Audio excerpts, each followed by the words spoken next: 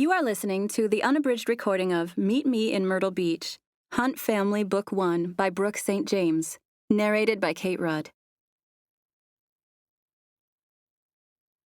Chapter 1.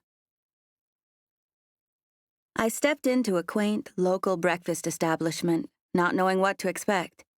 As I looked around, I couldn't help but feel that I was the only person in town who didn't know this place existed. Maybe it was just that it was small, but it seemed packed in there. I could see right into the kitchen and hear dishes clanging, along with the sounds of people talking and carrying on conversations all around me. I got the impression that it was the sort of place where you stood in line and placed your order at the register. So I took 3 steps forward and to my right so I could stand at the back of the line. There were 4 other people ahead of me, a fact for which I was grateful so I could take a look at the menu. The place was called Amy's Express, and apparently they specialized in biscuits. I drew this conclusion since almost everything on their menu was some variation of a biscuit, and the phrase, "Love ya like a biscuit," was written right on their sign. They had sweet and savory options, all of which seemed tempting to me. I went with chicken fried steak biscuit because that's what the girl behind the counter recommended when I finally got up to the register and asked for her advice. She said it was one of their most popular choices, and that was good enough for me. I sat on one of only 3 stools that were positioned at the bar near the register and watched as people continued to pour into and out of the small restaurant. The line was at least 2 people deep at all times, and the girl working greeted everyone who came in with the type of familiarity that made me think most of them were regulars. I glanced around the small dining room. There were 10 or 15 booths and tables, and all of them were occupied. I watched as one group finished their meal and got up, and just as soon as they did, a man came out of the kitchen with a buspan and a rag. The instant he had the table cleaned, another group sat down. I smiled, thinking these biscuits must be good. At least half of the people who came in were picking up orders to go. I figured many of them had called ahead, because the girl working the register constantly handed out yellow plastic bags filled with to-go boxes and tied at the top. It was a non-stop hectic atmosphere, but she smiled the whole time. As I watched, I wondered how long she'd been working there. She seemed to be about my age, and she greeted everyone as if she'd been behind that counter her whole life. "Hello, Mrs. Hunt," she said with a smile to the next lady in line. "Hello, Annabelle," the older lady said, returning her smile. She then glanced at me, and I smiled and looked away, feeling embarrassed that she'd caught me staring. "Blueberry biscuit to go?" I heard the cashier ask, even though I was no longer watching them. "I think I'll stay here today," the lady said. "Oh, okay," Annabelle said, sounding somewhat surprised. "We'll have it out in just a minute." They finished the transaction, and before I knew it, the lady was standing next to me. She pulled out the stool beside mine. "Is anyone sitting here?" she asked when I made eye contact with her. "No, ma'am," I said with a smile. "Do you mind if I join you?" "Not at all." I scooted over just a little as she settled beside me. The line at the register had gone down to only 1 man, and I was staring blankly at him as he ordered. I was actually looking at his haircut. I'd just finished my business degree, but deep down in my heart, I was a hairstylist. Therefore, I almost always checked out a person's hair before I even looked at their face. "Are you all right?" the lady next to me asked as I was inspecting the gentleman's fresh fade. I turned to face her and was somewhat surprised to find that she was looking straight at me. "Me?" I asked. She nodded. "Yes, ma'am," I said. She continued looking at me, and I smiled cautiously, wondering why in the world she would ask that question. Just then, a plate of food was set in front of me, and I glanced down at it before smiling at the girl named Annabelle who had put it there. "Thanks," I said. She smiled. "Can I get you anything else?" "No, thanks, this looks great." I glanced back at the lady with a non-committal smile as I put a paper napkin into my lap. She was still staring at me, and we locked eyes for a few seconds, even though I was only planning on glancing. "Where's your telephone, if you don't mind me asking?" she asked.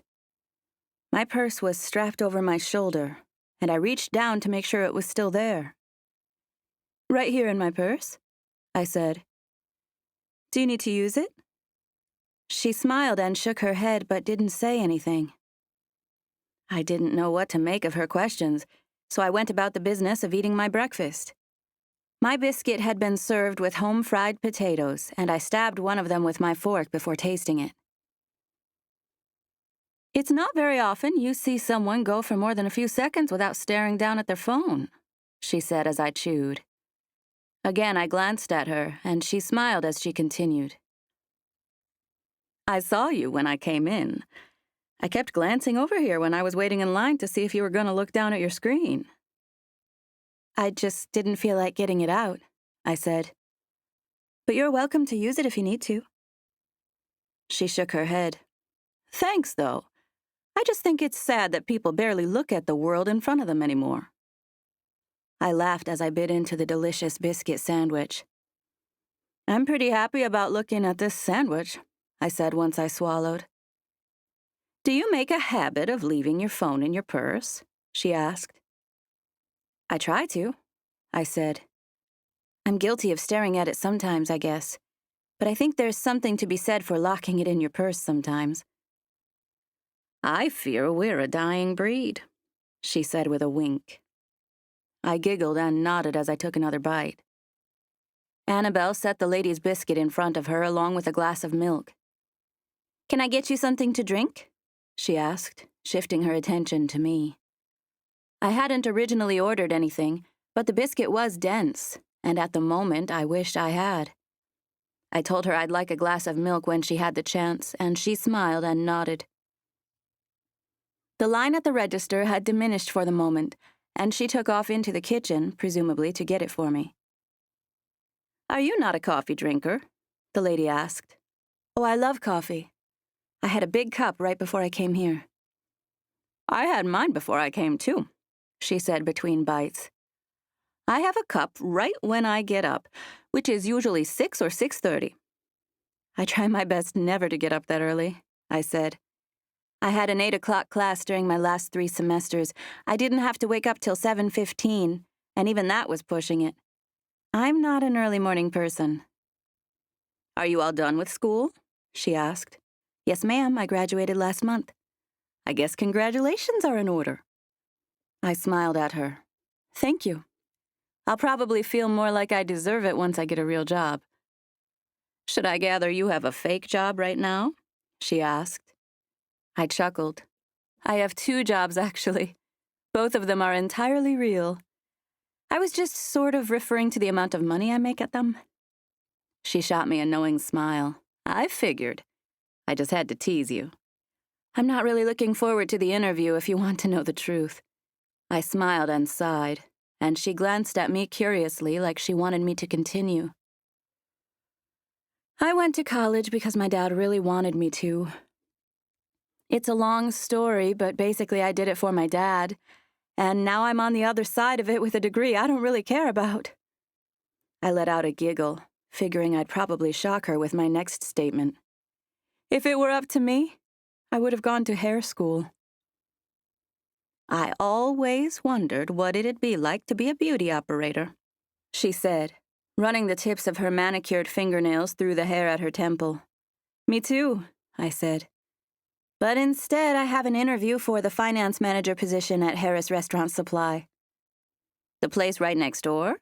she asked, craning her neck to glance out the window. "Yes, ma'am. My interview's at 10. I'm headed over there when I'm done here."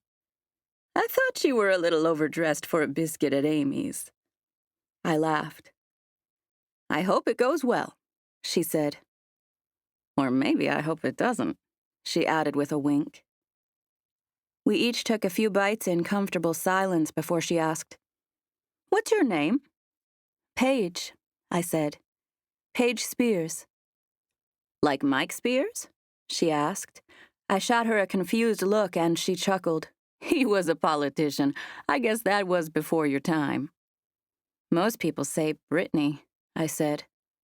Now it was her turn to shoot me a confused look. Britney Spears? I said. She's a pop singer? The lady smiled and nodded. Oh, yes, I've heard of her. She hesitated before adding, My name's Diane Hunt. I heard the girl at the register call you Mrs. Hunt when she took your order, I said. It's nice to officially meet you, though. She smiled and bowed slightly as if returning the sentiment. Annabelle's family owns this place. Her grandmother is Amy. I figured it was something like that, I said. She's been doing 10 things at once since I came in here, and she makes it look like she's having fun doing it. She's a sweetheart, Diane said. She smiled in Annabelle's direction. I come here every Friday, she added, taking a sip of milk. I could come every day, but I have to set boundaries. I can see why, I said. I leaned back a little and put a hand on my stomach, which was extremely full at the moment. I was early for my interview.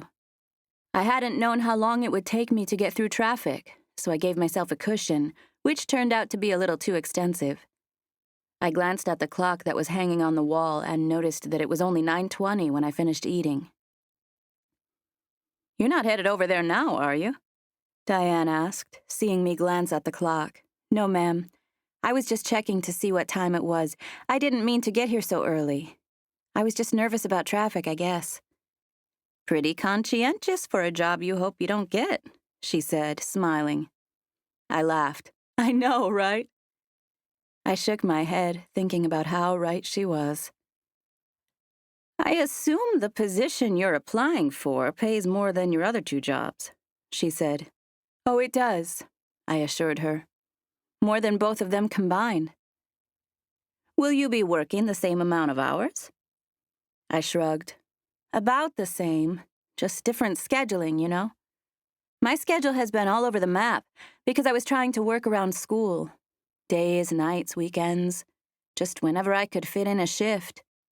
This job, however, is Monday through Friday, 9 to 5. And you're looking forward to that?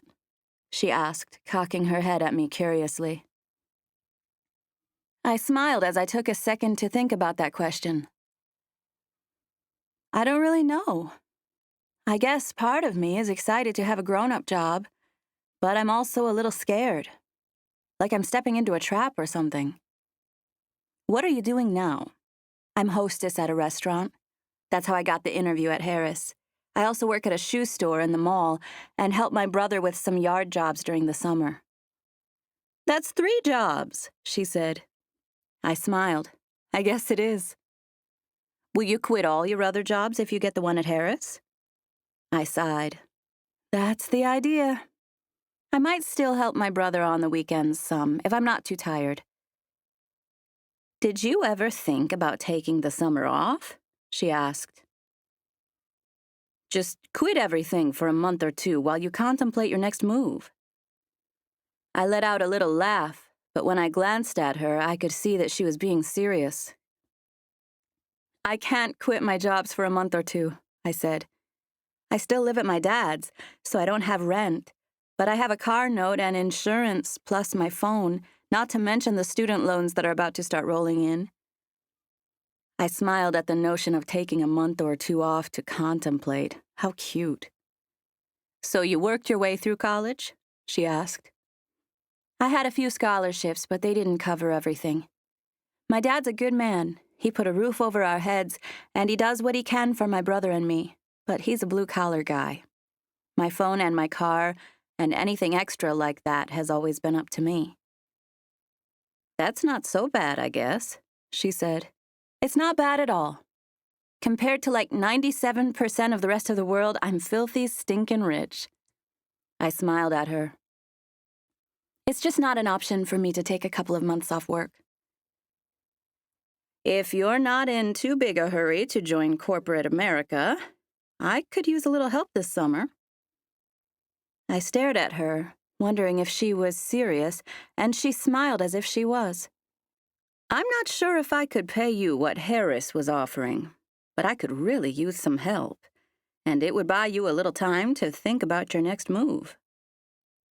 I searched her expression, again trying to read whether or not she was serious.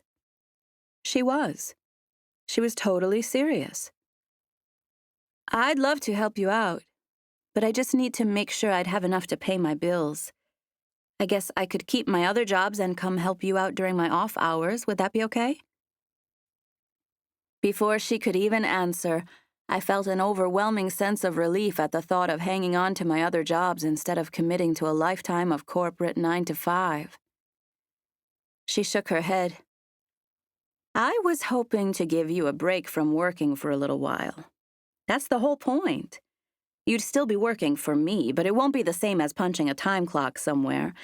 I don't think I'll have any trouble covering your bills if that's all you're worried about. I beamed at her. I was normally a cautious person, and I couldn't believe I was even considering it. But something felt right about going along with her proposal. Possibly it was because she was so sweet, and I wanted to help her out any way I could. Or maybe I just didn't want to work at Harris. Either way, I felt excited about the turn of events. I'd love to help you out for the summer, I said, still smiling. She returned my smile. Good. Pack your bags. We leave for Myrtle Beach in 2 days. Chapter 2. You can't just leave the state with a random person you know nothing about, Paige, my dad said when he came home from work that afternoon. I knew he wouldn't approve, but I wasn't really asking his permission. I was, after all, an adult who was capable of making decisions on my own. And what happened to working at that restaurant supply place? I thought you were all excited about that. I was only excited about it because you were excited about it. He stared at me as if I was an alien living in his daughter's skin. Like he could find me in there somewhere if he looked hard enough. Dad, you're freaking me out. It's not that big of a deal. It sort of is, Paige. Interviews like that don't come around all the time. And what about the restaurant and journeys? You're just planning on quitting your jobs to go gallivanting around Myrtle Beach all summer? We're only going for a week, Dad. And we're not gallivanting. She goes there every year to see her family. She talks about seeing her grandbabies. And where do you fit into all this? I shrugged. She said she could use my help. I don't really know what I'll be doing exactly. Maybe I'll be babysitting her grandkids while they go to dinner. Maybe she was just being nice by hiring me so I didn't jump right into a job I didn't even want. Why wouldn't you want that job, Paige? He asked, with genuine confusion on his face. It's everything you worked for. I didn't have the heart to tell him that my degree was his dream and not mine. I know, but I think I should just take a second to breathe and contemplate things before I jump right into my career. Does that make any sense to you? He shook his head, still looking confused. Not really, especially when you have bills to pay. I let out a sigh, and he put a hand on my shoulder. Baby, I'm not trying to upset you. I'm just trying to be the voice of reason here. You have to understand that I've been working my whole life just to make ends meet, and I don't want that for you and Seth. It's choices like this that'll lead you down that road. He let out a long, defeated sigh. That position at Harris had you starting out at about the same as I make now. Imagine that. I've been working my whole life just to make the same amount of money that you'd be getting right out of the gate. Now you're making me feel guilty, Dad. I'm not trying to make you feel guilty, sweetie. I'm just proud of you. And I want you to have a better, an easier life than I had. I stared at the floor and took a deep breath. Maybe you can call them on Monday and say you've reconsidered. I'm sure they'll set up another interview. I already promised Mrs. Hunt I'd help her out this summer. What does that even mean, help her out? What will you be doing? I don't know, Dad. She hasn't really made that clear. I know I'll start by going to the beach for a week. I already told her I'd go, and I don't want to back out. How much is she paying you? We haven't really talked about that either.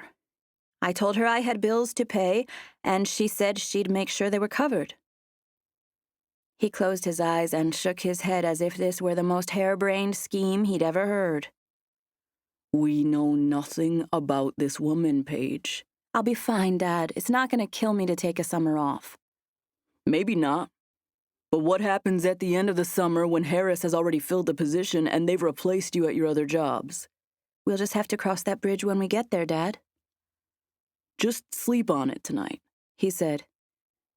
There's no shame in changing your mind. 2 days later, I was in a car with Diane Hunt, making the 4-hour drive from the north side of Charlotte to Myrtle Beach, South Carolina. My little brother, Seth, wanted to use my car while I was away, so Diane agreed to pick me up at my house. My dad came out to meet her when she arrived, which was only slightly embarrassing.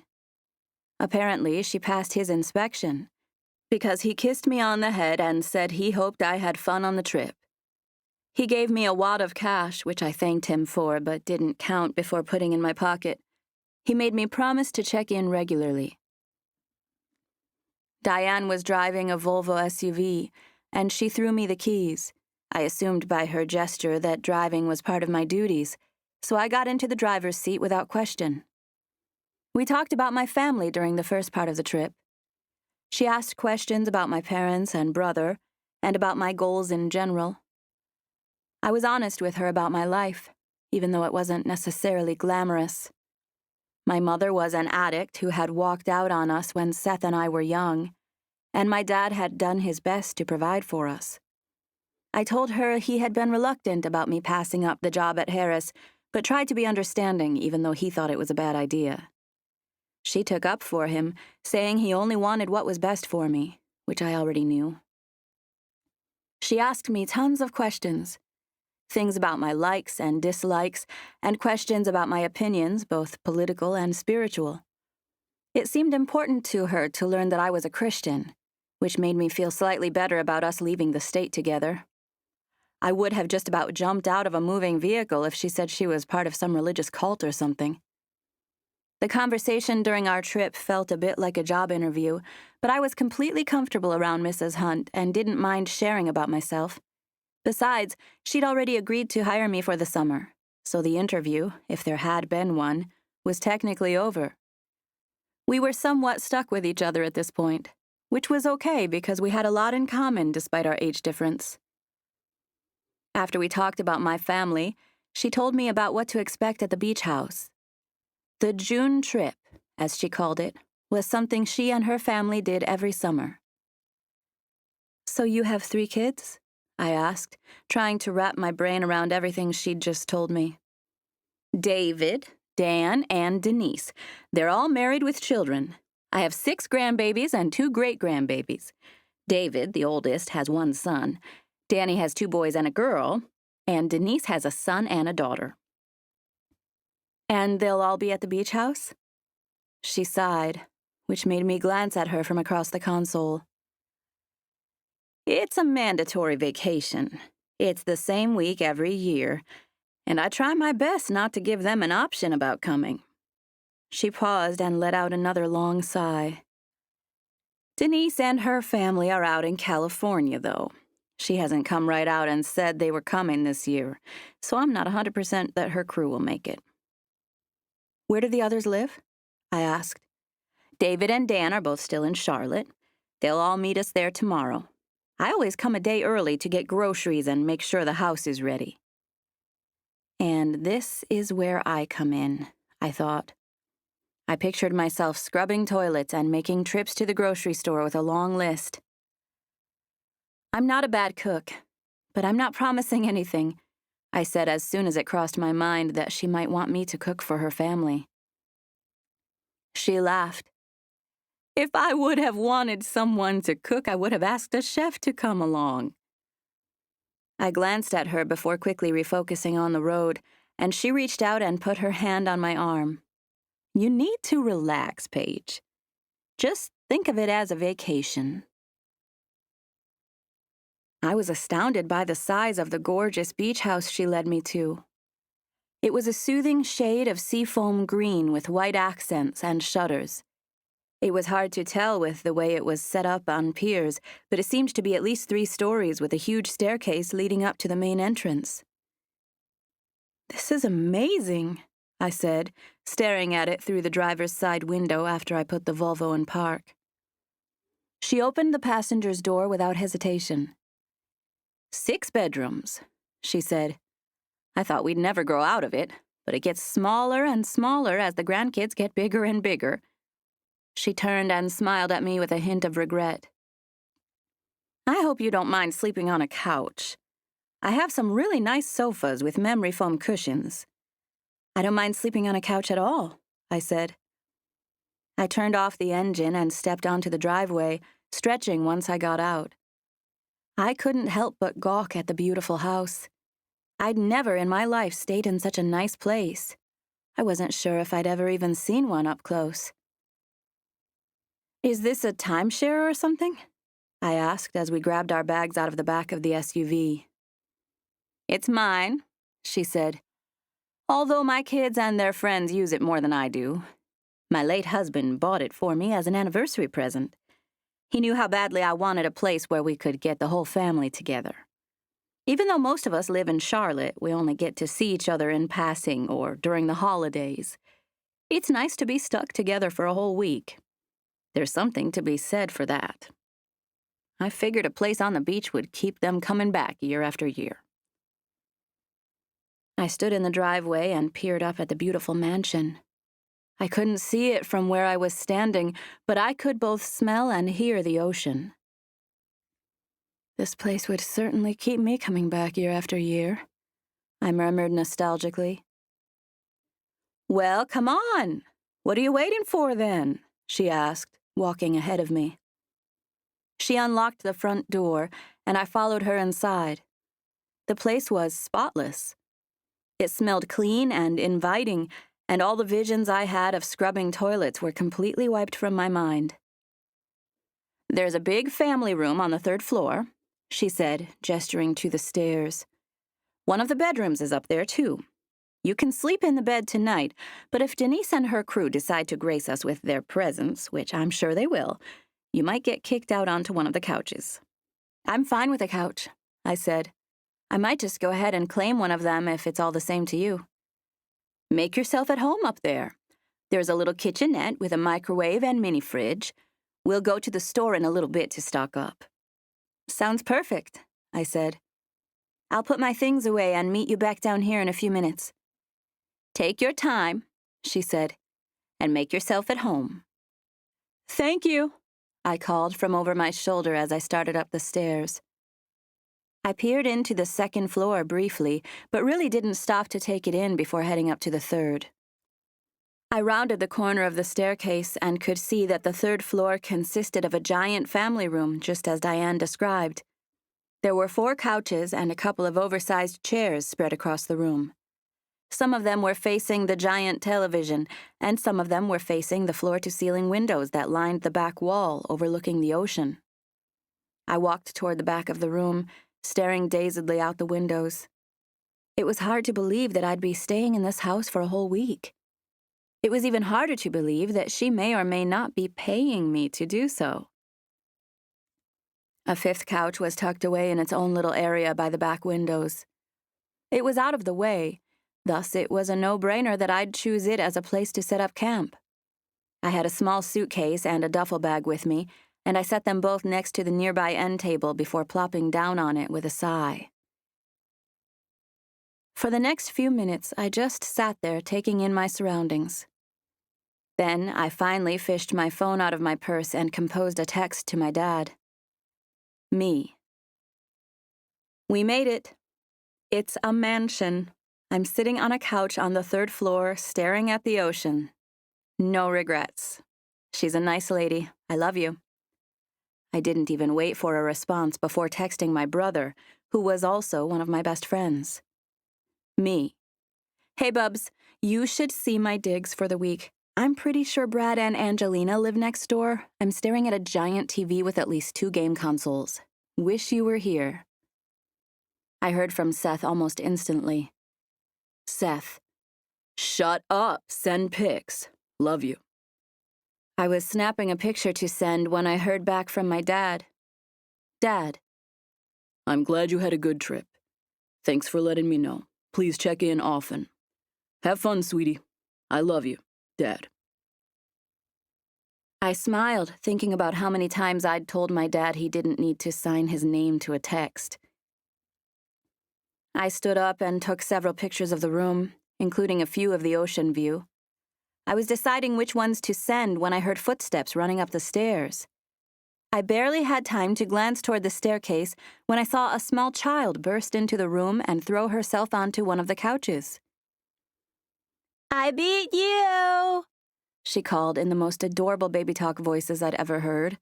She startled me at first, but I figured it was one of Diane's grandkids who had gotten there before expected. "I don't want to scare you," I said, cautiously as I tiptoed over to the couch where the munchkin was lying. She smiled at me when she first caught sight of me, but her face fell as soon as she realized she had no idea who I was. "Who are you?" she asked. "I'm your grandma's friend. My name's Paige." I saw her attention shift to the staircase, and I looked in that direction to find an extremely handsome young man staring at us with great interest. He was loaded down with bags, but made no move to set them down. "You must be David or Dan," I said, stashing my phone into the back pocket of my jeans. I waved. "My name's Paige. I'm here with your mom." You mean my grandma? He asked, looking somewhat confused. I tilted my head and returned his confused expression. "I'm here with Ms. Diane," I clarified. He smiled. "That's my grandma," he said. "Dan's my dad. My name's Cody. This is my daughter, Ryan."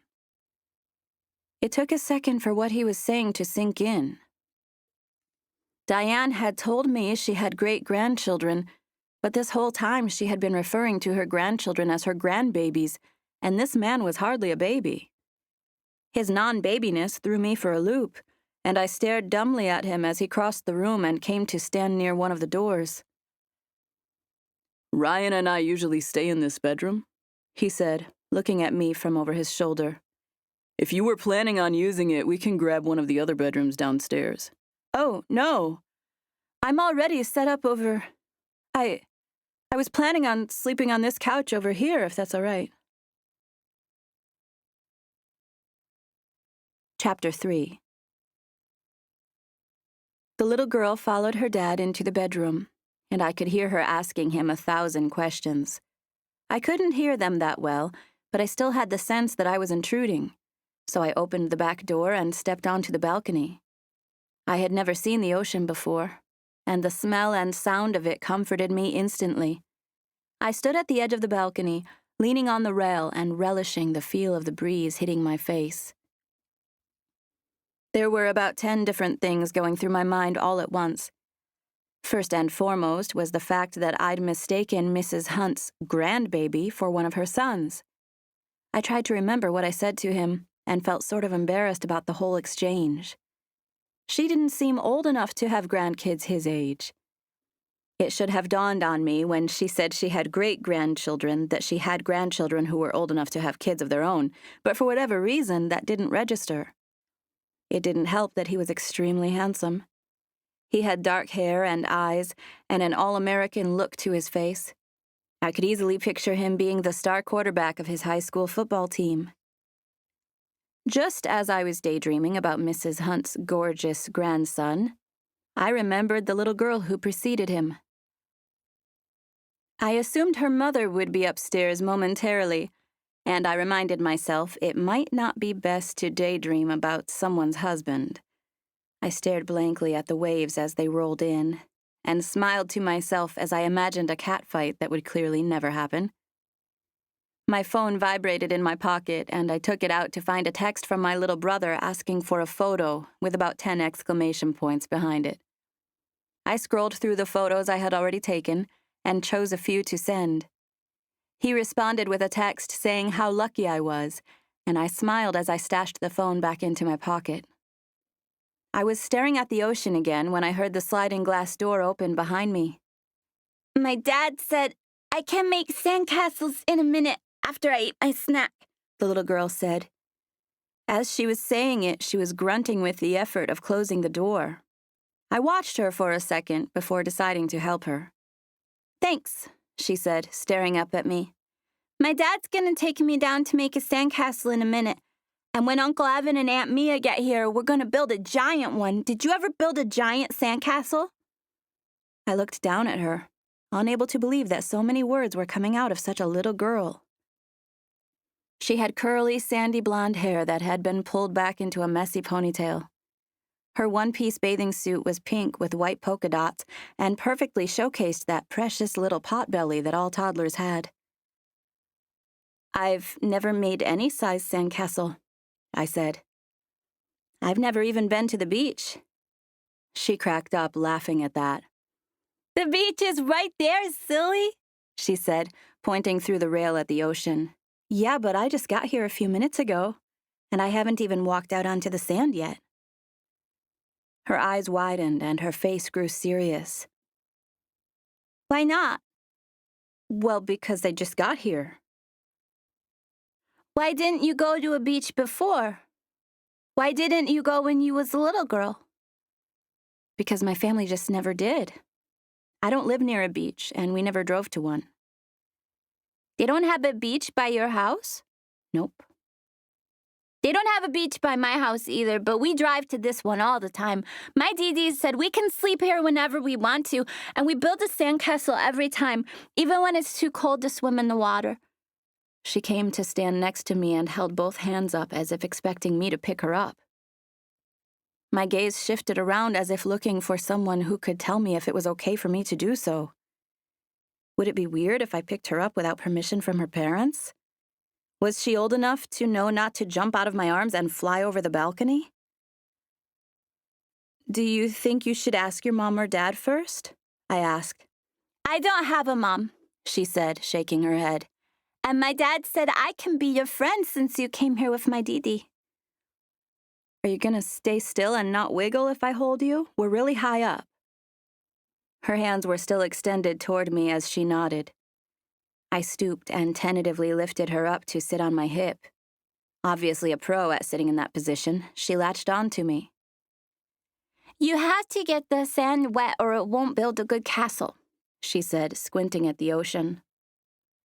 I have extra shovels and buckets if you want to help. I'd like that, I said. I don't have a mom either, I added, even though it had nothing to do with sandcastles. It just felt good to say it to someone who might know a little bit about what I went through. You don't? Nope. She looked right at me and then reached up and grabbed my hair as if she was interested in playing with it. Did she go away when you were born like me? She went away when I was 6 years old. I'm 3, but soon I'll be... She held up 4 fingers for me to count. My Dee's 70 Pime. She has the same birthday as my dad, and we had a big party. It was the first thing she had mispronounced since I had been talking to her. I figured she meant Diane was 75, but it didn't seem right. Is Dee Miss Diane? I asked. She shrugged. I think she's just Dee, she said. You ready, Squirt? I heard her dad ask as the glass door slid open. Yeah, she said, stiffening with excitement as I held her. I turned and watched as her dad stepped onto the balcony. He had changed into swim trunks and a tank top, which happened to expose his tanned, muscular arms. I tried not to stare, so I looked instead at the girl. I thought she would try to get down, but she remained clinched onto me. She's never been to the beach or made a sandcastle, and she doesn't have a mom, too, like me. She probably has a name, he said. And it's not very nice to announce something like that right after she told it to you. If she did tell you that. What's your name? The girl asked, shifting to stare up at me and ignoring the rest of her dad's statement. I couldn't help but smile. My name's Paige, and I need you to tell me your name again, too. My name's Diane Hunt, and my dad's Cody Hunt. That's him, right there. She pointed, and I looked up to smile at Cody. I think Diane Hunt is a beautiful name, I said, bending to set her down. She shamelessly pulled the wedgie out of her bottom. My dad and me mom named me. You ready to go? Cody asked, reaching out for her hand. Tell your new friend you'll see her later. I glanced at Cody. I wanted to say something about how sweet and charming his little girl was, but I couldn't find the right words. Everything I wanted to say seemed inadequate, and I just stood there and smiled at him. She's gonna come with us after she gets her swimsuit on, Ryan said. She reached up for her dad's hand. She's never been to the beach before, and she's grown up. I tried to hide my amusement. She was too precious. You've really never been to the beach? Cody asked, looking at me as if he was just understanding what his daughter said. Yeah, and she doesn't have a mom, silly. Okay, Ryan, that's enough of... She's right about both, actually, I said, smiling at him. I shrugged. Maybe one caused the other. My dad wasn't much for vacations. Where'd you grow up? Cody asked, seeming genuinely interested. Charlotte. That's where I live, Ryan said. I smiled at her. That's where I met your grandma. Great-grandma, I guess. I regarded Cody. Are Miss Diane and Dee Dee the same person? He nodded, and I smiled, hoping I was putting the pieces together. Just wait till the rest of the family gets here, he said. You'll be lucky if you can keep half our names straight. Why does she need to keep a name straight, Dad? Ryan asked, tugging on his swim trunks. Keeping names straight is just another way of saying she'll be lucky if she can remember everyone's name. He scooped her up and put her on his shoulders. What's wrong with your memory? She asked, looking at me. Nothing, I said. Your daddy was just telling me it was okay if I messed up on your names a little while I'm getting to know you guys. Do you remember my name? Diane Hunt, the beautiful princess who's almost 4 and loves to build sandcastles. See, she said, leaning down to stare at her dad. She got it right. She sure did, Cody said. He stared at me with an earnest expression that I couldn't pinpoint. I wondered if he might be thankful that I called Ryan a princess. So are you joining us on the beach, Paige, who's never built a sandcastle? He asked after staring at me for a few long seconds. How can I resist? I asked. I don't think you can, he said. Okay, so just get your swimsuit on, please, Ryan said, getting jittery. I reached out and pinched her toes gently. You guys go ahead. I'll meet you down there in a few minutes. She wiggled back and forth as if she was riding a horse, and she was telling it to get moving. You sure you don't want us to wait? Cody asked. I shook my head. Go ahead, I think I can find it. His mouth curved upward into a grin, and I realized I loved his teeth. They were clean and white, and all perfectly lined up just the way teeth should be. I swallowed hard, but tried my best to keep my smile in place as I stared at him. Wife or no wife, I was relatively sure Mrs. Hunt wouldn't like me crushing on her grandson within the first 5 minutes of meeting him. I guess we'll see you down there, he said, cupping his hands comfortably around his daughter's adorable ankles. Cody and Ryan headed into the house, with me following them. He ducked to make sure she wouldn't hit her head on the doorframe, but then they crossed the room and disappeared down the stairs, leaving me by myself. I had lots of good friends, but I wasn't really the run-and-tell-everything-to-your-best-friend sort of person.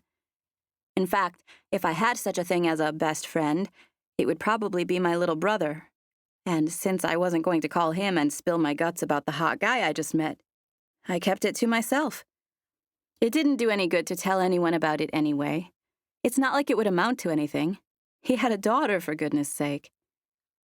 I smiled as I searched for my swimsuit, thinking maybe, if I was lucky, he'd have a little brother who looked just like him. I shook my head and rolled my eyes, chastising myself for being so dang boy-crazy. I wasn't even usually like that. I blamed his gorgeousness. It brought it out in me. "You're here to help Mrs. Hunt, not hit on her grandkids," I whispered almost inaudibly. And right then and there, I made it my mission of the week not to be attracted to any of them. I'd have a nice relaxing week with Mrs. Hunt and her family. I'd be my same old goofy self and not try to impress anyone, no matter how wonderfully handsome they were. Right after I made this resolution, I almost went to the bathroom to apply some mascara and a coat of lip gloss, but I knew that doing so would just fan the flame. "You're not here to impress anybody," I said again as I checked my teeth in the mirror and pulled my hair into a ponytail. Chapter 4. Diane was coming into the first-floor living room at the same moment I walked downstairs. "I had a phone call to make, and it took longer than I thought," she said with a sigh. She crossed the open kitchen and took a glass from the cabinet before filling it with water from the door of the fridge. "I trust you found a place to put your things." "I did," I said, sitting on the edge of one of the bar stools. "Want something to drink?" she asked, coming to stand across the bar from me. "I was thinking I might walk out to the beach if it's okay with you." She smiled and nodded at me. "I figured as much based on the change of wardrobe." I looked down at my outfit. I didn't have much in the way of beach attire, so I made do with a tank top and jean shorts thrown over last year's bathing suit. "If you were planning on going to the store, I can wait till later," I said. "Cody and Ryan asked me to come out there, and I'd forgotten about a trip to the grocery store when I agreed." Her eyebrows furrowed as she looked around the house. "Cody's here?" she asked. "Did you not see them?" She shook her head. "I was on the phone in my bedroom. I must have missed them. Dan said he might come up early, but I hadn't heard anything for sure." "Ryan's really cute," I said. She couldn't believe that I'd never been to a beach. "You've never been to a beach?" she asked. I smiled and shook my head, and she extended her arm to put her hand on mine. "Oh, sweetheart, I'm so glad you came." We hesitated for a second as we stared at each other. I had no idea what she was thinking. "What are you waiting for?" she asked. "Get out there." I let out a little giggle as I got to my feet. She pointed to the doorway on the other side of the kitchen. "There's a mudroom through that door. You'll find beach towels in the cabinet. Grab one on your way out." I started walking immediately. "I'll just go for a little bit, and then we can take care of the groceries." "Just go have fun," she said. There was a gorgeous deck attached to the house. It, like the rest of the house, was set up on piers, so I had to go across it and down some steps before my feet officially hit sand.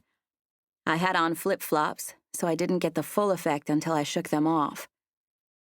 I stood alone at the bottom of the stairs, loving the feeling of the warm sand under my feet. I shifted my weight and wiggled my toes, letting myself sink into it. I stood there for what must have been a full minute, just appreciating the feel of it. I had imagined it would feel like that, but there was a big difference between imagining it and actually feeling it. It was delightful, and I couldn't stop a smile from spreading across my face. After a minute or so of appreciating the simple pleasure of sand between my toes, I finally decided to put one foot in front of the other and head toward the sound of crashing waves. I had to walk several yards on a path through some shrubs before I caught sight of Cody and Ryan, who were already hard at work building a castle. The texture of the sand changed as I approached them. I went from trudging in the deep, soft sand to walking normally on the wet sand that was packed down. There were other people on the beach further down, but Ryan and Cody were the only two in the vicinity. "Hi, Miss Paige," Ryan said, waving wildly at me as if I might have overlooked them. "Hi, Ryan," I said, waving back as I walked toward them. Cody had taken off his shirt, leaving his muscular chest, abs, and arms on full display. He was sitting directly on the sand, helping Ryan fill a pail. "Don't look. Don't look. Paige, just don't even look," I whispered to myself without moving my lips. Did you see the ocean? Ryan asked, pointing to the utterly gigantic mass of water that was taking up literally half of our landscape at the moment. I did, I said, suppressing a smile. It's really beautiful. You want me to hold your hand while you go in there? She asked. I thought you'd never ask, I said. She dropped her shovel and ran over to me, reaching up for my hand. You don't have to take off your shorts if you're just sticking your feet in there, she said as we walked. I can't swim in the ocean yet unless Daddy's holding me. I'm still a little nervous, so I was hoping to just let the water hit my feet this time, if that's okay with you. She nodded. It's okay, she said. We took a few steps toward the waterline, and I turned to see that Cody was looking at us with an amused smile. Are there sharks? I mouthed to him. It was a genuine fear of mine. I could just imagine holding his little girl's hand one minute and a shark coming to snatch her off the next. He shot me a confused expression that clearly said he wasn't an accomplished lip reader. Are there sharks? I asked again, this time really exaggerating the words as I silently formed them with my mouth. He shook his head and regarded me as if I was crazy. At least I was sticking with my plan to act like a big goofball and not impress anyone. I really wanted to know the answer to my question, though, so I told Ryan to wait there for a second while I ran and asked her dad something. Are there sharks? I whispered as I came near him. Are there what? He asked, cupping a hand to his ear like he was straining to hear me. The white noise provided by the crashing waves was so loud, and I had to get right up next to him if I didn't want to yell. It was a mistake, because the closer I got, the more I could see the defined lines of his chest and abs. I stared at the top of his head to avoid looking as I leaned over and whispered, Are there sharks? For what must have been the fourth time. Did you just ask me if there are sharks? He asked. I wasn't looking at his face, but I could tell by his tone that he thought it was funny. Yes, I said, making serious eye contact with him. Are there? He stared at me with an unreadable expression. His eyes were as dark as midnight, even in the bright light of day.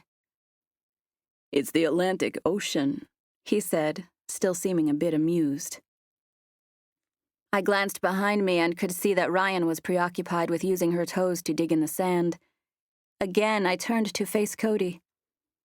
I know it's the Atlantic Ocean, I said defensively, and I know there are sharks in the Atlantic Ocean.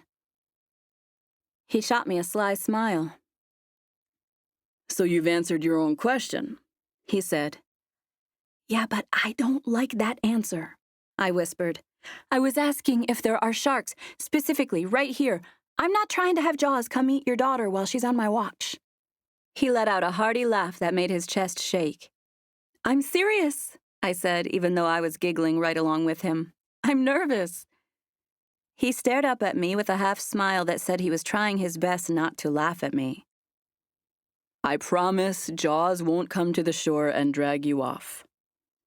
He said, Just hold her hand and go in up to your knees. You'll both come back alive, I swear. But my knees is her waist, I said. Isn't that too deep for her? He laughed again. You want me to come? He asked. But even as he asked it, he was standing up, assuming I would say yes. I'm sorry, I said as we walked toward Ryan, who was still waiting patiently. Don't be, he said. I think it's cute. We were too close to Ryan for me to defend myself with words, so I narrowed my eyes playfully at him. You're coming too, Daddy? Ryan asked. Yep, Cody answered. I thought he might explain that I was scared or something, but he didn't. He just grabbed her hand and started walking toward the ocean. I followed, but I remained a couple of steps behind them. I was a good swimmer in a swimming pool, but the ocean seemed alive to me, and I had what I thought was a healthy fear of it. I was planning on watching them and maybe letting the water hit my toes a little bit. Cody looked over his shoulder at me and smiled, gesturing with a flick of his head for me to come join them. Come on, he said. I'm good, I said. I'm easing into it. My daddy will hold your hand if you're scared, Ryan yelled, cupping her precious little hand around her mouth and yelling loudly even though I was standing a few feet away. I'm okay, I yelled back. I'm just gonna let the water hit my toes a little bit. Come here, Cody said, confidently reaching his hand out in my direction. The problem was that his hand, which seemed harmless, was connected to a beautifully sculpted male body and perfect face. He was smiling, and the pristine background made him look like something straight out of a music video. The temptation was great, and I almost reached out for his hand despite the fact that I was terrified of being dragged into the jaws-infested water. I'm okay, I repeated, shaking my head and gesturing with my hand that they could go on without me. I know you're okay, he said, still smiling. And you'll still be okay when the water's hitting your legs. Come on. I shook my head, and he smiled and pushed his hand toward me again. Come on, he repeated. Come on, Paige, Ryan yelled. Ms. Paige, Cody said, glancing down at her. She jumped up and down. Come on, Miss Paige! She was literally irresistible. I smiled and took a few steps in their direction. Cody leaned forward and grabbed my hand. It's just water, he said. We took several steps into the ocean to the point where the water was right above my ankles. Just then, a wave came rushing to the shore, causing the water to rise to the middle of my shins, almost to my knees. Ryan let out a shriek of delight. I let out a tiny shriek as well, although mine was slightly less joyful. The water came upon us so quickly that, before I even knew what I was doing, I sidled up next to Cody and took a hold of his arm, poised to climb him if need be. Can you swim? He asked. I had come to stand so close to him that I felt his warm breath against my forehead as he spoke. It made me realize just how close I had gotten. I took a step back and glanced up at him. Yes, I said, quite well, in a swimming pool where the water doesn't breathe and attack you like this. I figured I could handle the water going up to my knees as long as I didn't go any deeper. I sighed as I let go of his hand. You okay? I smiled and nodded. Fine, I said. Sorry for being such a baby about it. Ryan continued to jump and squeal as the waves hit her belly. Cody was holding her hand, but his attention was focused on me. I'm glad I got to be a part of your first time in the ocean, he said. I like that you said it breathes. That's probably a little dramatic. I just didn't expect it to be so. I stared out onto the vast expanse of it. Big. Do you like it? He asked. I nodded. I think I love it, I said. I've just got to get to know it. I love it too, Ryan yelled. I didn't even know she'd been listening to us. Look, Daddy, there's a fish, she called. Ah! I screeched as I high-stepped backwards toward the shore. All I could imagine was a shark fin swimming in our direction. I was a good 8 or 10 feet away from them when I realized they hadn't moved and were laughing as they stared at me from over their shoulders. She probably saw something jump out of the water about a mile offshore, Cody yelled, unable to hold back a smile. She's great at spotting fish. Yep, Ryan yelled. She turned and pointed. It was over there. I think it was a dolphin. I smiled and shook my head, thinking of how silly I must have looked running for my life. I motioned by nudging my head in the direction of the beach towels. I love the ocean and everything, but I think I'll ease into it. I'll try out your sandcastle supplies if you don't mind. Chapter 5. Cody and Ryan joined me, and we got started with what I thought would be a simple sandcastle. Boy, was I wrong. We spent the next hour shaping and sculpting sand into a beautiful castle with a moat and everything. Cody was the foreman of the crew, and Ryan and I were the worker bees. He'd give us a job to do and then oversee that we did it correctly when he was finished with his own section. He knew how to get the perfect sand-to-water ratio to make the castle walls just right. He seemed to know everything there was to know about it, so Ryan and I just did our best not to knock the whole thing down. Not that Cody would have been mad if we did. He was an easygoing dad, and even though the castle was professional compared to what I expected, he was definitely more concerned with having fun than what sort of job we did. My dad built a real castle once, Ryan informed me as we dug the moat, which was one of the finishing touches. I glanced at Cody when she said it, and he smiled and shrugged. We're stonemasons, my dad and I. Gramps was too, but he left the business to Dad when he passed away a few years ago. I'm sorry, I said, since it was always the first thing out of my mouth when someone said the phrase passed away. It's okay. It wasn't unexpected or anything. He was 15 years older than Dee Dee, so he was almost 90 when he died. And he left you the family business? Yep. It's mine and my dad's now. Uncle David never had any interest in it. He went into banking. Stonemasons, huh? I'm afraid I don't know much about stonemasonry other than the fact that it seems like the right sort of person to build a castle. He laughed. That was only once. Someone got it in their head to build a castle in the middle of nowhere in Kentucky, and they flew us out there to work for 6 months. That was before Ryan was born. Mostly we stay put in North Carolina. There's enough work to be had building fences or accent walls on businesses and houses. We have a quarry, too. That's originally how Gramps got into it. Like the place where Fred Flintstone works? I asked, making him chuckle again. Yeah, only I don't get to drive a dinosaur. Who's Fred Flintstone? Ryan asked. He's a cartoon, Cody said. He works at a rock quarry like Daddy. Dad's gonna build us a castle one day, Ryan said. I looked at Cody with wide eyes that made him smile. I said I'd like to build a place that's castle-esque, he said, making sure his emphasis was on the esque part. I've always liked those round towers, he said, pointing to one of the towers he put on our sandcastle.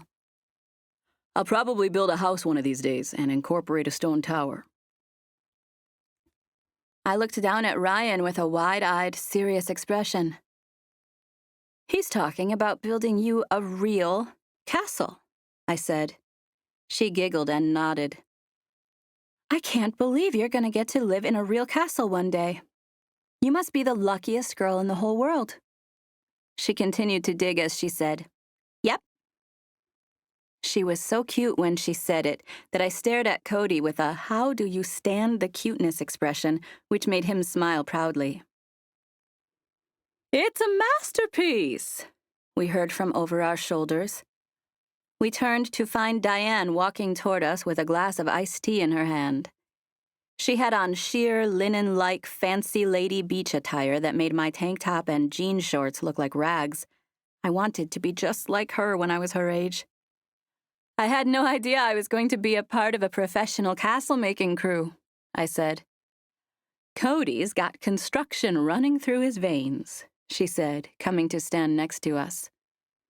Ryan wiped her hair off her forehead with the back of her forearm since her hands were full of sand. Hey, Dee Dee, she said, staring up at her great-grandma. Hey, pumpkin. It looks like you built a good one here. Uh-huh, we did. Paige got scared of the ocean, but she said she's going to try it again tomorrow. Diane looked at me, and I smiled at her. The wind had blown some hair by my face, and much like Ryan had done, I used my forearm to brush it aside. I like water and everything, but I've never swam in anything that has fish before, I said. It feels a little like it's their territory and I shouldn't be trespassing. What's trespassing? Ryan asked. It means going somewhere you don't belong or you're not invited, Cody said. Ryan let out a laugh at that. You're invited in the ocean, silly. It belongs to everybody. She pointed to the water. See? You can just walk right out there if you want to. I smiled at her. Yeah, but that's the fish's house, and they didn't invite me to come in. She laughed again. Fish don't talk, silly goose.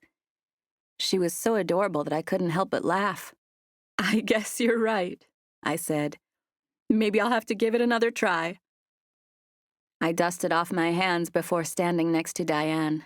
I didn't want her to think I wasn't enjoying my experience so far, so I said, I love being out here, though. I love the sound of it, the feel of the sand and the smell of the salt. Diane smiled sweetly at me. I knew she was genuinely happy that I was happy, and I wondered what I'd done to gain her favor. I can get changed in a few minutes if you're ready to go to the grocery store. Don't worry about it, she said. I sent Dan and Christy. Mom and Dad are here? Cody asked. He put the finishing touch on the bridge and stood next to us, dusting his hands off as he did. They got here about an hour ago, Diane said. Evan's here, too. Your dad went and picked him up. He and Mia said they'll be down in a few minutes. Did Mia ride with Mom and Dad? Cody asked. Diane nodded. Why'd they decide to come early? She shrugged. I guess they knew Evan was coming today, she said. Your dad had to go pick him up. At the airport? Diane smiled and rolled her eyes. Greyhound station. He came on a Greyhound? Cody asked, making Diane nod again. Who knows where he's been? He smelled like a goat when he came in. That's why he's at the house taking a shower. Cody laughed. I guess we'll have our entertainment for the night, hearing all about his latest adventures. Diane shifted her attention to me. Evan's our free spirit, she explained. I can't wait for you to meet him. He's been all over the world with the EOC. It's an environmental group. One minute he's chasing down whalers in the South Pacific, and the next he's organizing a protest against some environmental travesty. Evan Hunt saves the world! Ryan yelled triumphantly with her arms above her head. He taught her that, Cody said. It'd suit me just fine if he moved back to Charlotte and went to work for the family business, Diane said. But he's got it in his head to fight the world's injustices. And Mia's your little sister who still lives at home in Charlotte, I said. It was more of a question than a statement, but I was relatively sure I was correct. Diane had done a good job of telling me who went with whom, and I knew there were 3 kids in Dan's family. That's right, Cody said. Mia just finished her junior year of college. She's still at home with Mom and Dad. He glanced at Diane. Does Evan have anyone with him? She shook her head. Was he supposed to? Last year he brought those Irish guys from the ship. I forgot about that, she said. No, he's alone. Cody reached out for Ryan's hand. We should go rinse the sand off, he said. His statement was directed to Ryan, but he glanced at me. Want to come? I'll tell the fish you're coming. Will they leave me alone? I'll make sure they do, Cody said with a confident smile. I'll hold your hand, Ryan offered. I took her hand, and off we went to wash our hands, feet, and knees. Sand was all over my bottom as well, but I wasn't even close to ready to go that deep, so I settled for dusting it off as best I could. We were still out there when someone yelled at us from the direction of the house. Diane Hunt! You better get over here and hug your favorite uncle, he called. Ryan squealed with delight the instant she heard him. She dropped my hand like it was a hot potato and ran to meet Evan as fast as her feet could take her, yelling and waving her arms the whole way. The girl I assumed was Mia was behind Evan, smiling as she walked. Cody and I both began walking to meet them. I watched as Ryan ran straight into Evan's arms, and he spun her around before resting her on his hip and looking down at her. We all came to stand by Diane near the sandcastle. Diane put a hand on my shoulder.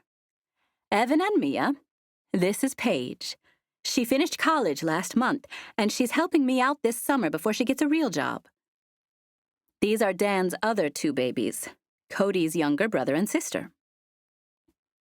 I shook both of their hands and tried to smile even though I was feeling self-conscious.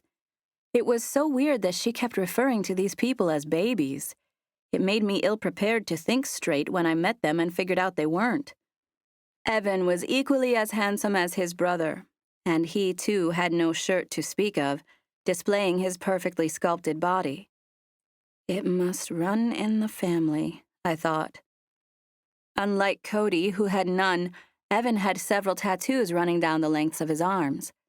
I tried not to look at them, but I was curious about what they were, so I tried to steal glances without being obvious. He had dirty blonde, shoulder-length hair that fell in perfect surfer-style waves. He ran a hand through it as he smiled down at his niece. He was literally every girl's dream. The gorgeous bad boy type who was brave enough to chase down poachers who hunt endangered species. We stood out there and talked about the castle and the weather and other things like that. Mia said she was going to school at UNC, and I told her that's where I'd gone. We tried to figure out if we knew any of the same people, but couldn't come up with anything. Evan said he had several good stories to share, but he wanted to save them till everybody got there, so he didn't have to spend the rest of the trip repeating himself. He told Ryan he brought her a gift, which made her anxious to get back to the house right away. The two of them, along with Mia and Diane, headed back to the house, leaving Cody and me to gather the castle supplies. They were just going to leave Cody, but I agreed to stay behind and help him out. "You were really great with Ryan," he said as we picked up buckets and tools. I let out a chuckle. I think she was the one who was great with me, I said. I was acting like a little kid being scared of the water like that. I didn't think I'd be so overwhelmed by it. I'm sure I'll be good to go once I have a little while to get used to it. "I don't even remember the first time I saw the ocean," he said. "We've been coming here as long as I can remember. I'm sure it'd be weird seeing it for the first time if I did it as an adult. I'm not sure how I'd react." I'm sure you wouldn't squeal like a little girl. He laughed. "Yeah, I'm pretty sure I wouldn't do that. I don't think I've ever made a noise quite like that." I laughed and nudged him playfully with my elbow as we walked. All I could picture was Jaws. "I promise I won't let you get eaten by Jaws," he said. How can you promise? I asked. "I just can." We took a few steps in companionable silence. Your little girl's pretty great, I said. I glanced at him to find that he was smiling.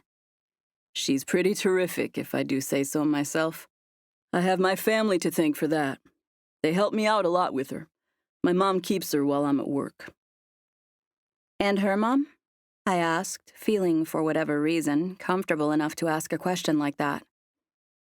"I was 22 and she was 19 when we found out. She wanted to get rid of her, and I didn't. I had to beg her to reconsider. That was an ordeal. She ended up saying she'd go through with the pregnancy, but that the baby would be my responsibility. She didn't want anything to do with her. She left for Maine 2 days after Ryan was born. She didn't even look at her." If she would have looked at her, she would have stayed, I said, since I didn't know what else to say. He breathed a humorless laugh. "It's better off that she didn't, honestly. I'm glad things turned out the way they did." Has she tried to get in touch? I asked. "Nope.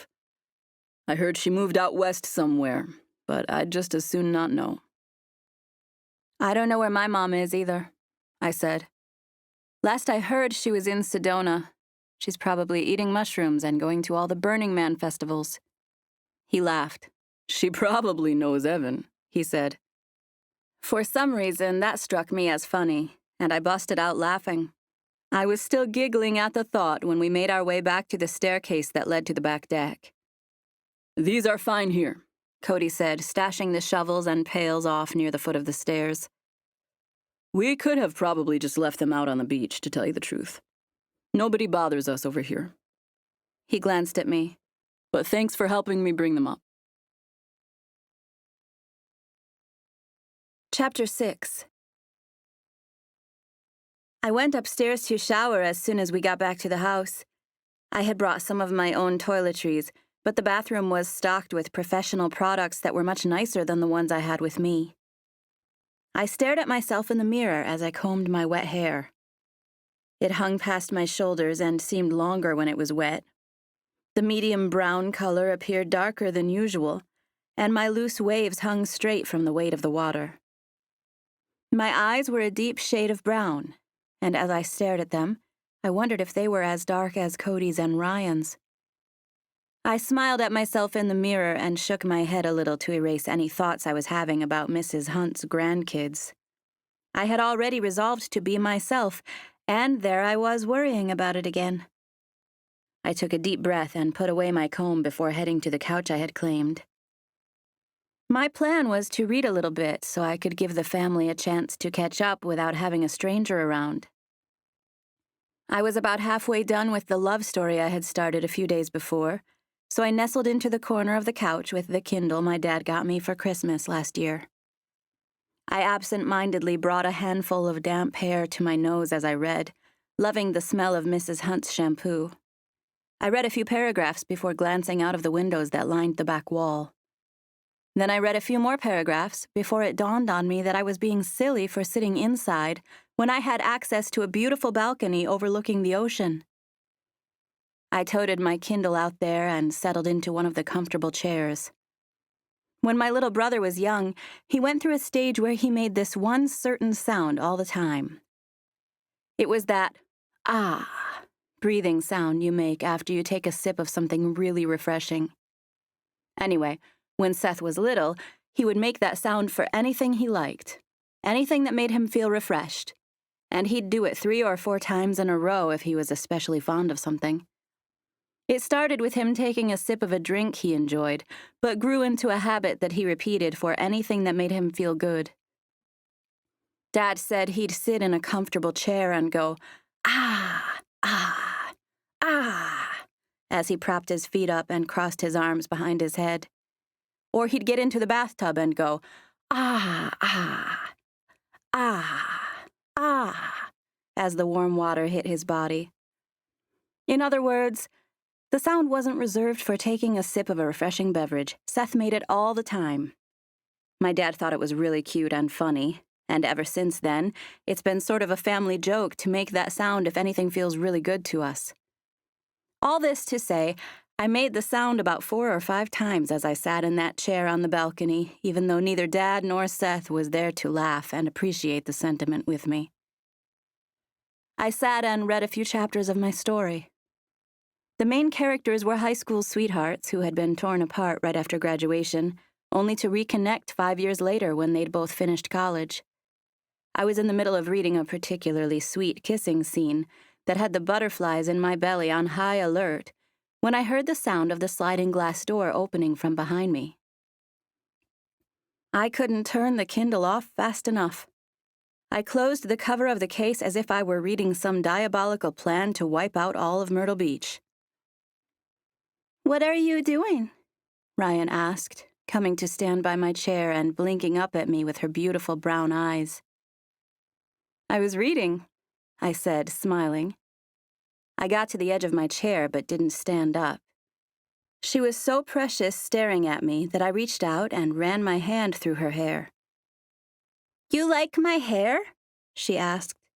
"I love your hair," I said. I was just thinking about different ways I could style it. "Like for a fashion show?" "Yep." "You can do that if you want to." "Can I braid it for you?" She nodded and began crawling into my lap, but I stopped her and stood up instead. "Let me go put my Kindle away and grab a comb and a ponytail holder."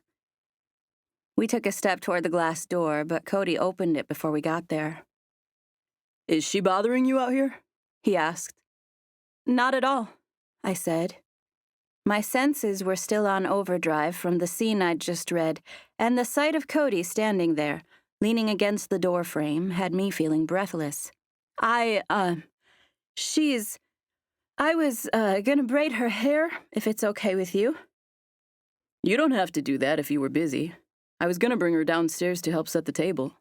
Dinner will be ready in a few minutes." Set the table? Were there really people in the world who set a table? I worked in a restaurant, but all we did there was wrap a fork, knife, and spoon in a cloth napkin and put one in front of each chair. My gut clenched at the thought of eating a proper meal with a proper family. I knew you were supposed to use certain utensils for certain things, but I had no idea what to use and when. Are you okay? He asked, obviously noticing my dismay. Me? I asked, plastering on a fake smile. Fine. I was just wondering what I should wear down there for dinner. What you have on is fine, Cody said, gesturing to me with an expression that said he wasn't sure why I was worried about it. It's just us, and we're having tacos. Why do you need to set a table for tacos? I asked nervously. And obviously, I was just planning on blurting out all of my fears, which was great. He smiled, and I immediately started to backpedal. I guess I just got a little nervous about distinguishing my salad fork from my dinner fork. I don't really come from a salad fork type of family. We usually just use one fork for the whole meal. He let out a good-natured laugh. I think there's only one fork per person down there. Dee Dee just likes to have the placemats and cloth napkins set out. She's old school like that. To answer your question, though, we do eat tacos with our hands. He smiled. You can sit next to me if you're nervous about it. I'm a taco professional. I love tacos too, Ryan said. I smiled at him. I shouldn't have read that kissing scene, because now I was staring at his mouth and wondering whether or not he was a good kisser like the guy in the book. I shifted my attention to his shirt. Do I have time to braid her hair, or do you need her help getting the table ready? I think I can make it without her, he said. I was just trying to give you some space if you needed it. I'm the one who asked if I could braid her hair, I said. We'll do our girl stuff and meet you down there in a few minutes. Sounds fancy, he said, smiling as he turned to head downstairs. The fanciest, I called. I loved nothing more than having my hands in someone's hair, and Ryan was a willing and eager customer. Her beach-blown curls went easily into a perfect double braid that looked adorable when we were finished. Being the hair enthusiast that I was, I had brought along some accessories, and Ryan had a ball choosing out a few flower clips, which I attached strategically to her braids. She looked like a fairy princess when we were done. I'll do yours now, she said after looking at herself in the mirror and hugging me tightly. The earnest look on her face told me she meant business. I hadn't expected her to want to return the favor. Really? What were you planning on doing? You'll see, she said. She brushed, pinned, and gathered my hair for the next 5 minutes, wearing a serious expression as if she was working on a real masterpiece. I had to bite my lip to keep from smiling at her. Her eyebrows were furrowed, and she was being a very conscientious worker. She went to my bag and got a bright pink silk hibiscus flower clip to attach to the top of her creation, and then stood back and looked me over with an apprising stare. This looks exactly like a fairy princess, she said, repeating what I had told her. I'll bet it does, I said, standing to make my way to the mirror. Can I look at it? Uh-huh. You're gonna love it. I bet I will. I swallowed hard as I stared wide-eyed at my reflection. On the outside, I was smiling, but on the inside, I was wondering how in the world I had agreed to let a 3-year-old fix my hair for dinner with placemats and cloth napkins. The top half of it was gathered into the messiest bun/ponytail I'd ever seen. It was sitting right on top of my head, and the bright pink flower was attached to the top of that. I looked like a bird's nest ice cream sundae with a big cherry on top. I love it, I said, continuing to smile. I gingerly brought my hand up to it, hoping I could make some slight adjustments without her noticing. There was one lock of hair that was particularly offensive. It seemed like it belonged down and toward the right, but instead it was shooting up and to the left. I took it in my fingertips and started to smooth it down. Oh no, what are you doing? She asked, watching me intently. I'm just making sure it's gonna stay. It is, don't worry, she said. She grabbed my hand and began pulling me out of the bathroom. Are you sure it's good? I asked. Yep. We both look like a fairy princess. She was so excited about it that I didn't have the heart to tell her I looked like something out of an 80s Hawaiian horror movie. Apparently, I was going downstairs to greet the rest of the family in my current condition, so instead of worrying about it, I decided to make the most of it. If anything, this would help me unimpress the Hunt brothers so I could quit daydreaming about them.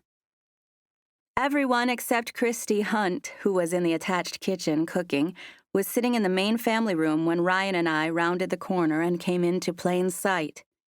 Ryan ran into the middle of the floor and began twirling around, hoping they'd notice her new hairdo. "Oh my goodness, your hair looks so beautiful," Diane said as soon as she noticed. "Hold still and let me see the back." Ryan stopped twirling long enough for everyone to take a look at the braidwork I'd done. "That's amazing. Did you do the—" Diane stopped in mid-sentence the second she noticed me. She put her hand over her mouth, but I could tell she was smiling. "Yes, I did. And Ms. Ryan did mine. Do you like it?" I smiled as I did a twirl so everyone could inspect her handiwork, and then I bowed at the end. Diane clapped, which made a few others clap or let out sounds of approval. I didn't see who said what, but there were at least a couple of whistles. Ryan was so excited that she ran over to me and threw herself into my arms. "You two look amazing," Diane said. "Come here and let Meemaw see your beautiful hair, Rye," Christy called from the kitchen. Ryan wiggled just enough that I let her go so she could run to show her grandma. I got a few lighthearted comments from everyone sitting around the living room, but I was mostly too nervous to take in any of it. Before I knew it, we were sitting around the table enjoying dinner together, and I had forgotten all about the tangled mess that was resting on top of my head. Diane was on one side of me, and Cody was on the other. I didn't plan it that way. It just sort of happened that I sat next to him. Evan was directly across from me, and I couldn't help compare the two brothers. Evan's hair was lighter than Cody's, but I thought it was maybe only because it was longer and had more time to get bleached out by the sun. All of them had brown eyes. Mia's were the lightest, maybe a dark hazelish color, while the boys were so dark that I could hardly distinguish the pupil from the iris. The whole family was extremely easy to get to know. We sat around the table, laughing and telling stories. They asked about my dad and brother, and about what I planned on doing with my degree. I told them I'd most likely be a financial manager somewhere, but I went ahead and told them I kind of wished I'd just gone to hair school instead of college. They all said that, judging by Ryan's braids, I would have been great at it. Evan told us a story about a close call with some temperamental whalers down near Antarctica, but said he'd save the rest of his tales for later in the vacation, when the others got there. Chapter 7. Most of us went to the beach after dinner. The moon was nearly full, and it shone beautifully on the ocean's surface. Evan played tag with Ryan a little ways down the shore, while the rest of us just stood out there and enjoyed the beautiful evening. I responded when spoken to, but was mostly content to just stand there and take in the moon and its reflection. Cody had stayed behind to talk to his dad, but I noticed Dan was now standing out there with us. I glanced around to see if I could find Cody, but didn't have any luck. Everyone was accounted for besides him, and I wondered what he was up to. As soon as the thought hit me, I reminded myself that it was none of my business. Ryan was preoccupied with playing tag, and I figured she wouldn't even notice if I took my hair down. So I took out the flower clip and attached it to my shirt before letting my hair down and running a hand through it. There was a strong breeze, and I loved the feel of my hair blowing in it. I continued combing through it with my fingers while it flew in the air behind me. "Thanks for letting her fix your hair," Christy said, noticing me take it down. I had been closing my eyes, so I hadn't even seen her standing right next to me. I shifted to look at her when she spoke. I assumed she was in her late 40s or 50s, but she looked great. She wore her dark hair in a shoulder-length bob with long bangs that, at the moment, were flying back in the wind. "I was glad to do it," I said. "She let me fix hers, too." She shot me a knowing smile. "She's our little angel," she said. "I don't see why. I said with a deadpan expression. She's not charming or cute or funny at all. Christy appreciated my sarcasm and let out a laugh. Who's got the other great-grandchild? I asked. I thought Miss Diane said she had 2. David's son, Andy, and his wife have a little girl. She's 1. They'll be here tomorrow. David's the oldest, right? I asked, trying to get everything straight.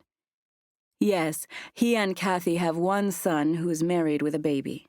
They're not the ones who live in California, are they? That's Denise. She's David and Dan's sister. She's a Richie now. She and Robert have 2 kids, Logan and Charlotte. She looked at Diane to make sure she wasn't listening, and then turned back to me when she whispered, They'll be here tomorrow, too.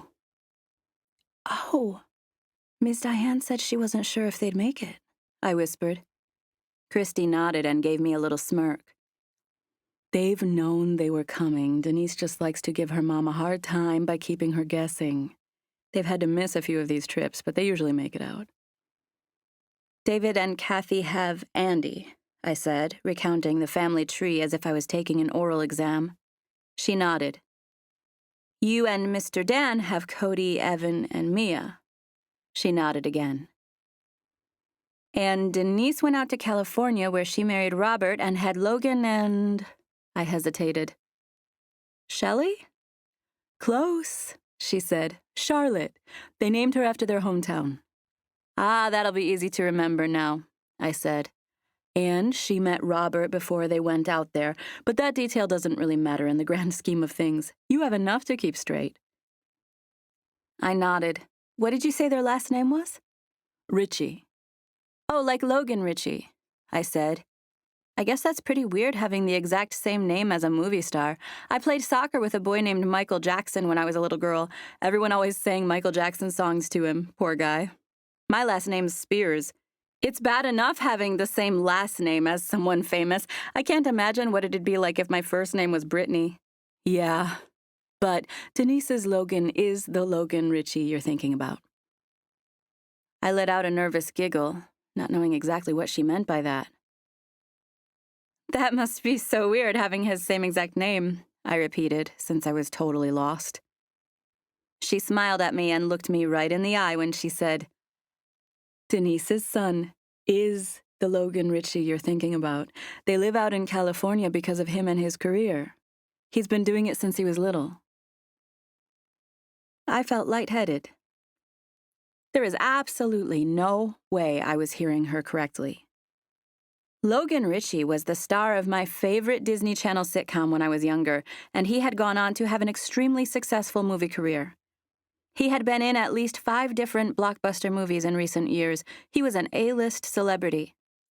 There was no way Christy Hunt was telling me that I was about to spend the next week with the same Logan Richie I knew. The same Logan Richie whose posters were all over my walls during middle school. I stared at the moon's reflection in complete denial that I could possibly be understanding her correctly. Your nephew is the Logan Richie from Taylor and Tig? I asked, reverting back to my Disney Channel days. She laughed. Cody, Evan, and Mia got to be extras on that a couple of times when we were out there visiting. I was speechless. I had to clear my throat to buy some time. He's got a new movie coming out, I said. I know. Denise told Dan he'll have to head back a day or 2 early for some press on his new premiere. I think the rest of them will stay the whole week, though. Just then, Ryan ran up to us with Evan on her tail. Giggling like crazy, she ducked behind her grandma's legs. You can run, but you can't hide, Evan bellowed, making Ryan squeal and run behind me. Excuse me, Evan said, standing right in front of me and rubbing his chin in the official manner a detective might use. Have you seen a little girl around here? She's about yay tall with braids in her hair. Nope, no sir, I sure haven't, I said, wiggling around to keep her hidden behind me. She continued to squirm and giggle as she peered up at her uncle. He said. That's funny because I could have sworn she ran behind you a few seconds ago. Nope. No girl here, I said. There is definitely no girl with braids behind me right now. Well, then you won't mind if I take a look, he said. I can see behind her, and there's absolutely no beautiful princess with braids and flowers in her hair, Cody said, coming to stand beside me as if we might make a wall together. He paused and bent over to glance at the space behind me where Ryan was standing. No, there's just a bunch of blank space back here. No little girl at all. Ah! Evan said dramatically. He threw his hands in the air and began to stomp away as if utterly defeated. Now I'm never gonna build a sand castle. Here I am! Ryan yelled, giggling as she ran toward him. Evan scooped her up and began spinning her in the air as she shrieked with delight. Not too fast, Uncle Evan. She just ate, Christy called. And you only have time for a little sandcastle, Cody added. She's got to go in and get her bath. Christy crossed the few feet to the area where everyone else was standing, leaving Cody and I alone. Nice moon, huh? He said. So pretty, I answered, not taking my eyes off it. I can't believe how quickly it moves, either. I pointed. It was down there when we first came out here. I've always loved looking at that reflection. When I was a kid, I used to imagine it was a road I could walk on. That would be really cool, I said. I bet there'd be a pot of gold down there. At least a pot of gold, he said. Maybe a whole city of gold. I stood there for a few long seconds, imagining what a city of gold would look like. I glanced at Cody one time, and he was staring out at the ocean. I stared at the lines to his face and the way the moonlight played off of them. Despite the fact that his lips were more full, Cody's face was more masculine than his brother's, but I thought maybe it was because he was a few years older. He was clean-shaven, where Evan had a fair amount of stubble. I figured they must have been the most popular guys in high school. Everything made sense now that I knew their first cousin was Logan Ritchie. They had good genes, and that's all there was to it. There's nothing like the sound of waves crashing, he said. Sometimes I put Ryan to bed with my mom and dad so I can come out here and sleep just to listen to it. You sleep all night outside? I asked. He turned and pointed toward the house. We have a few hammocks below the deck. I love the white noise. I love white noise too, except I've never experienced the natural kind. I have an app on my phone with all sorts of options. I make this mix of ocean, thunderstorm, and box fan. You should try the real ocean sometime. No way. I'd be up all night thinking Jaws might walk right out of the ocean on his back fin and attack me on land. He let out a laugh at the thought. You gotta get over this Jaws thing, he said. I know. I never should have watched that movie. I'll sleep with you if it makes you feel better, he said. Our eyes met when he said it, and I could tell by his expression that he hadn't meant anything by it. I mean, not like... What I mean is that there are 3 hammocks out there, and it might make you feel better if other people are with you. Me or whoever. Not necessarily me, but someone could sleep out there with you if you want to have a camp out. I smiled at him, and he smiled back. His eyes roamed over my face, and mine roamed over his. I tried to tell myself that the love of my 6th grade life, Logan Ritchie, would be there the very next day. I also tried to tell myself that there was an available, daughterless version of Cody down the shoreline making a sandcastle at that very moment. Neither of those things mattered. In that moment, all I could see was Cody. I looked at his broad stonemason's chest, imagining myself cuddled up in a hammock next to him as we listened to the ocean. I should go, I said a little too breathlessly. Like up to the house? He asked, not knowing what I meant exactly. Yeah, I have a few phone calls to make, and I should give you guys the chance to catch up. I hope I didn't make you uncomfortable when I said we could sleep together. I really didn't mean it like that. I laughed.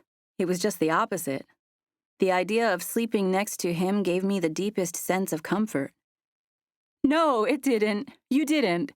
I just remembered that I'd check in with my family, and I left my phone charging upstairs. You want me to walk you up in case Jaws is waiting for you by the stairs? He asked. I giggled and pushed at his shoulder. He wasn't expecting me to do it, and it sort of threw him off balance. He reached out instinctively to grab onto me, and for a second, we sort of awkwardly held onto each other while we regained our footing. I remembered holding his hand in the ocean, but it was brief, and I was preoccupied with being terrified. This time it was different. His big, strong hands wrapped around my forearms for the briefest of seconds before he let me go, but it was long enough to take my breath away. "You're seriously gonna have to walk me up there after saying that," I said, narrowing my eyes at him.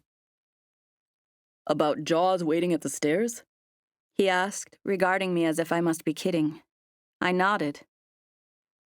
"You're honestly scared that Jaws is on land, and he's waiting for you if you go alone?"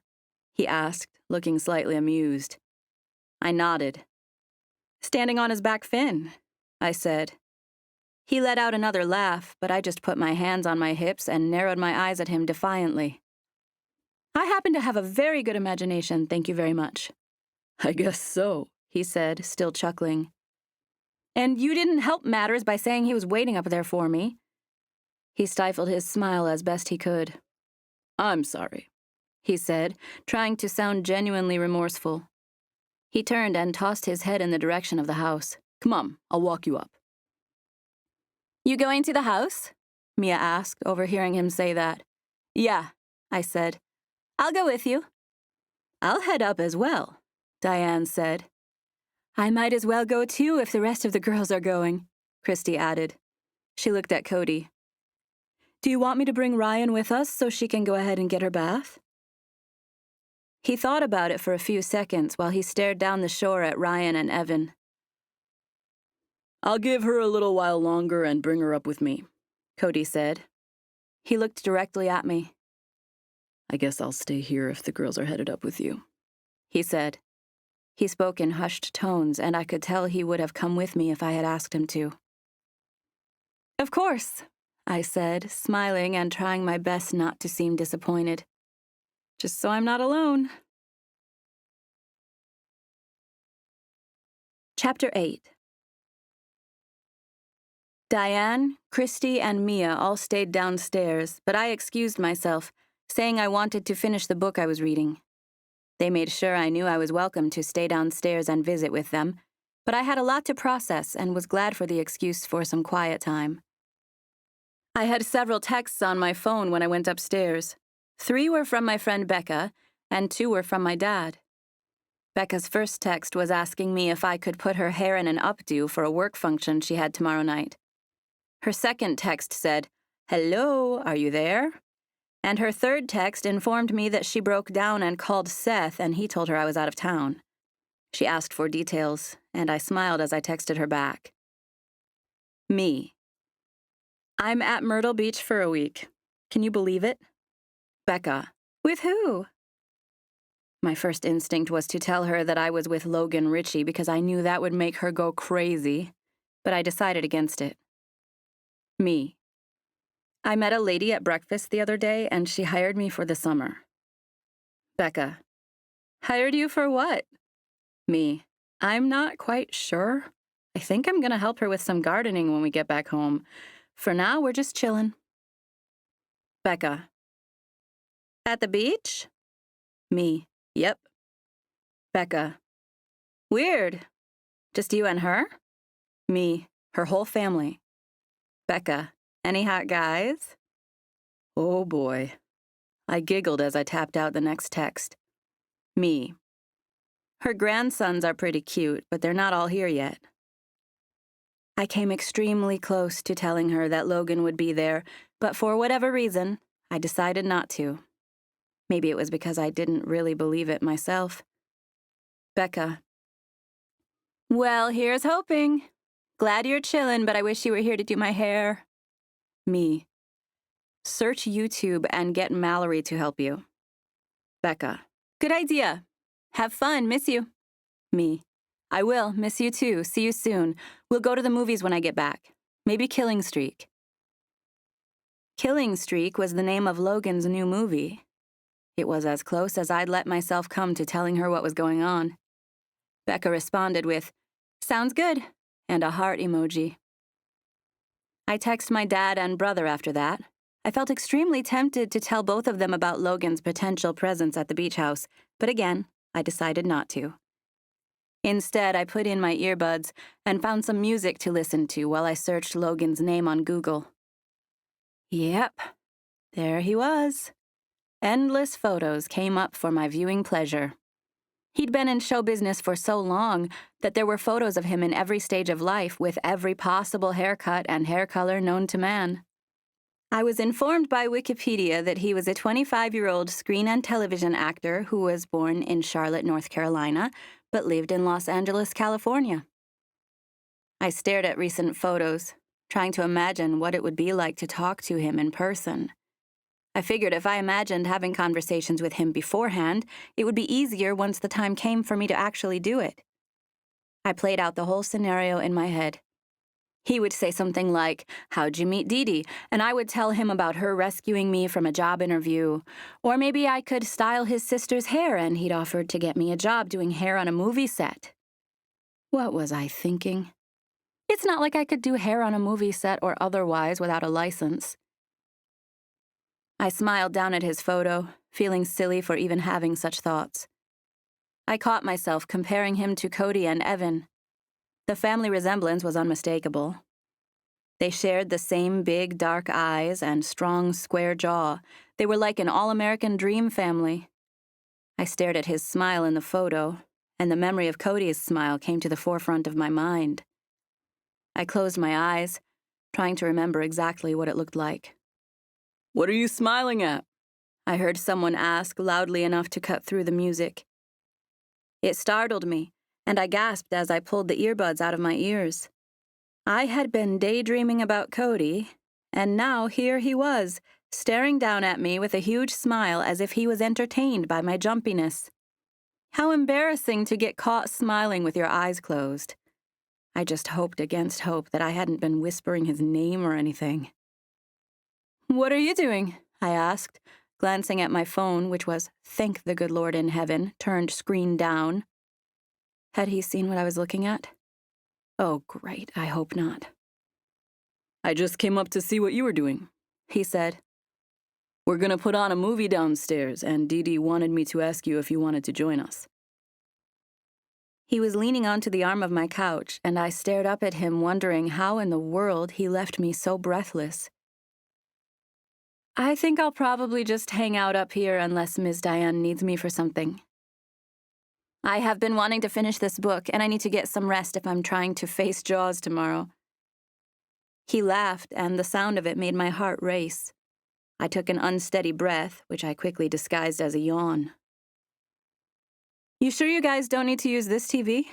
I asked, pointing to the giant screen on the far wall. "If so, you won't bother me." "Not tonight," he said.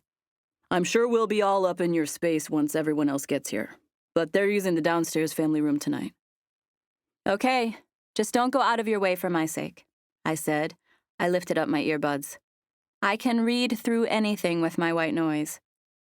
He smiled. "Don't forget about the real white noise right out there," he said, tossing his head toward the ocean. I smiled. "I'll keep an ear out for Ryan if you're planning on putting her to bed." "She's sleeping downstairs with my parents tonight," he said. I glanced into the open door of the bedroom he was occupying.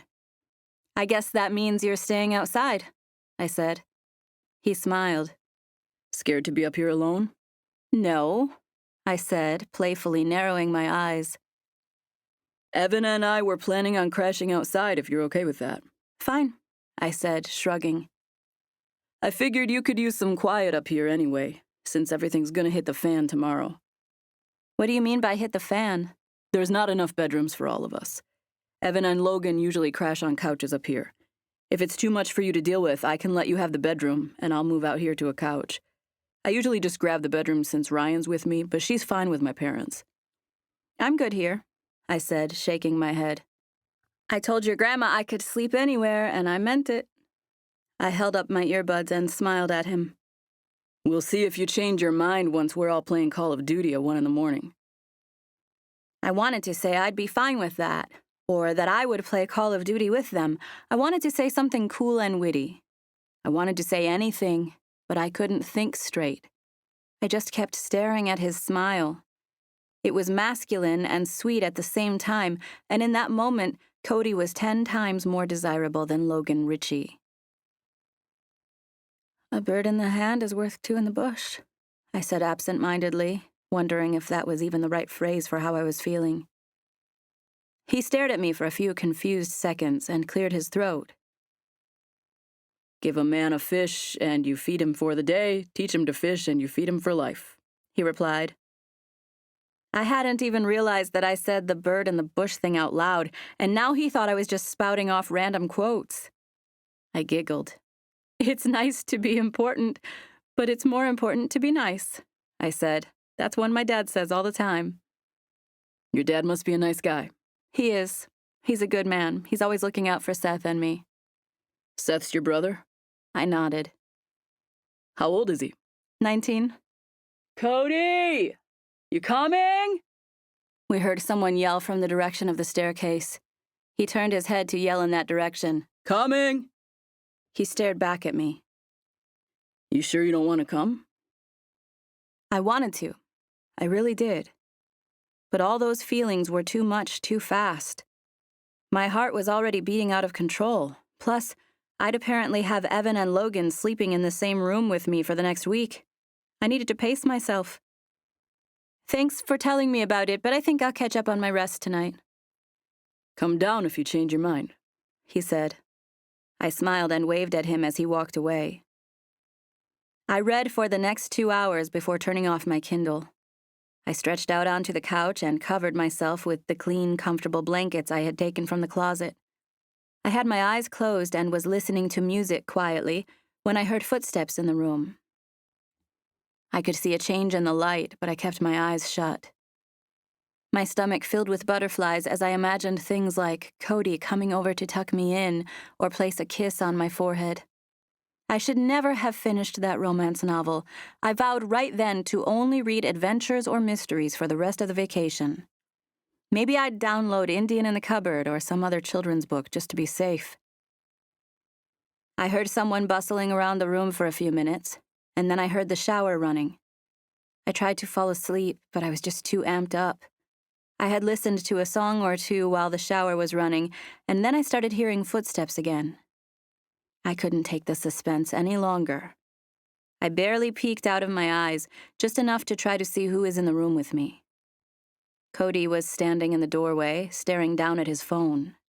He had on pajama pants with no shirt, and I squeezed my eyes shut instinctually.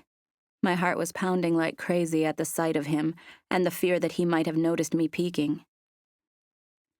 And just like that, the light was off. I could see the change through my closed eyelids. There had been no tucking me in, nor had there been a kiss on the forehead. He just came up, showered, and went to bed. It only hit me after he had already disappeared into his room that he was supposed to be sleeping outside on the hammock with his brother. The first thing I thought when it came to my mind was that he had decided to sleep up here for my sake, so I wouldn't be scared.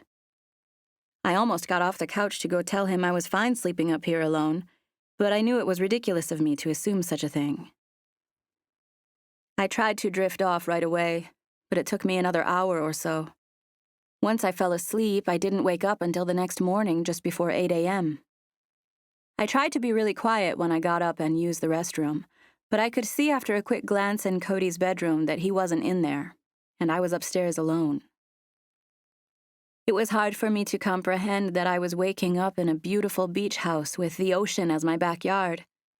I decided to take a look outside before I got dressed for the day, so I slid the door open and stepped onto the balcony. The salt and the sound were the first things to hit me again. This was what people were referring to when they made up the phrase, "This is the life." I caught myself letting out tiny little ahs at the beauty of it. Getting dressed could wait a few minutes, I decided.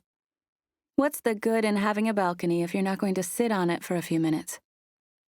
I smiled and sighed as I sat on one of the comfortable patio chairs. They were made of waterproof fabric stretched over metal frames, and I leaned back into one, basking in the glory of it all. I had only been out there for a few minutes when I heard a group of people come onto the second-story balcony below me. I knew it was a group of people because I could hear them talking the instant they stepped outside. It was then that I overheard a conversation that I was never intended to hear. I guess I could have tiptoed back inside and made the effort not to hear it, but I couldn't talk myself into doing that. Once you hear your name in someone else's conversation, tiptoeing away is almost impossible. Chapter 9. Whoever had come onto the second-story balcony came out chattering. It seemed like there were 2 different conversations going on at the same time, so I assumed it must have been at least 3 people. The exact words they were saying were unintelligible, but I heard my name mentioned, which obviously made my ears perk up. "Close the door behind you," a woman's voice said, cutting through the chatter. I could tell it was Diane. Mom, you can't bring a girl on vacation with hopes that Evan will suddenly fall in love. It doesn't work like that anymore. I figured that the man who had said that was Dan, and my stomach turned, knowing he was talking about me. I curled into a ball, wanting to hear the rest of the conversation, and at the same time wishing I could just vanish into thin air. "What do you mean anymore?" she asked. "He's saying there's no arranged marriages anymore," a woman's voice said. I assumed it was Christy, and I cringed, imagining a big intervention taking place. Diane laughed. "I'm not that old," she said, "and I'm not assuming they'll fall in love or that I can arrange a marriage." She paused. "I'm a good judge of character, that's all. She's a good person, and I wanted him to meet her. I thought the Lord was leading me to bring her with me on this trip." I'm sure you did, Mom. And maybe he was. She seems real nice.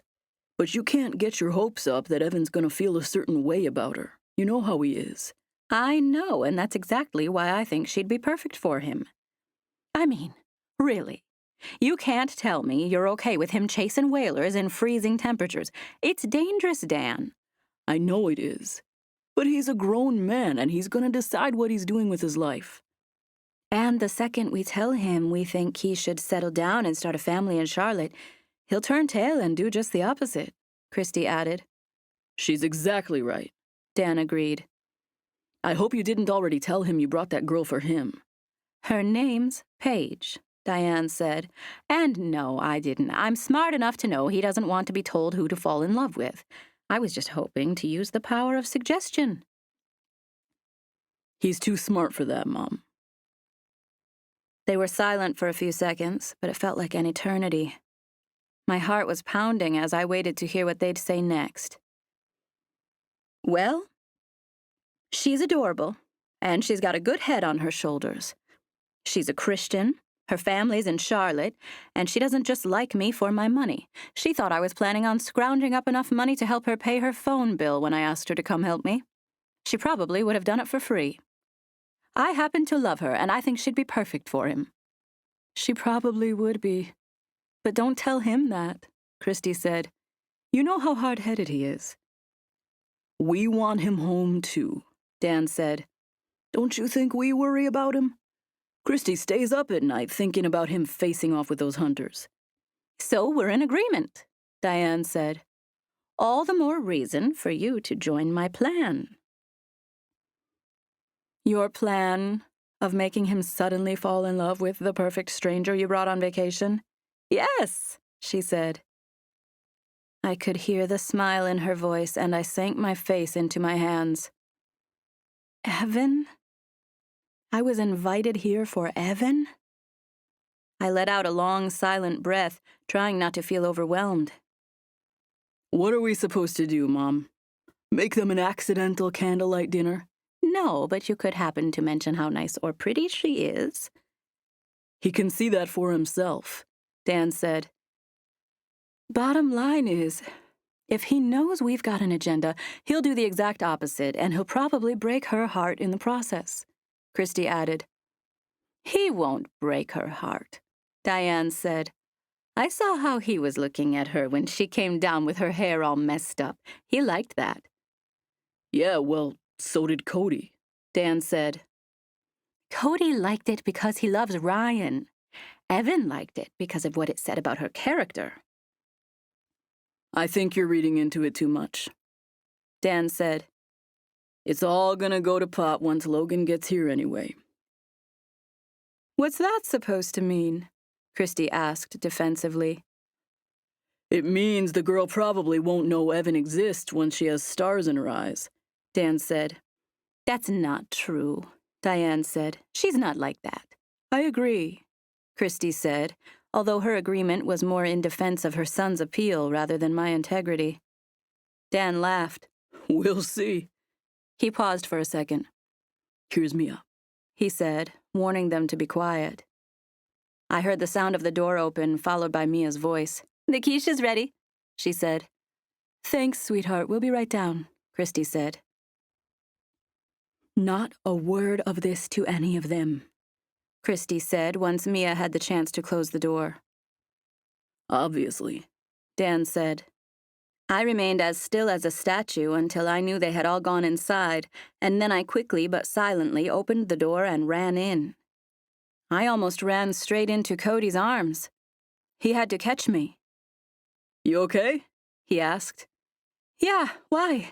I asked, smiling as if nothing at all could possibly be wrong.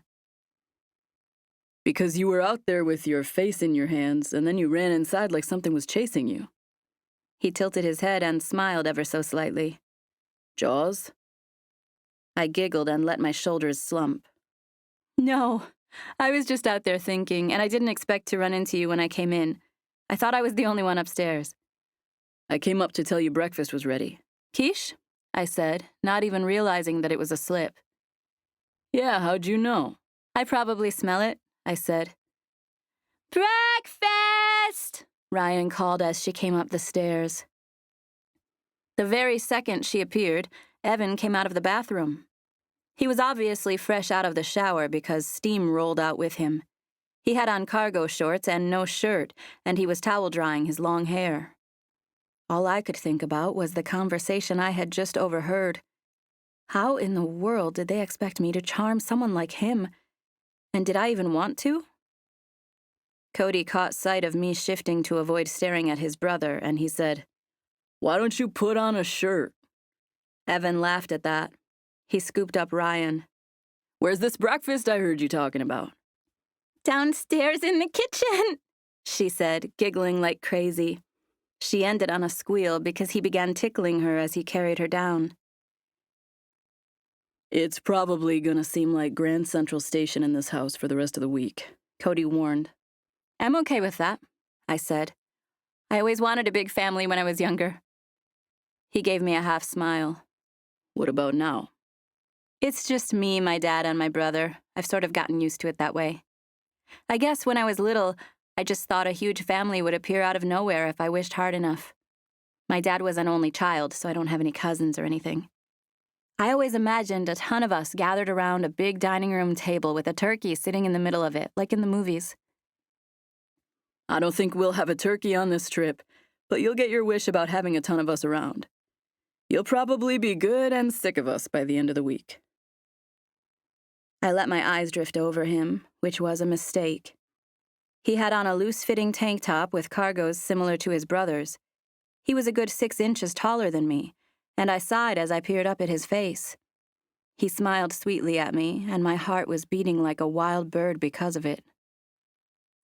I really appreciate you guys having me here, I said. It's a special treat for me to see the ocean for the first time. This might sound silly, but in some way it's special for me to see you see it for the first time, he said. He shrugged. It's cool for me to watch you fall in love with it. Makes me not take it for granted so much. Just hearing him say the phrase, fall in love, made a peculiar feeling wash over me. My first thought was that he was referring to me falling in love with an actual person, not the ocean, and this made me remember the whole conversation about his brother. I guess we should go downstairs, I said. Within minutes, we were all sitting around eating breakfast together. It was just like my childhood fantasies, minus the turkey, and as I looked around, I wondered what it'd be like once everyone else got there. Evan, you need a haircut, Dan said during a break in conversation. I don't think he does, Mia said. He's got a good man bun going on. Paige can cut hair, Diane said. She tried to make it sound like a casual suggestion, but I knew what she was up to. I giggled nervously. I'm a business major who happens to like doing hair. My friends just let me mess with theirs because they're in college and too broke to go to a salon. I definitely wouldn't want to give a haircut, especially to someone who doesn't want one. I smiled at Evan. I think it looks good anyway. Thank you, he said, running his hand through it. I glanced at Diane just in time to see her give Dan a sly wink. Boy, oh boy, did I wish I could have unheard that conversation. It's this one who could use a haircut, Mia said, reaching over to tousle Cody's hair. It was cut short, but she managed to mess it up a little. She can cut my hair if she wants, Cody said, swiping it back into place.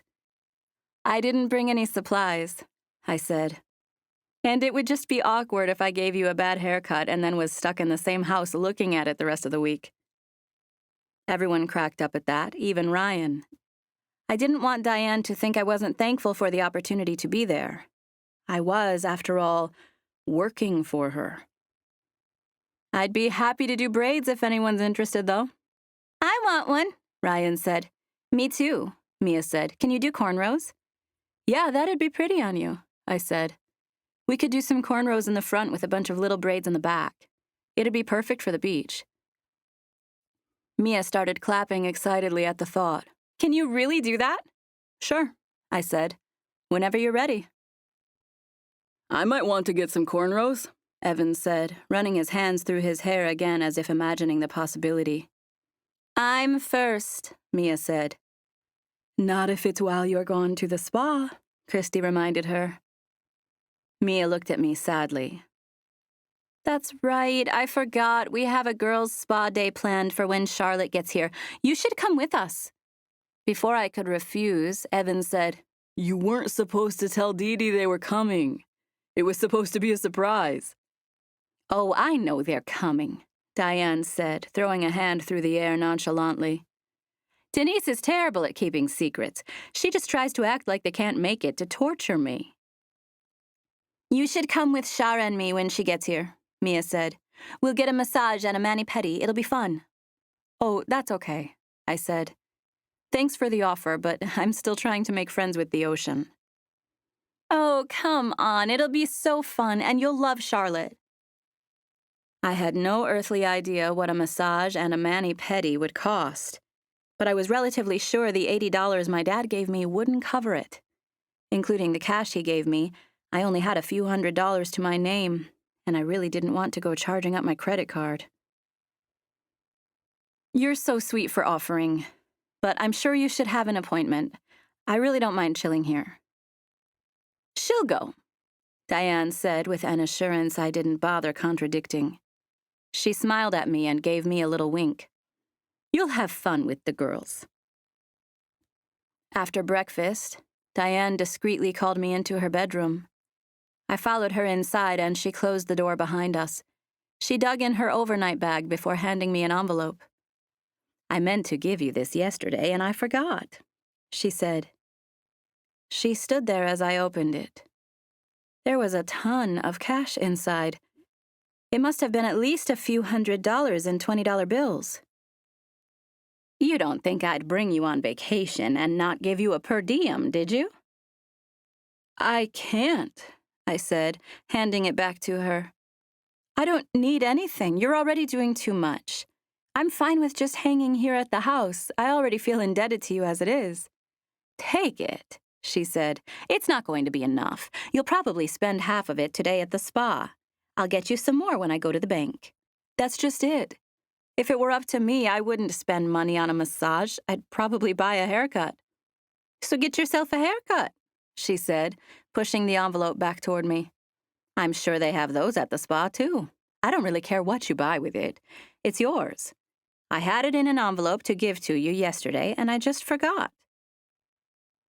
I took a deep breath and stared into her eyes. It was hard not to think about the whole conversation I overheard about Evan.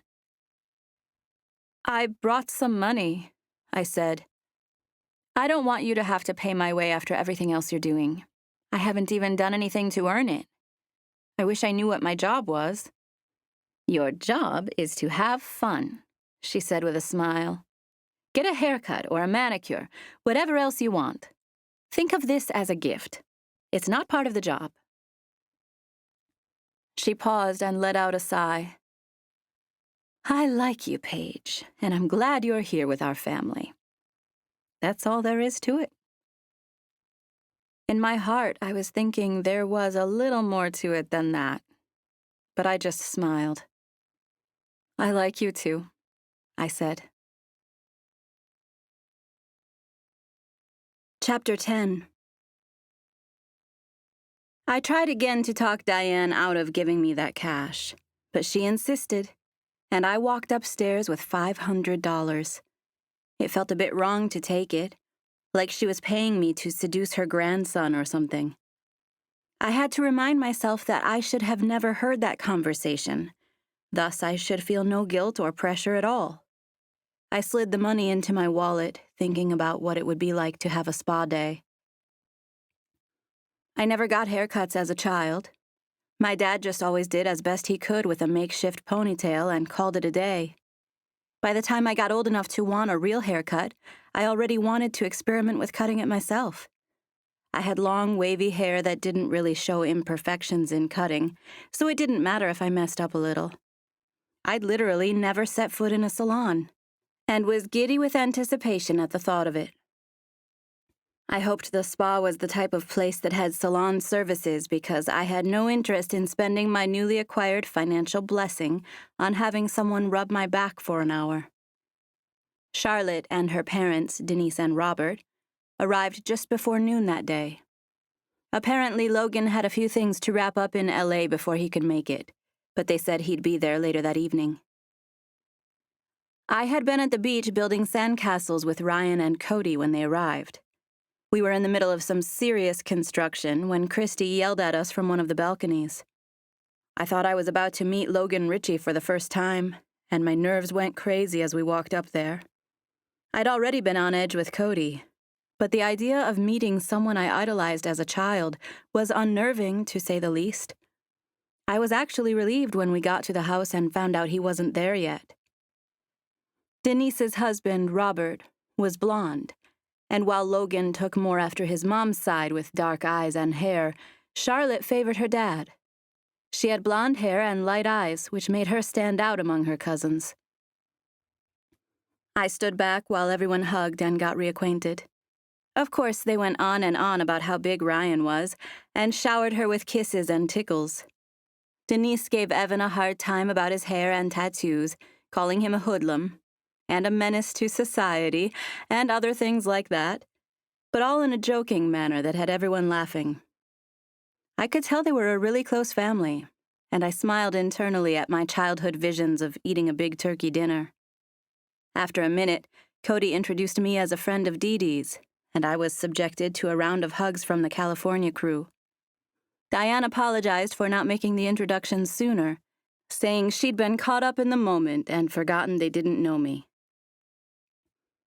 Denise, Robert, and Charlotte were as easy to get along with as the rest of the family. We stood there and caught up for several minutes before they took their bags upstairs to get settled in. "Where am I sleeping?" Charlotte asked as she stood at the foot of the stairs. "We're in the blue bedroom," Mia said. Charlotte nodded as if she knew exactly what Mia was talking about. "We're leaving at 2, Mia called as Charlotte turned to walk up the stairs. Charlotte stopped in her tracks. "I'm hungry," she said. "Let's go early and get something to eat." "I'm up for that," Mia said. "I'll go get dressed." "Are you coming with us?" Charlotte asked, shooting me a sweet smile. I nodded, and she smiled before continuing up the stairs. "What are you wearing?" I asked, looking at Mia since she said she was going to get dressed. To me, it looked like she was already dressed. I'm changing into something easier to get in and out of for the massage. I was just going to wear something casual, I said. Is that okay? Of course. You can come dig in my closet if you want. I always bring way too much, and I probably have something you'd like. That's really sweet, I said. I might have to take you up on that if I run out of clean clothes. There's a washer and dryer in the mudroom, sweetheart, Christy said. Just throw your dirty clothes down there and I'll make sure they get done. Yep, Evan said, coming to stand behind his mom with his arms wrapped around her. Just throw your dirty clothes in there and they magically end up folded at the foot of your bed. It's amazing. He paused and narrowed his eyes. But somehow it only happens when Mom's around. Unfortunately, there's no magic clothes pile when I'm out with the EOC. That's why you come home smelling like medieval times, Christy said. He laughed and shrugged. Gotta do what you gotta do to save the world. A little body spray never hurt anybody, Mia said, laughing. Evan picked up his arm and put his nose to his armpit to take a whiff. I smell good, don't I, Mom? She leaned in cautiously to put her nose a little closer to him. Pretty good, she said. Pretty good?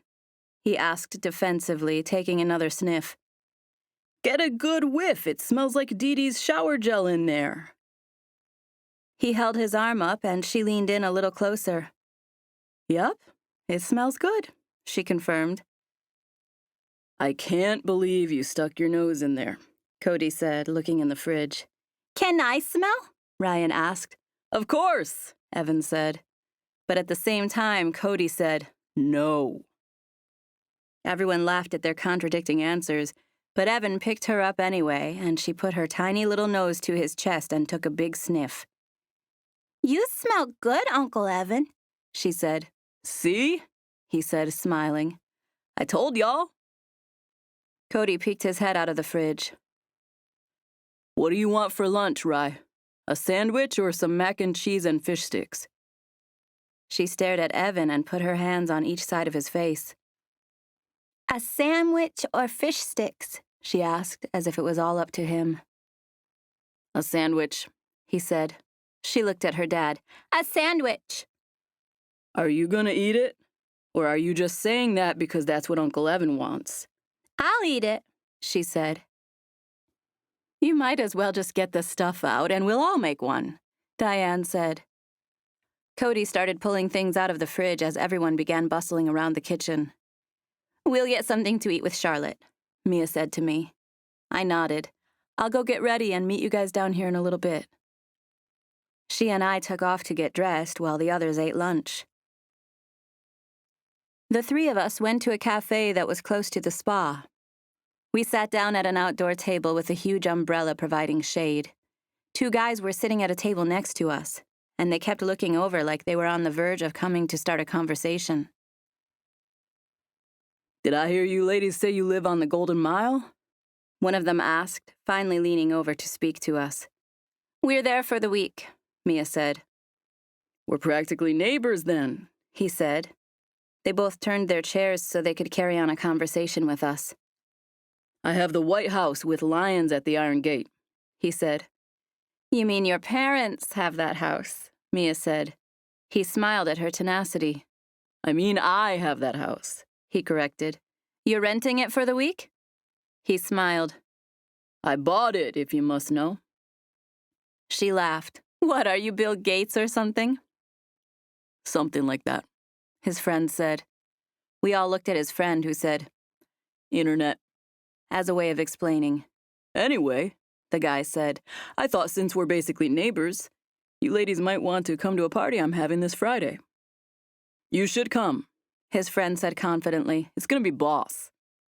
We don't even know your names, Mia said. I'm Travis, and this is Jackson. We have some friends staying with us from Australia, and we'd like to show them what the fuss is all about with American women. Oh, and we make the cut? Mia asked. Charlotte giggled at that, but I just stared at them, wondering what they'd say. You most certainly make the cut, Travis said, letting his eyes fall on all three of us. In fact, You three will be the standard to which all the others are compared. I'm sure you say that to all the ladies, Charlotte said, finally speaking up. Actually, he doesn't, Jackson said. He shot us an expression that seemed to be sincere. I'm sure all three of these ladies know how compelling they are, Travis said. They don't need us to sit here and tell them. Flattery will get you everywhere, Mia said. He smiled. Good. I hope it will get the three of you to my house this Friday. We might just have to walk down and see what these Australians are all about, Mia said. Travis put his fist to his chest and made a face like he had been stabbed in the heart. Ouch, he said, making her laugh. Are you close enough to walk, or would you like me to send a driver to pick you up? We'll manage, she said. Where are you staying? He pressed, since she didn't offer any details. Close enough to walk, she said challengingly. His smile broadened as he took her in. I could tell by the way they were looking at each other that they both enjoyed the banter. I guess we'll see you Friday then, he said confidently. I guess it's a possibility, Mia returned. Can I bring my brothers? As long as it means you'll be there. How about her? Mia asked, gesturing at Charlotte. Can she bring her brother? It was obviously an inside joke because everyone in America would kill to have Logan Ritchie show up at their party. You ladies can bring your brothers, or your uncles, or your dogs for all I care, as long as you get to my house. He slid a napkin onto our table. Write down your names and I'll make sure you're on the list. How about music? Mia asked. What sort of music will you have? He smiled at her and shook his head. Why don't you let me worry about the party planning? All you need to do is show up. We talked for a few more minutes before our new friends, Travis and Jackson, paid their check and left. They were cute, Mia said once they were gone. Yeah, but I'm waiting for the Australians, Charlotte said. I love accents. What if they're lying? I asked, unable to believe that someone as young as Travis was able to afford one of the houses near Diane's. He's not, Mia said. I heard Dee Dee talking to Dad about that house last night. I was just giving him a hard time when I asked if he was renting it. Dee Dee said it had sold to this young guy who had invented some game for your phone. I think Microsoft bought it or something. She stared at them as they walked to his car, which was a convertible Audi. He's legit, she said. I don't care about an Audi as long as I get one with an accent, Charlotte said. Besides, his friend was totally checking you out, she added, looking at me. Me? I asked with a hand to my chest. I shook my head. Yes, he was, Mia agreed. He was staring at you the whole time. I smiled and shook my head, but I knew they were right. I had noticed that he was staring at me too. How'd I get stuck with the moneyless, accentless sidekick? I asked with a silly, disgruntled expression. They both thought that was hilarious. We had a great time together. I would have never imagined that Logan Ritchie's sister and cousin would be so down to earth, but they were. We talked about everything under the sun as we finished our lunch, and I realized we actually had a lot in common. I told them I hadn't had a haircut in a long time and was anxious to get that done while they got a massage. They got all excited about the possibility of me getting a makeover and gave specific instructions to the stylist about my hair and makeup. I never dreamed an official haircut would feel so good. I leaned back into a luxurious shampoo bowl and got my head scrubbed by someone who really knew what they were doing. I had to stop myself from saying, ah, ah, ah, the whole time. It felt so good. I almost fell asleep during the haircut, too. I loved the feeling of someone combing my hair into meticulous sections and taking their time to make sure everything was even and perfect. I decided right then and there that I would definitely budget for real haircuts once I got a grown-up job. My stylist turned me away from the mirror so I would be surprised by the final outcome. I was curious about her process and almost asked her to let me watch, but I went along with the surprise instead. I had a beauty school textbook that I bought at a garage sale when I was younger. I had gone through it a few times, and everything she was doing, from what I could feel, made sense with proper haircutting techniques. It felt amazing to have someone put so much care into my haircut, and I was delighted to see the outcome. Chapter 11. I had styled my hair a lot of different ways in the past. Most of the time, I played up my natural waves, but I was no stranger to a flat iron, so I had seen my hair straight plenty of times. I had, however, never seen my hair straight with a good haircut, and the difference was astounding. I hardly recognized myself when the stylist turned me around. The makeup girl applied quite a bit more than I was used to, so that was shocking in itself, but the haircut made me look like an entirely different person.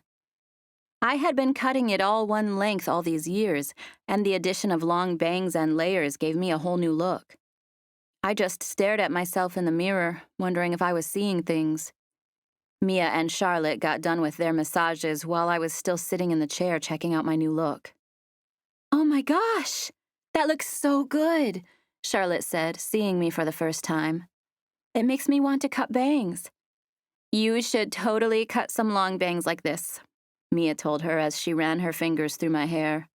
She peered down at me with a smile. "Do you like it?" she asked. I nodded excitedly. "How could she not? It's amazing," Charlotte said. "Did they color it too?" "No, her natural highlights just jumped out when we cut those layers," the stylist said, overhearing the question. "I wish you could teach my natural highlights to jump out," Charlotte said. "This artificial stuff's high maintenance." Mia pushed at her cousin's shoulder. "Shut up. Don't act like you don't enjoy getting pampered out there in all those fancy salons." "Logan's girl comes to the house, actually," Charlotte said. A few girls overheard, but no one bothered asking her to elaborate. "We're ready for you, ladies," a woman said, coming into the lobby. "Are you getting a mani-pedi with us?" Charlotte asked, looking at me. I shook my head. "I think I'll just hang right here." "Oh, come on," she said. "Come hang with the girls." "There's a place for you to sit back here if you'd like to come with us," the lady said. "Is someone open to do a mani-pedi on her?" Charlotte asked. "Let me check," the lady said. "It's really okay," I started to say, but Charlotte and Mia both told me with facial expressions to let her go ahead and check. Lo and behold, there was indeed someone who was available to do my nails. It took her a minute to set up, but after she did, we all went into this luxurious, dimly lit back room together. "I can't believe you would want to check out a random Australian guy," Mia said as we sat there getting our nails done. "I thought you would have already hooked up with Henry Sherman or Finn Black by now." Henry and Finn were two A-list actors who starred alongside Logan in his latest movie. Mia's statement had all three manicure ladies looking at us with expectant expressions. "She lives in Los Angeles," Mia explained. "I try to tell her that just because you live in Los Angeles doesn't mean you get to go out with movie stars." "Oh, no, child," one of the girls said, shaking her head adamantly. "My friend's older brother moved out there like 10 years ago trying to make it in show business. She said he barely ever even sees any famous people." "I try to tell her that," Charlotte said, "but she acts like I share a house with them or something." The nail girl continued shaking her head like she was an authority on the subject. Most of those actors over there are out of work anyway, and you don't want to get you that kind." "That's right," Charlotte said, giving Mia an "I told you so" expression. I watched the whole scene, biting the inside of my cheek to keep from laughing. I could tell they were enjoying themselves, and it was funny to witness. "What Australians are you talking about?" The question caught Charlotte and Mia off guard, and they looked at each other with confused expressions for a second before it dawned on them that they mentioned the Australians a minute before. "We don't even know them," Charlotte said. "We were just talking to a couple of guys at the cafe next door who—" "Were you talking to Travis Gwynn and Jackson Forrester?" "Their names were Travis and Jackson," Charlotte said. "You know them?" The girl smiled and nodded. "They come in here to get their hair cut by the owner. I heard them talking about the Australians that were coming to town to stay with them for the summer. One of them was a super famous surfer until he almost got his leg bitten off by a shark." I think they made a movie about him or something. Supposedly he's really hot. I think I know about him, Charlotte said. It was obvious by the look on her face that her wheels were turning. Maybe you'll meet your movie star after all, the nail girl said, all the way over here on the East Coast. I think he played himself in the movie, Charlotte said. I do remember that. Does he have a fake leg or something? Mia asked. It didn't bite the whole thing off, one of the girls said. It was the wetsuit that saved his life. Yeah, but he's got a big hunkin' bite-shaped scar on his thigh, said the girl who'd been quiet up till then. How do you know? Charlotte asked, already seeming protective. I tried to keep from smiling. Because I saw the movie, she said. He did play himself, and he's incredibly hot, to answer all of your questions. You think we're all talking about the same people? Charlotte asked, looking at Mia. It has to be the same guys, the first girl said. I heard them talking to the owner about the surfer, and it fits with everything you guys are saying. What about Travis and Jackson? Mia asked. Are they good guys? As far as I know, they're nice, she said. They haven't been coming here too long. He's only been living here for a couple of months. So it's Travis's house? Mia asked. Yeah, I think Jackson's just as rich as him, but he doesn't live here. He stays at Travis's when he's in town. They're best friends. I heard Jackson's got a bunch of property out near Asheville. I think that's where they're from or something. From what I understand, they invented some app when they were in high school, and the rest is history. Not a bad sidekick, Mia said, leaning forward to wink at me. I smiled, but it was more from delirium rather than hopefulness. At this point, the number of eligible men in Myrtle Beach was comically large. It was enough that I knew the whole thing was too good to be true. I did not have my heart set on catching any of them. I thought I might just have to kiss one of them since it seemed like a fun, harmless thing to do on vacation, but I had no notion that I would end up in a relationship. That was just unrealistic, and I knew it. I thought a kiss would be harmless, though, and it was fun thinking about who it might be. I tried to remember what Jackson looked like. I thought he was handsome, but I could barely even think about him without feeling guilty about Cody. It was like something inside of me felt like I was cheating when I imagined myself with anyone besides Cody, which was ludicrous. Oh, you thought Jackson was just a couch surfer? The nail girl asked, pulling me from my thoughts. We didn't know, Mia said. We don't know anything about them. They tip good, one of them said. And you can tell a lot about a person by how good they tip. Then, as if just realizing that she had made a faux pas in front of a customer, she shook her head and said, Not that I'm trying to tell you guys how much you should tip or anything. We were already good tippers before you said that, Charlotte said. I'm really sorry, the girl said, feeling bad. No worries, Mia laughed. We're practically friends now anyway, after all the inside scoop we got. I think you should definitely hang out with those guys if they asked you to. As far as I know, they're nice. That's good to know, Charlotte said. I'm glad we brought it up. We went to a nearby clothing boutique before heading home. I wound up spending $100 on a summer dress. I didn't want to at first, but Mia and Charlotte talked me into it. They said the dress was normally much more expensive, and it was a deal I couldn't pass up. They also said it looked great on me when I tried it on, and that I should definitely wear it Friday night when we went to the party. They seemed to be really excited about it after we talked to the girls at the salon. I, however, would just as soon stay at the beach house with the Hunt family. To me, the idea of hanging out with Cody and Ryan was even better than going to a random party where I didn't know anyone. But I didn't say as much. Mia and Charlotte were excited about meeting that Australian guy, and I knew I'd have fun once I got there. By the time we had our nails done and shopped for a little while, I had all but forgotten about my haircut. It wasn't until we walked into the beach house and I saw Diane's reaction that I remembered how different I looked. It must have been even more shocking to her because she had never seen my hair straight at all. Oh, my word. It's a complete transformation, she said, gawking at me when I came in. There were several people in the kitchen when we walked in, and everyone started talking all at once. Most of them were asking questions about our day or commenting on my hair. The only thing I heard clearly was Diane's statement because we were making eye contact. "Doesn't it look good on her?" Charlotte asked, running her hand through my hair. "I can't believe how different it is." "We all got new dresses for the party, too," Mia said, holding up her bag. "What party?" Evan asked. His question made me glance around the room for the first time. Charlotte, Mia, and I had just joined Diane, Evan, Cody, and Christy, who were standing around the kitchen. "Where's Dad and Aunt Denise and them?"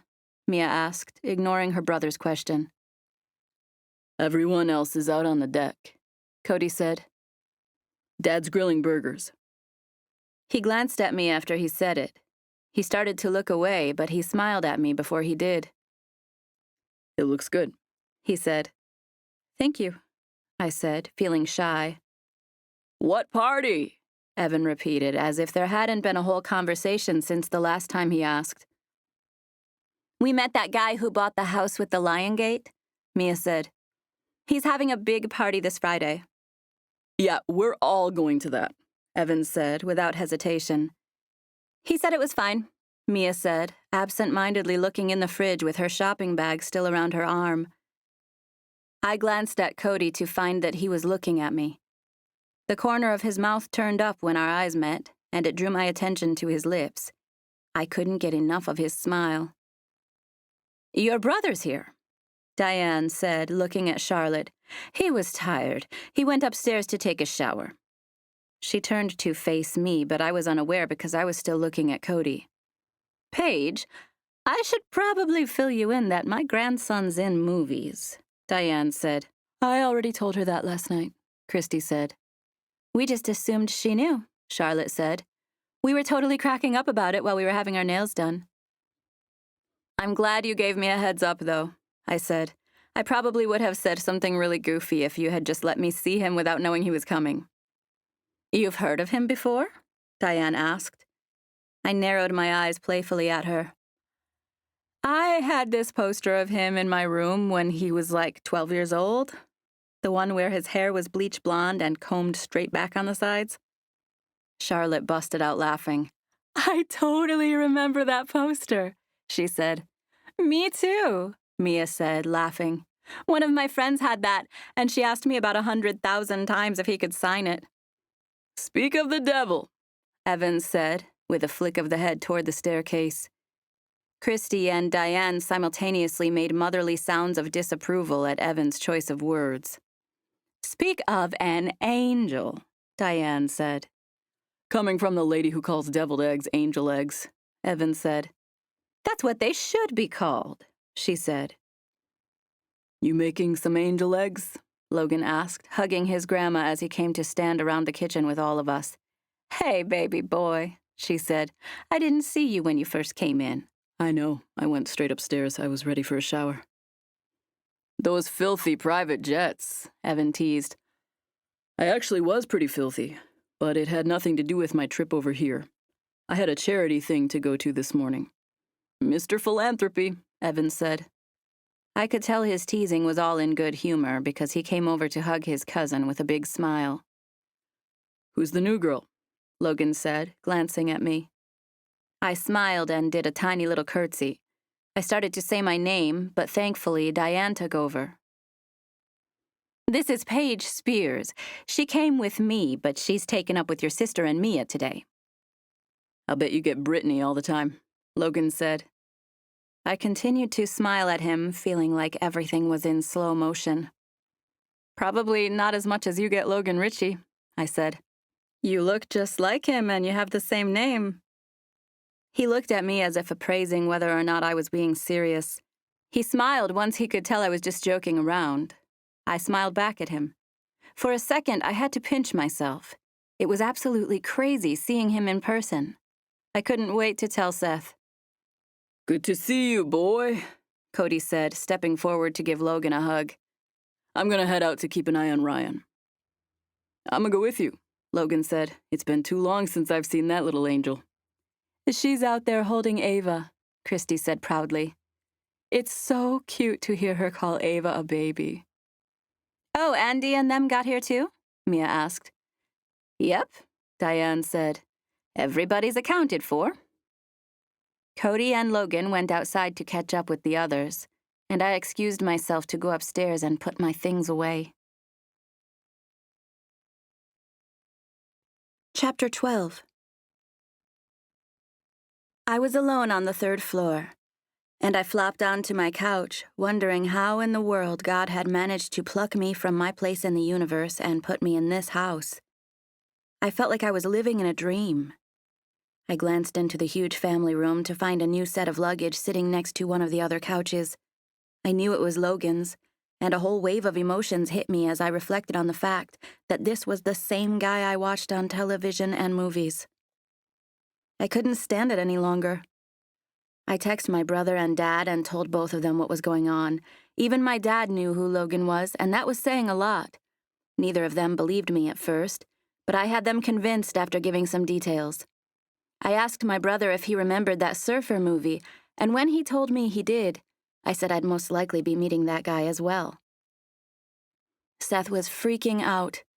He wanted to drive my car down and meet us, and honestly, I wanted him to be able to do that. But I was a guest, and I knew it'd be rude for me to invite someone else. I promised I'd do my best to see if he could meet them all sometime, and he reluctantly settled for that.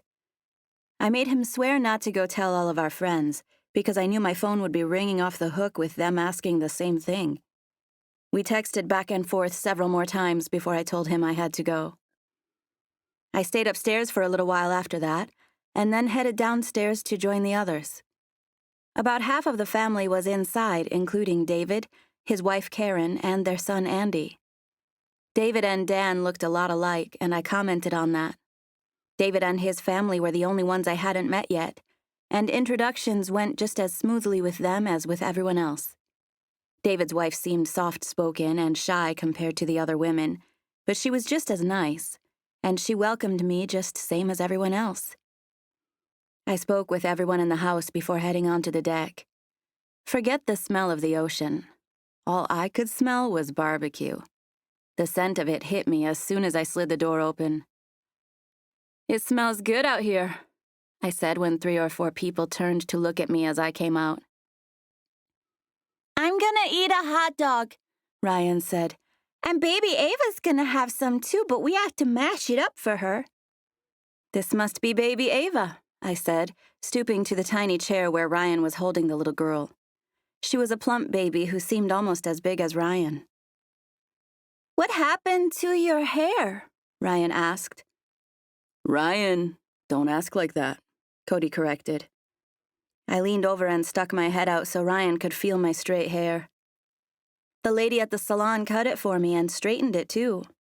"Do you like it?" "It's so beautiful," she said. She was so busy running her fingers through it that she almost forgot she was holding Ava. I put my hand behind Ava's back to make sure she was sturdy. "Thank you," I said.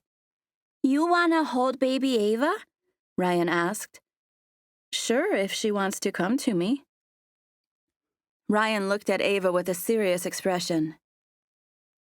"Do you want to go see Miss Paige?" she asked. She paused and stared at Ava, who just sat there not comprehending the question. I thought it was so cute that Ryan was patiently waiting for an answer that I almost forgot to intervene. "Let's see if she'll come to me," I said, reaching out for her finally. She was a sweet baby and seemed content with sitting on my hip. I held her for a few minutes. Her mother's name was Willow. She was the only one I hadn't met, so I made my final acquaintance as we stood out on the deck with her little girl on my hip. "Aunt Willow, can you take Ava so Miss Paige can braid my hair?" "Of course," Willow said, holding her arms out. "Ryan, Miss Paige might not have time to braid your hair right now," Cody said. "I'm happy to do it if it's all right with you," I said, smiling at him. I snapped the band I was wearing around my wrist. I even brought a hair tie down with me just in case. "Can I have 2 braids or 1? Ryan asked. "Whatever you want." "I think 1, she said. She sat in front of me, and I went straight to work on it. Cody came over to stand beside us as I braided. He had on khaki cargo shorts and a white button-up shirt that had the sleeves rolled. I loved how he looked. I wanted to offer to cut his hair just so I could touch his head.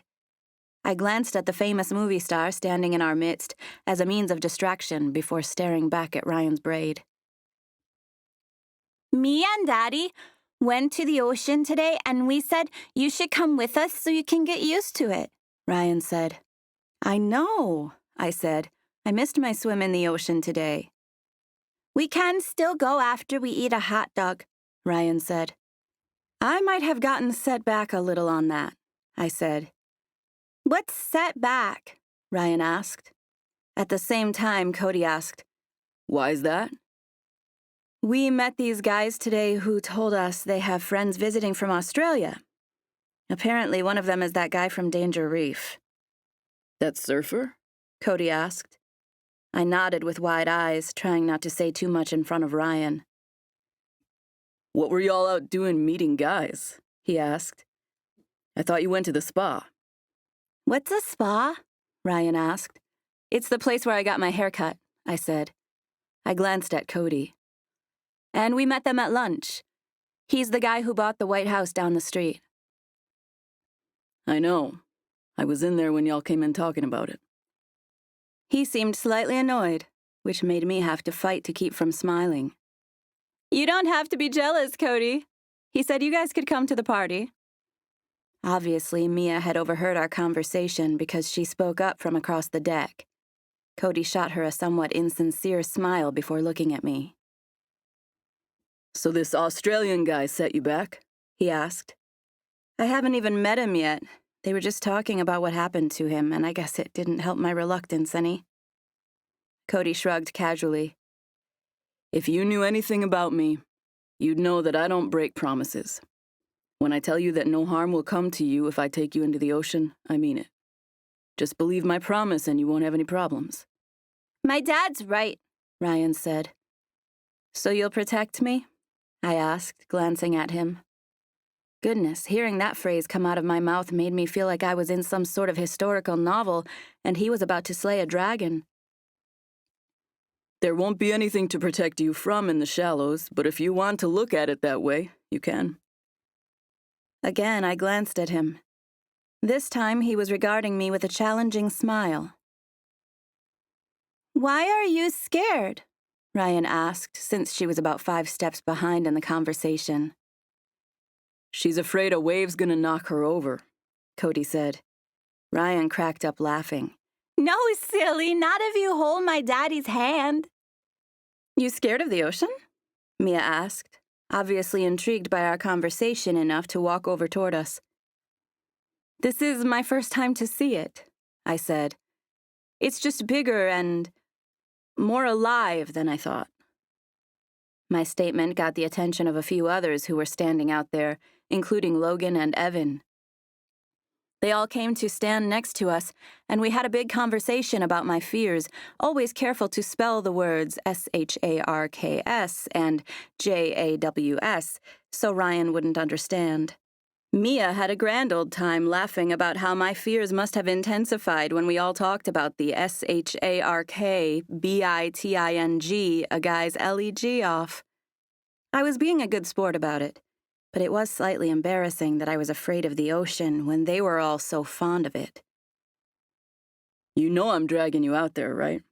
Cody asked when everyone finally quit talking about it. I had finished Ryan's braid, and she was running around with her Uncle Logan, so no one else heard him when he said it. I'd love to try it again, actually, I said. I want to get good at it. I'm not usually afraid of things. It was just a little freakier than I thought. He took a seat next to me, and I smiled at him. But you'll have to be with me in case I have to jump into your arms to get out of the water. I might have Evan strap on a shark fin if you threaten me with that, he said. The reference to wanting me to jump into his arms made me feel breathless. I literally didn't feel like I could get a good breath of air into my lungs. I imagined us standing in the ocean together, laughing as the waves hit us. I wanted him to be the one protecting me from Jaws. In fact, I wanted his brother to wear a shark fin so that I could pretend to be scared.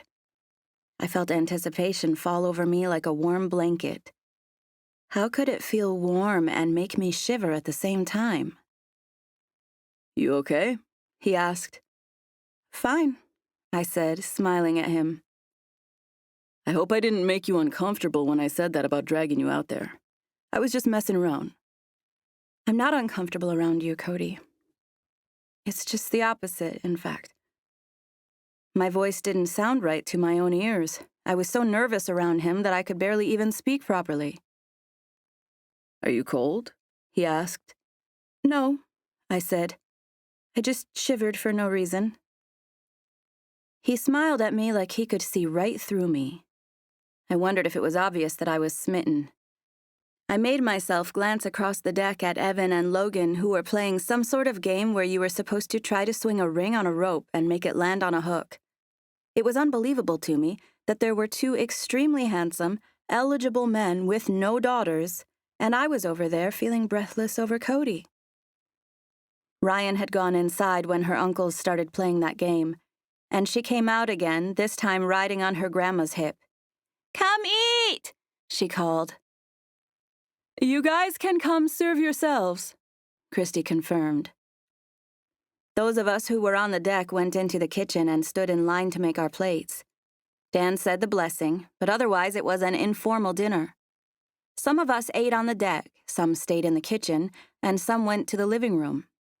We broke up into groups and sat wherever there was an open spot. I sat by Cody again.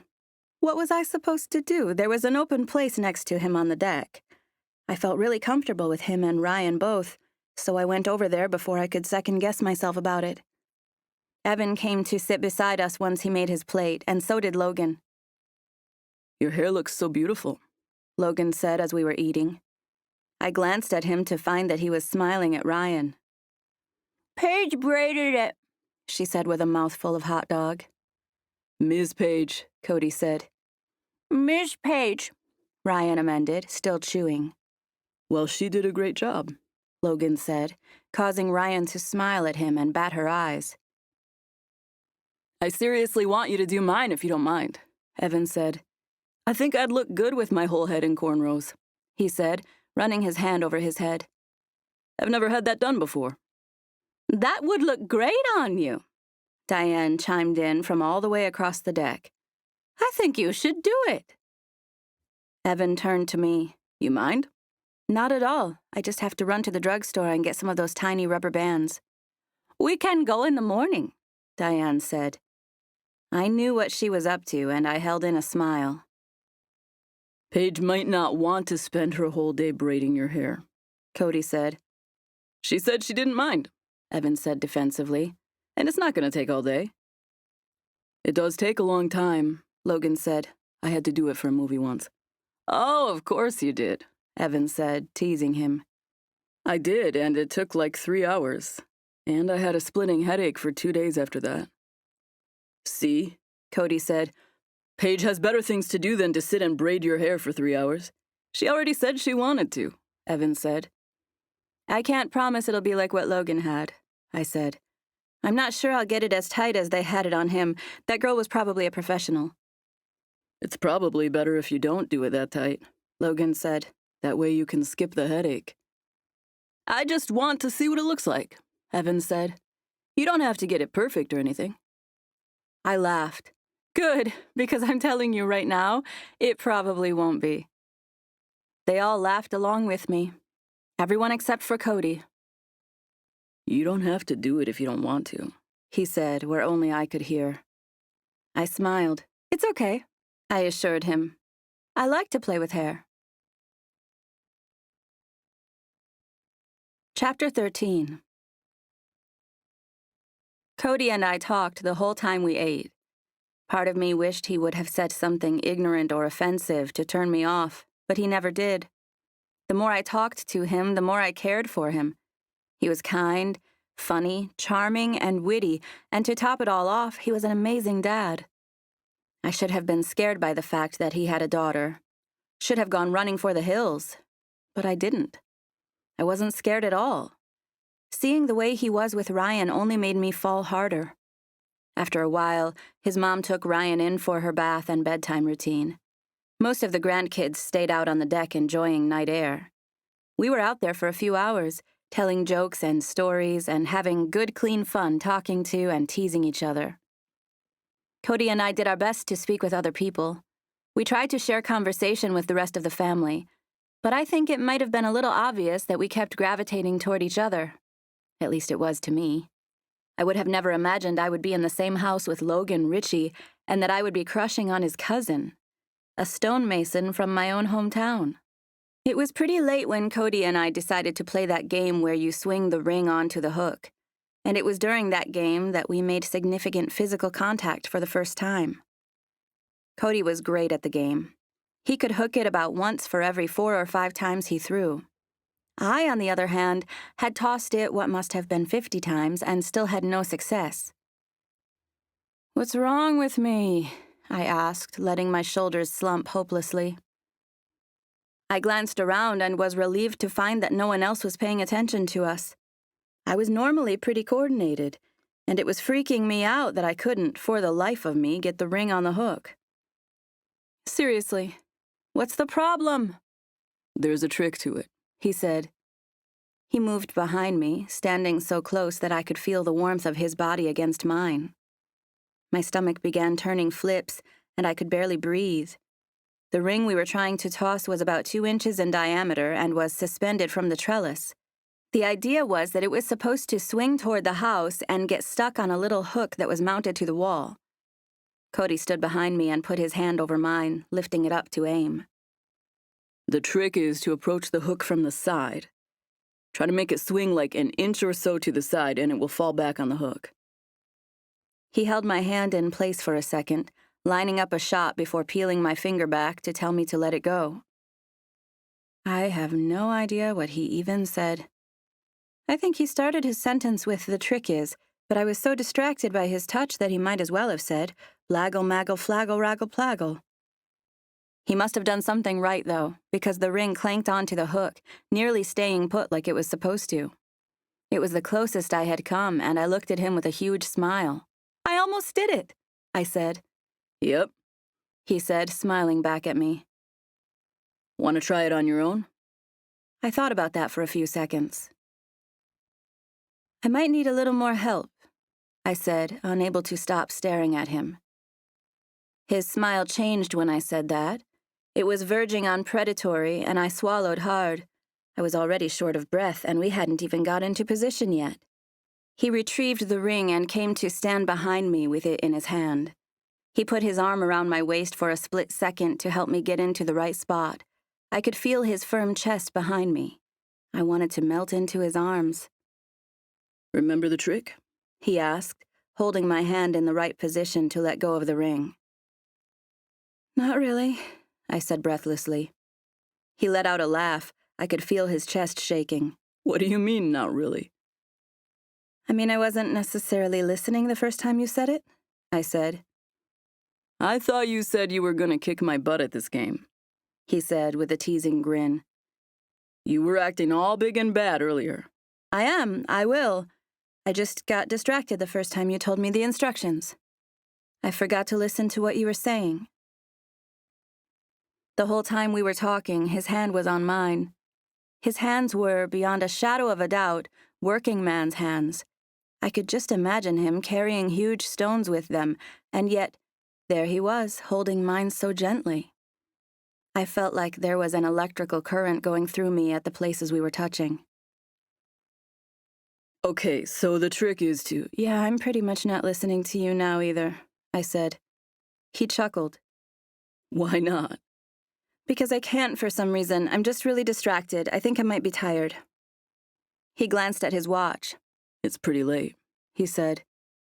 "I'm tired too," Charlotte said, overhearing our conversation. I didn't think anyone was paying attention to us. I was glad I blamed my delirium on being tired instead of coming right out and saying I was devastatingly attracted to him. Cody took a step away from me, and my surroundings felt empty without him there. "I could go to bed," Mia said. She looked at Charlotte. "You want to head upstairs?"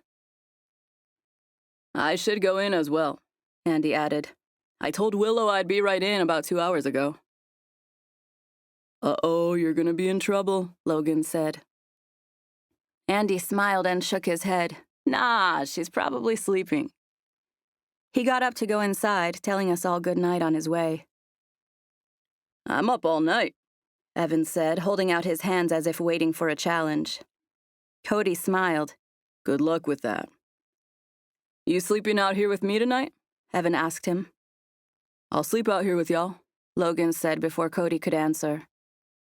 Cody nodded his agreement, but glanced at me once Charlotte and Mia were heading inside. You'll have the upstairs to yourself, Cody said. I nodded. Me and my trusty earbuds. You good up there alone? Of course, I whispered, smiling as if he was being silly. I guess I'll see you tomorrow. Yep. Our eyes remained locked. There was no way I was the only one feeling this. He had to be feeling it also. Okay, so good night, I said. Good night. Night, guys, I said, waving at everyone else. We all waved and yelled our goodbyes, and I followed Charlotte and Mia into the house. Some of their parents were still downstairs talking, and we told them all good night before heading upstairs. Mia and Charlotte went to the second floor, and I kept going to the third. I had only been upstairs a few minutes when I heard footsteps coming up. I just knew it was Cody, up until the second Logan came in. The room was dimly lit, and he squinted at me. Sorry, he whispered. I'll be out of your way in a second. We all needed blankets. Don't worry about me, I said. I sleep like a rock.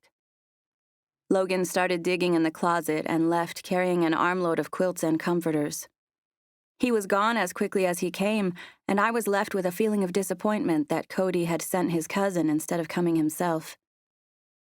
I finished deleting some junk emails and put down my phone before going to the bathroom to take a shower and wash my face. I took one last look at myself in the mirror before washing off the makeup from earlier at the spa. She really had done a good job of it. I thought it was a shame to wash it off. 10 minutes later, I cuddled up on the couch with my Kindle and began to read the first chapter of The Indian in the Cupboard. I smiled at my book selection, but I knew in my heart it was the right choice. No romance whatsoever. My earbuds were firmly in place with my white noise mix dialed in just the way I liked it. My head was resting on the pillow, and I was holding my Kindle in front of my face when Cody appeared out of nowhere. I let out a little yelp and sat straight up, nearly throwing my Kindle at him in the process. I'm so sorry, he whispered, laughing quietly at my reaction. I tried to get your attention so I wouldn't scare you. What are you doing? I asked, glancing into the mostly dark room. I was just coming to check on you, he said, kneeling on the floor in front of me. And to let you know you can sleep on the downstairs couch if you don't want to be alone up here. I'm fine. We usually only sleep outside for a night or two, he said. It's a tradition. I'm good, I repeated. His mouth lifted in a slight smile. Okay, he said. I was just making sure. Thanks for checking on me, I said. The two of us fell into a deep stare for several seconds, the kind where it was obvious what we were thinking. I knew he wanted to kiss me. I could see it in his eyes. He looked directly at my lips. I guess I should go, he said, reluctance evident in his tone. Because of the way he was positioned on his knees in front of the couch, there was a fair amount of space between us, at least a few feet. It seemed like a gigantic, uncrossable chasm, especially now that he said he should go. I couldn't let him go, so I did the unthinkable. I made the first move. I closed the distance between us, leaning over where my face was significantly closer to his. There, I whispered. I could barely see you from way back there. A wry smile fell onto his lips. You could see me just fine. No, it's dark in here. He gave me an almost imperceptible flick of the chin, along with an irresistible, confident smile. You just want to kiss me. No, I don't, I said. Fine, he said, beginning to stand. I put my hand on his arm to stop him. He looked at my hand and then at my face again. I thought we were done here, he said. I knew he was teasing me, calling my bluff. We are, I said, taking my hand off of his arm. There was no way I was letting him win. I was way more stubborn than he was. I sat back on the couch. Thanks for checking on me, I said in a tone that meant, see you later. All right. I guess I'll see you in the morning. Yep, I said. My whole body was in a state of chaos. I felt as if I was being electrocuted with nerves and excitement. The anticipation was unbearable. Okay, so I'm leaving now, he said, getting to his feet. He smiled down at me as if he was perfectly content to wait as long as it took. Ugh, I groaned, looking down and shielding my eyes with my hand. What? You know what? I thought you might let me kiss you if I came up here, but you said you didn't want me to, he said. I never said that, I said, squinting up at him. He let out a laugh. Yes, you did. Well, I didn't mean it. So you want me to kiss you? He asked, with emphasis on the word want. He braced his arms on the back of the couch and leaned over me. I just sat there and stared at him as he placed his face only inches from mine. I might, I said. You have to say it. Say what? That you want me to. That's embarrassing, I said. What's so embarrassing about it? That you're making me ask for it, I said. What if I ask and you say, too bad, or leave me hanging or something? He moved closer to me. Our lips were only an inch apart. I could feel him breathing. I wasn't breathing at all. I promise I will not leave you hanging, Paige. Ryan said you don't break promises, I said. I don't. He hesitated for several long seconds, his warm breath tickling my lips. So say it, he urged. I want it, I whispered. You want what? I want you to kiss me.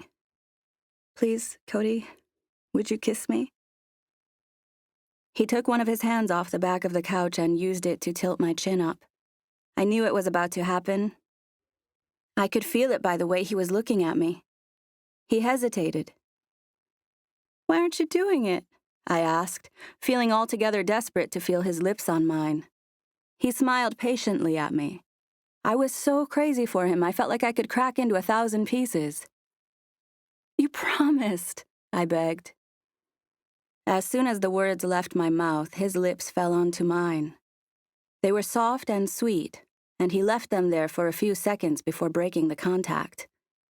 Then he was kissing me again. This time he placed kiss after gentle kiss on my lips. He must have kissed me 10 times before I parted my lips slightly. It was all the invitation he needed. He let the tip of his tongue enter my mouth. It was warm and silky, and I let it touch mine before pulling back slightly. Cody took his hand off my face and used his fingers to massage his eyebrows. I better get out of here, he said. Is it okay? I asked, feeling suddenly self-conscious. He leveled me with a "you should know better than to ask such a thing" stare. Of course it's okay. It's too okay. I smiled at him. It's too okay for me, too. He smiled as he stood up with a regretful groan. Night, I said. I'll see you in the morning. Night, he said. And just like that, he was gone. Chapter 14. I had an incredibly difficult time going to sleep that night after Cody kissed me. I stayed there with my eyes closed, thinking, remembering, imagining, and praying. Although I tried my best to fall asleep, I was up into the wee hours of the morning. It was for this reason that I slept till almost noon the following day. I awoke to Evan poking my arm. He had obviously been up a while because he was bright-eyed and bushy-tailed when I squinted up at him. Hey, I said sleepily as I sat up. Dee Dee called and said I should check to make sure you were still alive up here, he said. We were all in and out for showers this morning and you didn't budge. I looked around to find that we were the only two in the room. Where's everybody now? I asked, specifically wondering where Cody was. Most of them went shopping, he said. A few of them stayed home, but they're at the beach. I thought you might want to braid my hair, he said. I nodded and blinked, trying to wrap my head around waking up. Dee Dee went to the store this morning to get rubber bands. She got about 5 different kinds, so I'm sure there'll be something you can use. Great, I said. I sat cross-legged and stretched my arms high above me before extending them out front while popping my knuckles. I'm ready. I'm gonna need the rubber bands and a comb. He let out a laugh. I didn't necessarily mean right this second. I was thinking you'd want to get a cup of coffee and some breakfast. Or lunch by now. What time is it? I leaned over to grab my phone from the floor. 11:45 or 12, he said before I could turn on my phone. Once I did, I saw that he was right. My screen read 11:53. I never sleep this late, I said. You don't have to get up right now if you're still tired. I just stayed back when they left because I thought it might be a good time to try the braids. He began to walk off as if it was his plan to leave me alone and let me take my time waking up. It's great, I said. I'm sorry I slept so late. I'll be down in a few. No hurry, he called from over his shoulder. The house was completely empty when I went downstairs. It was just as it had been the day we arrived. I missed the chaos. There were areas with trees and shrubs between the house and the shoreline, so you couldn't see the entire beach from the first floor. I was wondering who left and who stayed behind, but I couldn't see anyone on the beach. Hey, Evan said, coming out of the mudroom. Here's the rubber bands Dee Dee bought. I gave him a thumbs up. I had a rat-tail comb in my hand, so it wasn't the most successful thumbs up, but he got the picture. I'll grab some coffee and we can get started. Want to go on the deck? He asked. I nodded, and he headed out there with the bag in his hand. I worked on his hair for the rest of the afternoon, only stopping to use the restroom, get a drink, and eat a snack. They were the best cornrows I had ever done. I looked up a pattern on the internet and went with a simple, curved design that wound up looking amazing on him. David, Kathy, and their crew stayed behind, but everyone else, including Cody and Ryan, had gone out for the day. They sent us a text at 4 p.m. saying they decided to see a movie while they were out. They asked if anyone from the house wanted to meet them there, but none of us felt like going. I had barely looked in a mirror since I woke up, and as much as I wanted to see Cody, I really didn't feel like rushing to get ready so I could sit in the dark. David's family kept to themselves for the most part, leaving Evan and I to hang out and tend to his braids. Every once in a while, they would check in on us and say how good they were coming along. He and I got along famously. He had the same easygoing personality as the rest of his family, and we laughed and talked like we were old friends. He reminded me a lot of his brother, but things weren't the same between us. Being with Evan all afternoon just confirmed that I felt something more for Cody. You want to go for a swim? Evan asked once we let the group know we weren't going to the movies. It's okay. I'll probably go upstairs to freshen up a little bit. Come on, he urged. You have to get over your fear sometime.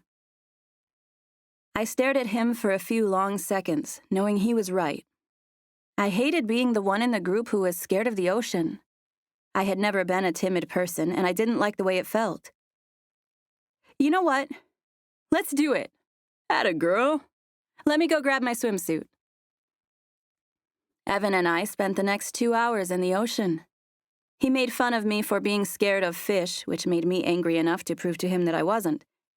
Sometimes proving yourself to doubters is the best motivation, and Evan's teasing was just what I needed to get over my fears. Once I got past freaking out about fish, I was able to appreciate the rhythm of the waves.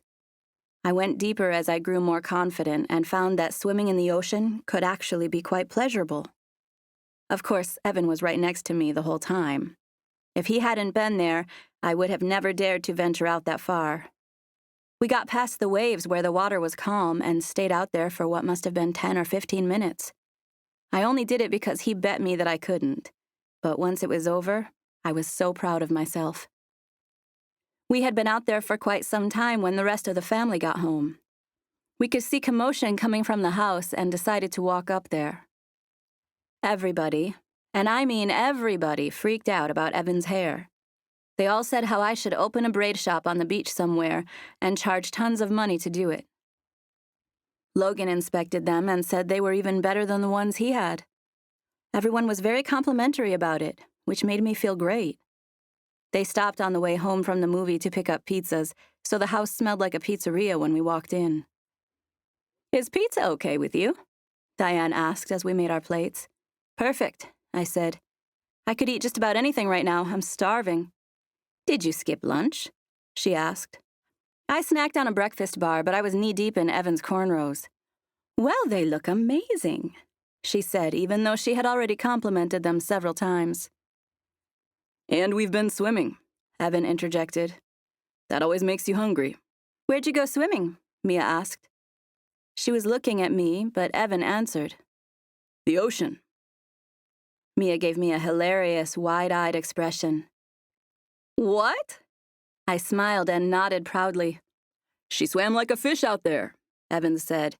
"Don't say that word," I said, making him crack up. "She did great," he said in a more serious tone. "Paige knows how to swim in the ocean," Ryan said. She had been on Cody's hip telling him what kind of pizza she wanted on her plate while we were talking. But the news of me swimming got her attention, and she re-informed her dad in case he hadn't heard. She smiled at me after she made the statement, and I smiled back. We waved at each other before she turned again to look at the pizza. Cody didn't glance at me the whole time. It seemed like he hadn't heard a thing. "I'm glad you two stayed behind," Dee Dee said. "Evan got a new hairdo, and you got to conquer your fears." "All she needed was a healthy dose of teasing," Evan said. "I hope not, Evan Hunt," Christy chimed in. She smiled at me. "Did he tease you?" I smiled and nodded. "After you spent who knows how long on those braids?" "I know how long," Evan shouted as he crossed to an open seat at the dining room table. "Try 4 hours." 4 hours? About 5 people exclaimed. "Yeah, but it's worth it, huh?" Evan said, confidently running his hand along his braids. "It might not be worth it to poor Paige," Christy said, "especially when you give her a hard time afterward." She looked at me from across the room, but I just gave her a good-natured smile that said I was happy to do it. The conversation about Evan's braids died down, and everyone began talking to each other in small groups. Cody and Ryan sat in the living room with several others. I kept looking at him, hoping he would make eye contact with me, but he never did. Finally, I had enough.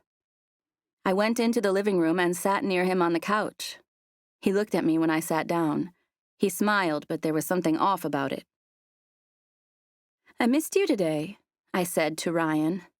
I knew it was an odd thing to say, and I tried my best not to announce it, but it was true. I had missed her. She smiled and blinked at me as she chewed her food.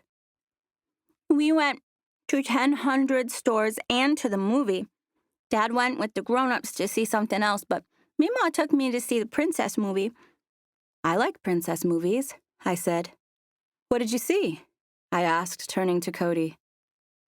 "Burning bridges," he said.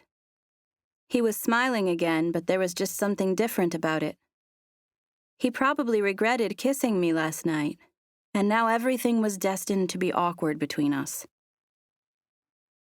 "Hey," I said quietly as I pushed at his leg. He looked at me. "It's all good," I said earnestly. I wanted to let him know that I was okay with whatever he wanted, even if it was for us to just be friends. I just didn't want things to be awkward. I liked him too much for that. "I know it is," he said. His smile became a little less reserved, like he was finally warming up to me. "Congratulations on your big swim," he said. I giggled. I really only did it because Evan was giving me such a hard time. I can't stand to be afraid of something, and he was making me feel ridiculous because of it. "You want me to take him out for you?" he asked. "No," I said, even though his question was lighthearted and held no promise. I was being ridiculous. Once I got out past the waves, I calmed down. "You went out past the waves?" he asked, glancing at me with an impressed expression. You would have been proud, I said. I am proud, Ryan said with a mouthful of pizza. Don't talk with your mouth full, baby girl, Cody said. I winked at her and she smiled. Uncle Evan taught you how to swim? She asked once she swallowed. She already knew how to swim, Cody explained. He just showed her that the ocean was friendly. Oceans don't talk, she said, giggling.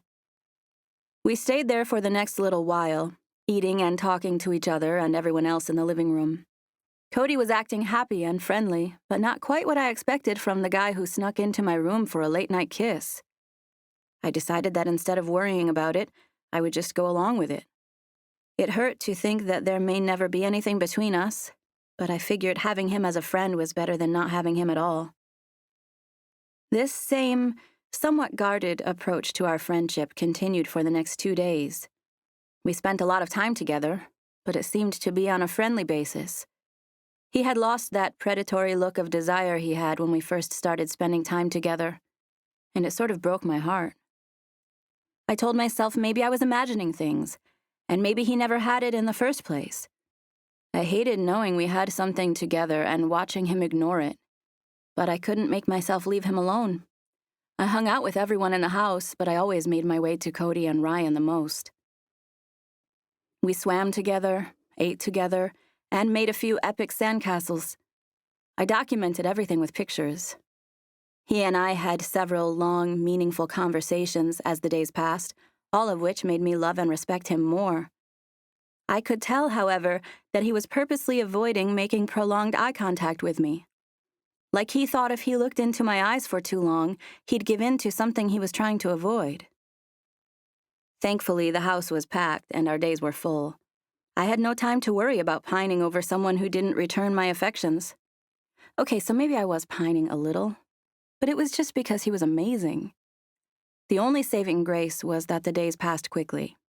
I became a fan of swimming in the ocean and was exhausted by the end of each day. By the time my head hit the pillow at night, I was out like a light. Chapter 15. I woke up alone that Friday morning, just as I had done for the past 2 days. Cody hadn't slept in his bedroom since our first night in the house. He planned to. It just didn't work out that way. Evan and Logan couldn't resist sleeping outside every evening since it was so beautiful. He offered me the bed, but I told him I was comfortable sleeping on the couch. It was Friday, and our vacation was more than halfway over. We would leave on Monday. All of us except Logan, who had to get up to New York on Sunday for some press about his upcoming movie premiere. He would be on The Tonight Show starring Jimmy Fallon Monday night, which was surreal, since I'd seen him do things like burp in his little sister's face and play hide-and-seek with Ryan. He was actually doing one of those silly but endearing things at the moment. All of the grandsons, along with David and Dan, had an arm wrestling tournament on the deck after lunch.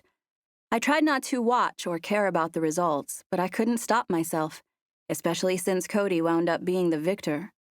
Everyone complained that he had an unfair advantage since he carried stones all day, but he told them there was nothing unfair about it, that he couldn't help it if he was the strongest.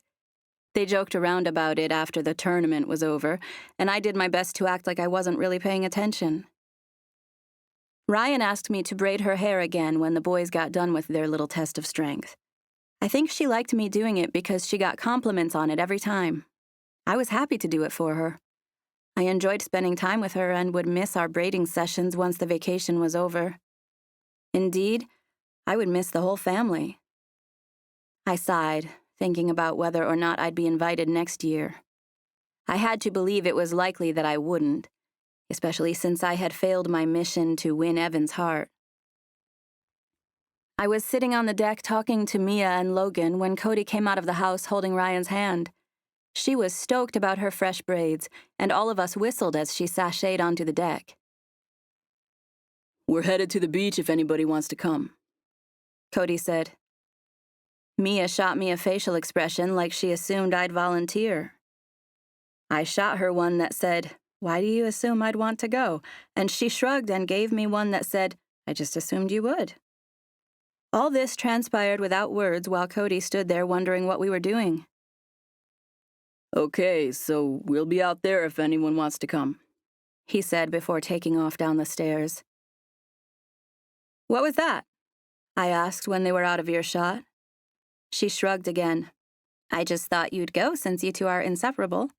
We are not, I said. You sort of are, Logan agreed, even though he was looking away like he wasn't paying attention. I hang out with him the same as I do everybody else, I said. She shrugged again before closing her eyes to let the sun hit her face. I was about to go to the beach anyway, I said, standing up.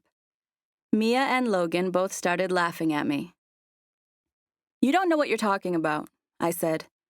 I spend the same amount of time with them as I do anyone else. Whatever you say, she said, smiling and shaking her head as she let the sun hit her face again. Y'all are crazy, I said as I went inside to get my swimsuit on. They laughed at me as I closed the door. Within minutes, I was on my way to the beach. Cody and Ryan were in the water, and there were others on the shore, including Dan, Christy, and Evan. I stashed my clothes next to the family and went to the spot where Cody and Ryan were standing. He was up to his knees, and she was a few feet away where it was a little shallower. She held up her arms for me to pick her up, and I did so without hesitation. It's nice out, I said, smiling at Cody. I know. Now that I was holding Ryan, he ventured a few feet deeper. I followed him until I came to stand where the water was right above my knees. I guess you think you're a big, tough guy, huh? He smiled and shrugged. I was taking it easy on them. I laughed, and just like that, he dove into the water, swimming underneath the surface. I could see his silhouette as he swam. I watched as he surfaced and stood up, wiping the water off of his face and shaking his hair. Andy and Willow got some firewood for tonight, he said. Yeah, and I'm gonna make s'mores, Ryan said. I was looking at Cody, and she grabbed me by the face and made me look at her to make sure I was paying attention. I'm gonna make s'mores. You want some? I'd love some, I said. You're not going to that party? Cody asked. Mia, Charlotte, and I did have plans to go by there, but all this time I'd been assuming the boys would come along. Aren't you going? I asked. He shook his head. What about Evan and Logan? I asked. He shrugged. Evan will probably go. Logan can't really do stuff like that, especially when the house is so close. He'd have people following him back here. What party? Ryan asked. Can I go? It's just grown-ups, Cody said. Ryan! We heard Christy call from the shore. It was obvious by the way she said it that it wasn't anything urgent, but all three of us looked at her to find that she was waving her hand to tell Ryan to come over there. Ryan wiggled a little bit, which was her signal for me to let her down. I took a few steps toward the shore before setting her in the water. It was thigh-deep on her, so I watched to make sure she made it onto beach just fine before turning to Cody again. Her hair looks good, Cody said. Thanks for doing that all the time. I'm happy to do it, I said. You need to teach my mom how to do it so we can replicate your work once we get back home. Sure, I said, smiling even though I felt nauseated at the thought of someone replacing me as Ryan's hair braider. We were waist-deep in the water, and the gentle waves knocked at us in their slow rhythm. I glanced at his perfect, shirtless chest before staring down into the water. I'm sorry about the other night, I said. It was a stupid thing to say, but I was desperate to bring it up. I couldn't take it anymore. I had to know why he kissed me and then proceeded to act like we were just friends for the next 2 days. He regarded me with a sad smile. He glanced toward his family on the shore and then back at me. I'm the one who should be sorry, he said. I should have never done that. I just got ahead of myself. The feeling of nausea grew worse with every word that came out of his mouth. I must have been making a disappointed expression because he said, It's not like that. What's it like? I asked, looking straight at him with what I hoped was an unreadable expression. I know we like each other, Paige. It's obvious that there's something between us. But I can't go around having flings. Not anymore. I have Ryan to think about. A fling, I said sardonically as I nodded. I was really glad to know how he classified his feelings for me. Actually, I wasn't glad about it, but in my own sarcastic thoughts I was. It's not just about me anymore, he said. I have Ryan to think about. I'm not trying to just date random girls and let her see me do that. If she sees me with someone, she's gonna think that's who I'm staying with. It felt like a knife went through my heart when he referred to me as a random girl. I visibly flinched. If it was just about my wants and desires, I'd be kissing you all the time. I'd be kissing you right now. I'd be doing it in front of Mom and Ryan and God and everybody. But I can't. I can't let her see me do that. She'd get the wrong idea.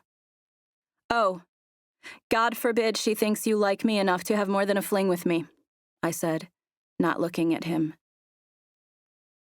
My voice sounded funny coming out of my mouth. It was at least a couple of octaves too deep. I could barely get the words out. My eyes burned, and my jaw and throat ached with the pain of unshed tears. I was so mad at him. Don't act like you're prepared to be a mom to a 3-year-old, Paige, because you're not. It's too much for you to jump into. He leaned over in an attempt to get me to look at him, but I wouldn't. I want to touch you, Paige. It's been almost impossible for me to keep my hands off you these last few days. But I can't let my daughter see that. I want her to know that when she sees me with someone, that person's going to be around forever. I want her to know she's not getting left again. I had that funny feeling in the back of my throat like I was about to burst out crying. I hated everything he was saying. It sounded so final. But deep down, I knew he was right. It wasn't fair to Ryan for us to be affectionate with each other. She would get the wrong idea. And maybe he was right about me not being ready to be a mom, too. I officially hated this conversation. My heart was breaking into 1,000 pieces, and it was going to be impossible for me to hold back the tears. All right, then, I said. I had to get away from him before I lost it. Paige, he said as I was sloshing out of the water. I shook my head. It's fine, I said without turning around. Then why are you walking away? He asked. Because I just am, I said, unable to think of anything else to say. I hate it, he said. Yeah, me too, I said, still walking away. Cody followed me out of the water. I did my best to smile and act like I was just casually walking toward his family to get my clothes instead of running away from him, which I clearly was. Somebody's got a horse, Ryan, I heard Dan say when I leaned over to grab my clothes. I turned to find that he was right. From a ways off, I could see someone riding toward us. I was glad for the distraction. I continued to smile as if unruffled while I slid on my shorts and t-shirt. I could tell as the figure got closer that it was a huge white horse. It was quite a majestical sight to see coming toward us on the beach. I know that guy, I said as he drew even closer. You do? Both Evan and Cody asked at the same time. Cody was standing close by, looking at me as if he couldn't understand why I had walked away from him. I just scowled at him before shifting my attention back to the horseman. It was Jackson from the cafe, the one I thought was the sidekick. He slowed when he approached our group. Horsey! Horsey! Ryan yelled excitedly. Jackson could see her excitement, and he smiled at her as he brought the horse to a stop several feet from our group. I was hoping I might run into you, he said, looking directly at me. I wanted to make sure you guys remembered about the party tonight. Yep, I said. I motioned to the mystical creature. But that's a pretty fancy reminder service you have. Jackson laughed and patted the horse's neck. He's my only one who likes the beach, he said. So the others have to stay up in Asheville when I come down. Ryan began making short, grunting noises to get my attention, and I looked down to find her arms held high, wanting me to pick her up. Can she pet it? I asked. Sure, Jackson said. I picked Ryan up and walked cautiously toward the horse. Cody was standing there watching us, and I looked at him and mouthed the words, "Is this okay?" making sure he was okay with me holding his daughter. We wouldn't want her to get the wrong idea, after all. He smiled sarcastically at me, knowing I already knew the answer to that. I brought her so she could pet the horse's face and neck. "His name's Snowball," Jackson said, causing Ryan to giggle. Evan couldn't resist petting the horse, so he joined Ryan and me. "You're throwing that party tonight?" he asked Jackson. "Yeah, I was coming to remind the girls. They said they lived close, and I took a chance one of them would be out here." Jackson looked down at me. "Is that your little girl?" "No, she's his," I said, gesturing to Cody. I glanced at him to find that he raised his hand to confirm what I was saying. He wore an itty-bitty smile, but it was not at all genuine. "I was gonna ask if you wanted to take a ride with me, but if I'm stepping on any toes..." Jackson hesitated. "Me?" I asked. He smiled at my surprise. "Yeah, you." "On the horse?" He shrugged and nodded. "Right now?" "Unless I'm interrupting something." It was his way of making sure I wasn't spoken for. It was obvious by the way he looked back and forth between me, Cody, and Evan. "Not at all," I said. "These are just my friends." I paused before picking up the hem of my t-shirt and adding, "Can I go in this?" "It's perfect," he said. "I might get you wet," I said. "I just came out of the water." He smiled. "I think I'll manage." I looked at Ryan. "Miss Paige has never been on a horse," I said. "I'm gonna go take a ride with Jackson, okay?" She smiled and nodded, and I set her down, briefly kissing her cheek in the process. I smiled at Evan before I climbed up there, but I didn't even look at Cody. I couldn't. If I did, I would have never gotten on the horse. Chapter 16.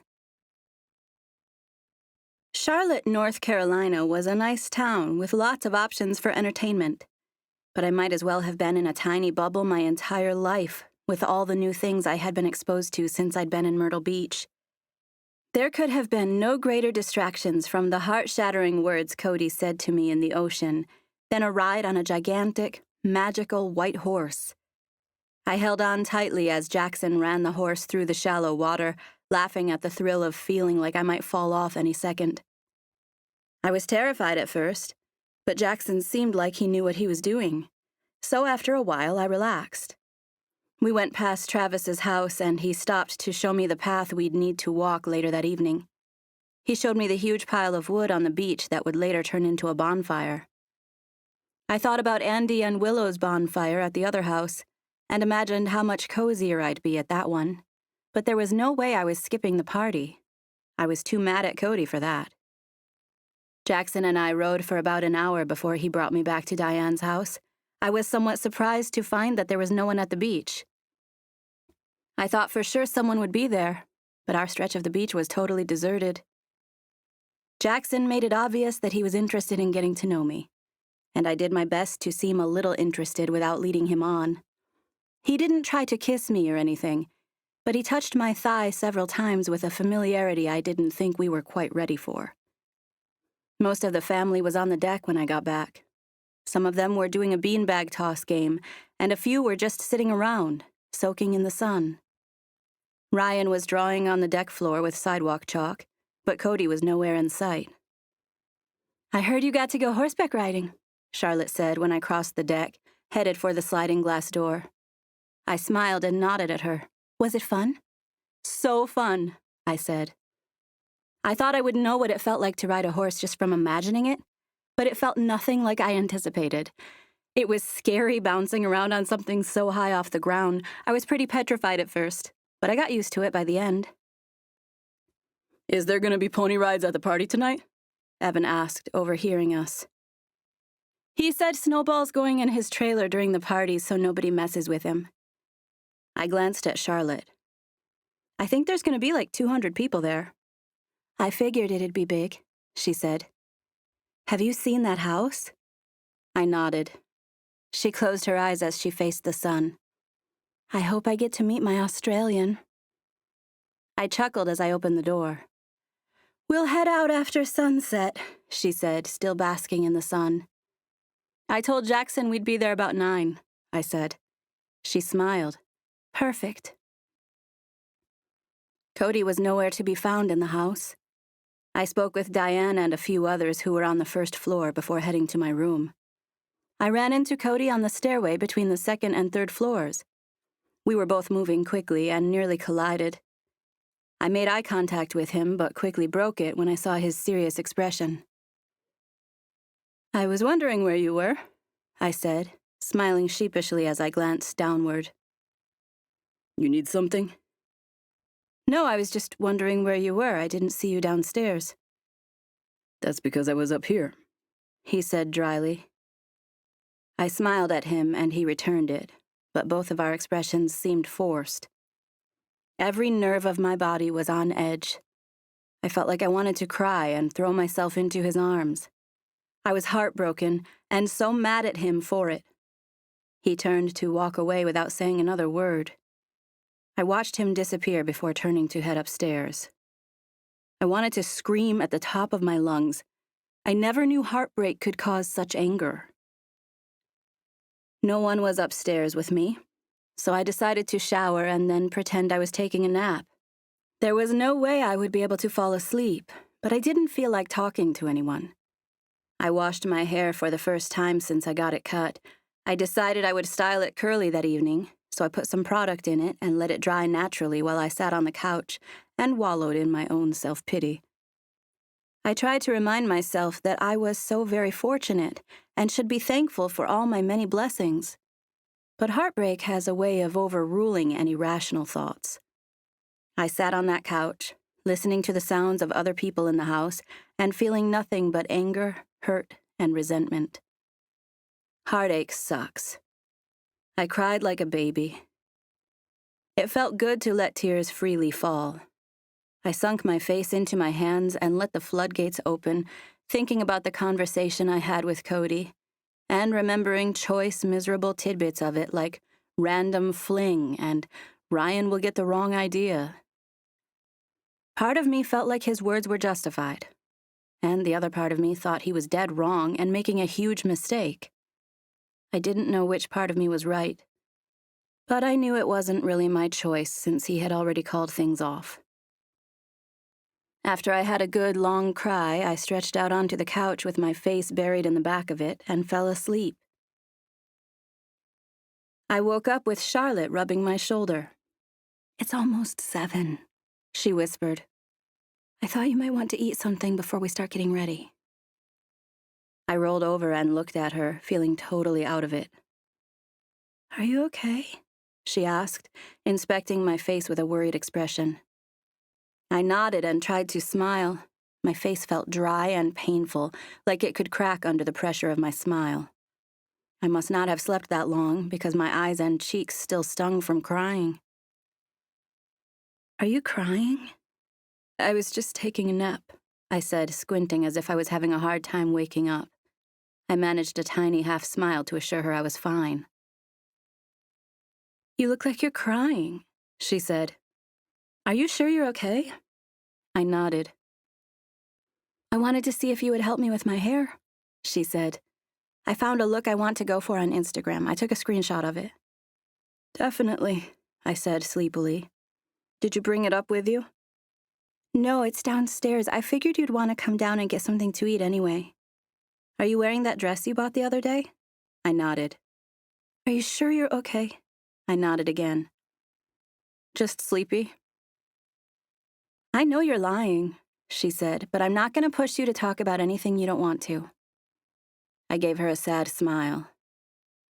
I'm not really used to talking about my feelings, I said. It's a hazard of only having a dad and brother in the house, I guess. Is it about a guy? She asked. I shrugged. It's not Jackson, is it? Did he do something to you? For a second, I didn't even know who she was talking about when she said the name Jackson. I shook my head. No. An old boyfriend? She asked. I attempted another smile that I'm sure looked as pitiful as I felt. Something like that? She stared at me for several long seconds before patting my leg.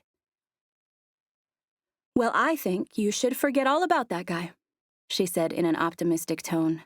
It's his loss if he missed out on you. I nodded to let her know I was thankful for the kind words. And little did he know you'd come on vacation and have a rich, eligible bachelor hitting on you and taking you for horseback rides on the beach. We'll get you all dressed up, and I'll take a picture of you and Jackson tonight to post on your Instagram. He'll be so jealous. I took a deep breath and stretched toward the ceiling. I knew I had to shake it off and get on with my life, and I certainly couldn't tell Charlotte it was her cousin we were trying to make jealous. I'm gonna take a shower, I said, even though I had already taken one. I'll come down in a few minutes to grab a bite to eat for dinner before we get started on our hair. Am I doing Mia's too? Yeah, and probably Evan's. He took his braids out and he said he wanted you to make sure his man bun was on point. I smiled and stretched again. All right, I'll be down in a few. I took a second shower, this time letting cool water hit my swollen face. I felt and looked better when I got done. Cody was nowhere to be found when I went downstairs. A lot of the family was gathered down there, but he and Ryan were not among them, and I didn't ask where they were. They offered me different things to eat, but I just made a fold-over sandwich from what was in the fridge and choked down a few bites of it before throwing the last bite in the trash. Diane was delighted that Evan was accompanying us to the party. I knew she still had hopes that something would happen between us, even though she never said as much. Charlotte and Mia came upstairs and we all got dressed on the third floor. My dress was a short, sheer peasant-style shirt dress. It was shorter than anything else I owned. I told them I was reluctant about wearing it, but they said I was being silly since some people would be in swimsuits. I was in charge of everyone's hair, and we all helped each other with makeup. We took more than an hour getting ready, and by the time we were done, we were fit to be seen anywhere. Mia was ready first, so she went downstairs before us. Charlotte and I met her down there right when it was time for us to leave. Mia and Evan were in the kitchen, and she had a huge scowl on her face. "What's the matter?" Charlotte asked as we came in there. You girls look good, Evan said, ignoring Charlotte's question to Mia. Apparently I don't look good, Mia said angrily. Don't let him bother you, Evan said. He's been like that all afternoon. Who? Charlotte asked. Cody, Mia said, still scowling when she said his name. What did he do? I asked him if I looked good for the party, and he almost bit my head off. He told me to try not to be too much of a slut. Can you believe he said that? Charlotte's jaw fell open. You look amazing, she said. What's wrong with him? Do I look slutty in this? Mia asked, looking down at her dress. It has nothing to do with you, Mia, Evan said. He's been in a bad mood all day. Don't worry about it. Evan smiled as he looked at all three of us. You ladies ready? He asked. Don't get into any trouble, Dan said as he and Christy came into the kitchen from the living room. Yeah, you guys need to stick together, Christy said. We're probably not gonna stick together, Mom, Evan said, teasing her. Be good, Evan. No getting into trouble. We left out the back door to walk to the party, so we had to say goodbye to the ones who were out on the deck. Willow reminded us that they were about to start a bonfire in case we got bored at the party and wanted to come back, and Ryan announced again that she'd be eating lots of s'mores. Cody was sitting out there, but he didn't even look at us. I had put a great deal of effort into getting dressed just so I could make him jealous, and he didn't even see me. I wanted to cry right then and there, but I held back. I don't know what Cody's problem is, Mia said once we got out onto the beach. He's acting like a big butthole. One of Paige's ex-boyfriends is acting like a butthole too, Charlotte said, surprising me. We're gonna take tons of pictures to show him how much fun we're having tonight. I'll take a picture with you right now, Evan said. He came up behind me as we walked and put his arms around my shoulders as if we were a happy couple posing for a photo. We can even kiss if you want to. Hang on, let me get my phone, Charlotte said, digging in her clutch as she came to stand in front of Evan and me. It's okay, I said, shaking my head but trying to smile as I shifted out of his grasp. It's really not like that. I don't have anybody to make jealous. Charlotte stuck out her lip like she was sad she missed the picture. You two look so cute together, she said. I'm just licking my wounds right now, I said, hoping she'd drop it. What happened? Mia asked as we started walking again. I sighed. I was sort of just catching a few little feelings for someone who didn't feel the same way, that's all. Who? Evan asked. She might not want to say, Charlotte said. Is it Cody? Mia asked. I couldn't bear to confirm or deny it. I didn't respond. I just walked several paces in silence. Does he know? Mia asked. I nodded one time, but otherwise remained silent as we walked. Wait. Cody's the guy we're trying to make jealous? Charlotte asked. I'm not trying to make anyone jealous, I said, trying to smile and appear somewhat upbeat. That was your plan, remember? I stand by that plan, she said. I still think he doesn't know what he's missing, even if he is my own cousin. Jackson's really into you. No, Mia said. She can't just settle for Jackson, not if it's Cody she really wants. Two people have to want each other for it to work out, I said. Maybe he does want you, Mia said. Maybe that's why he was being such a big jerk. He was being a big jerk today, Evan said. Something was definitely bothering him, Charlotte added. I sighed. I don't really want to talk about it, I said. He said it was best for us to keep our distance, and I have to respect that. Chapter 17. There were at least 20 party guests standing near the bonfire on the beach when we got there, but none of them were people we knew. We only stood there for a few seconds before deciding to head toward the house. We had to walk down a long pier to get to the property, which was guarded by a gate. A bouncer-type guy was at the gate checking the guest list and handing out wristbands for those who were on it. We were listed as Mia, Paige, and Charlotte plus brothers, and he gave us all wristbands and pushed a remote to let us inside. We continued on the pier through an area thick with shrubs and palm trees before it opened up to the back of Travis's property. We all gasped when we saw the place. It was gorgeous. He had spared no expense in setting up for the party, either. White lights were strung overhead and around trees. There was an enormous swimming pool that was glowing with multicolored lights. 5 or 6 girls were already in their swimsuits, but most of the others, 50 or so people, were standing around in their street clothes. Travis approached the second he noticed us crossing the yard. What's up? He said, smiling from ear to ear. Who'd you ladies bring with you? This is my brother, Evan, Mia said. The two guys shook hands and exchanged nods and smiles. Did you have any trouble finding the place from the beach? He asked. The bonfire gave it away, Mia said. And Paige had already been over here earlier today. Jackson showed her where to go. I forgot about that, Travis said. He said he took you around on his horse. He paused and looked over his shoulder. He should be around here somewhere. He smiled at us. And I'll have to introduce you to my friends visiting from Australia. Yep, Charlotte said. Let's just get straight to that. Mia and I laughed at her, and Travis smiled, knowing and obviously approving of her intentions. There's a bar by the pool, he said. And everything's pretty self-explanatory in the house.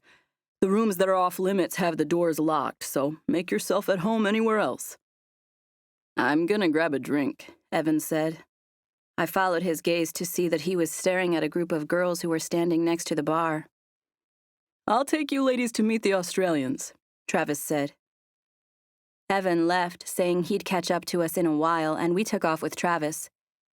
I know Jackson's gonna be looking for you, he said as we walked. That's okay. He probably has his hands full with all the girls who are already here, Mia said. I glanced at her curiously, but she wasn't looking at me. I wondered what she meant by that. What's that supposed to mean? Charlotte asked, reading my mind. Nothing, Mia said. It just looks like there's a lot more girls here than guys. That's because the guys are in the house watching the weigh-ins for the fights tomorrow night. Sounds barbaric, Charlotte said. It's gonna be brutal, Travis said. It's that guy from New Zealand with all the hype. The Australians know him a little, so they're all pumped about it. Why didn't they just go to the fight? Charlotte asked. Because it's in London. They can see it better from my couch anyway. I heard about that fight, Mia said. I think my dad and brothers want to watch it. Me too, I said. I heard about it, I mean. Seth loves all that stuff. You guys are welcome to come back tomorrow night, he said. It'll just be us, but it should be pretty fun. Just as he said that, he opened the back door. It was hard to appreciate the extravagance of it because there were 20 or 30 people standing around, and my eyes were drawn to them. But the house was beautiful. I knew it would be amazing, but I wasn't quite prepared for how big it was. The living area was at least twice the size of Diane's, and there was a DJ standing on the far side of it, already hard at work. Rap music had been playing outside, but it was louder in the house. It filled the air, and everyone standing around in small groups nodded to the beat. They're in here, he yelled over the music. He motioned with a flick of the head for us to follow him, and we did. We walked down a hallway before coming to a room that was locked. It had a keypad on the outside. He pushed a sequence of numbers, and the door popped open on its own. Top secret area? Charlotte asked. Travis turned to her with a smile and wink. The room was mostly dark, only lit by the gigantic television screen that nearly took up a whole wall. It seriously looked like a screen from a movie theater. I didn't even know such a thing existed for residential use. Lush couches lined the other 3 walls, and a few oversized chairs sat spread out in the middle of the floor. This looks like my brother's theater, Charlotte said. Travis glanced at her curiously, but decided not to ask. Jackson was in the room along with 6 or 8 other guys. Sam Thorne and 3 other blonde guys from Australia were among them. Their fighter was about to do his weigh-in, so we all watched that process before introductions were made. Charlotte gravitated toward Sam, Travis and Mia gravitated toward each other, and Jackson gravitated toward me. He made sure to notice my dress and hair, complimenting me on both. He looked nice, so I returned the compliment before telling him how much fun I had riding his horse.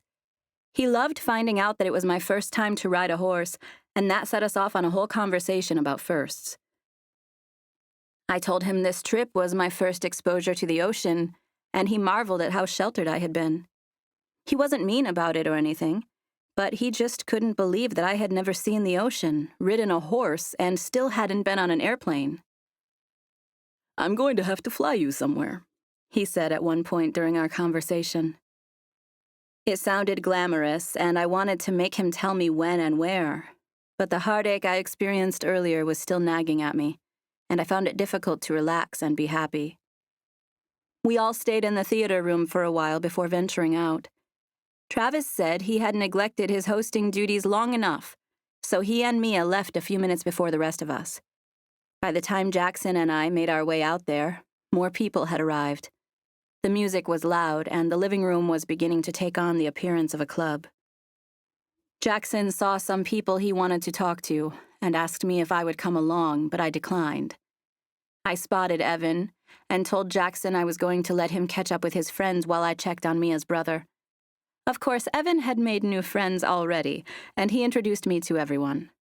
They were having a conversation about party tricks, and I happened to have one up my sleeve for just such an occasion.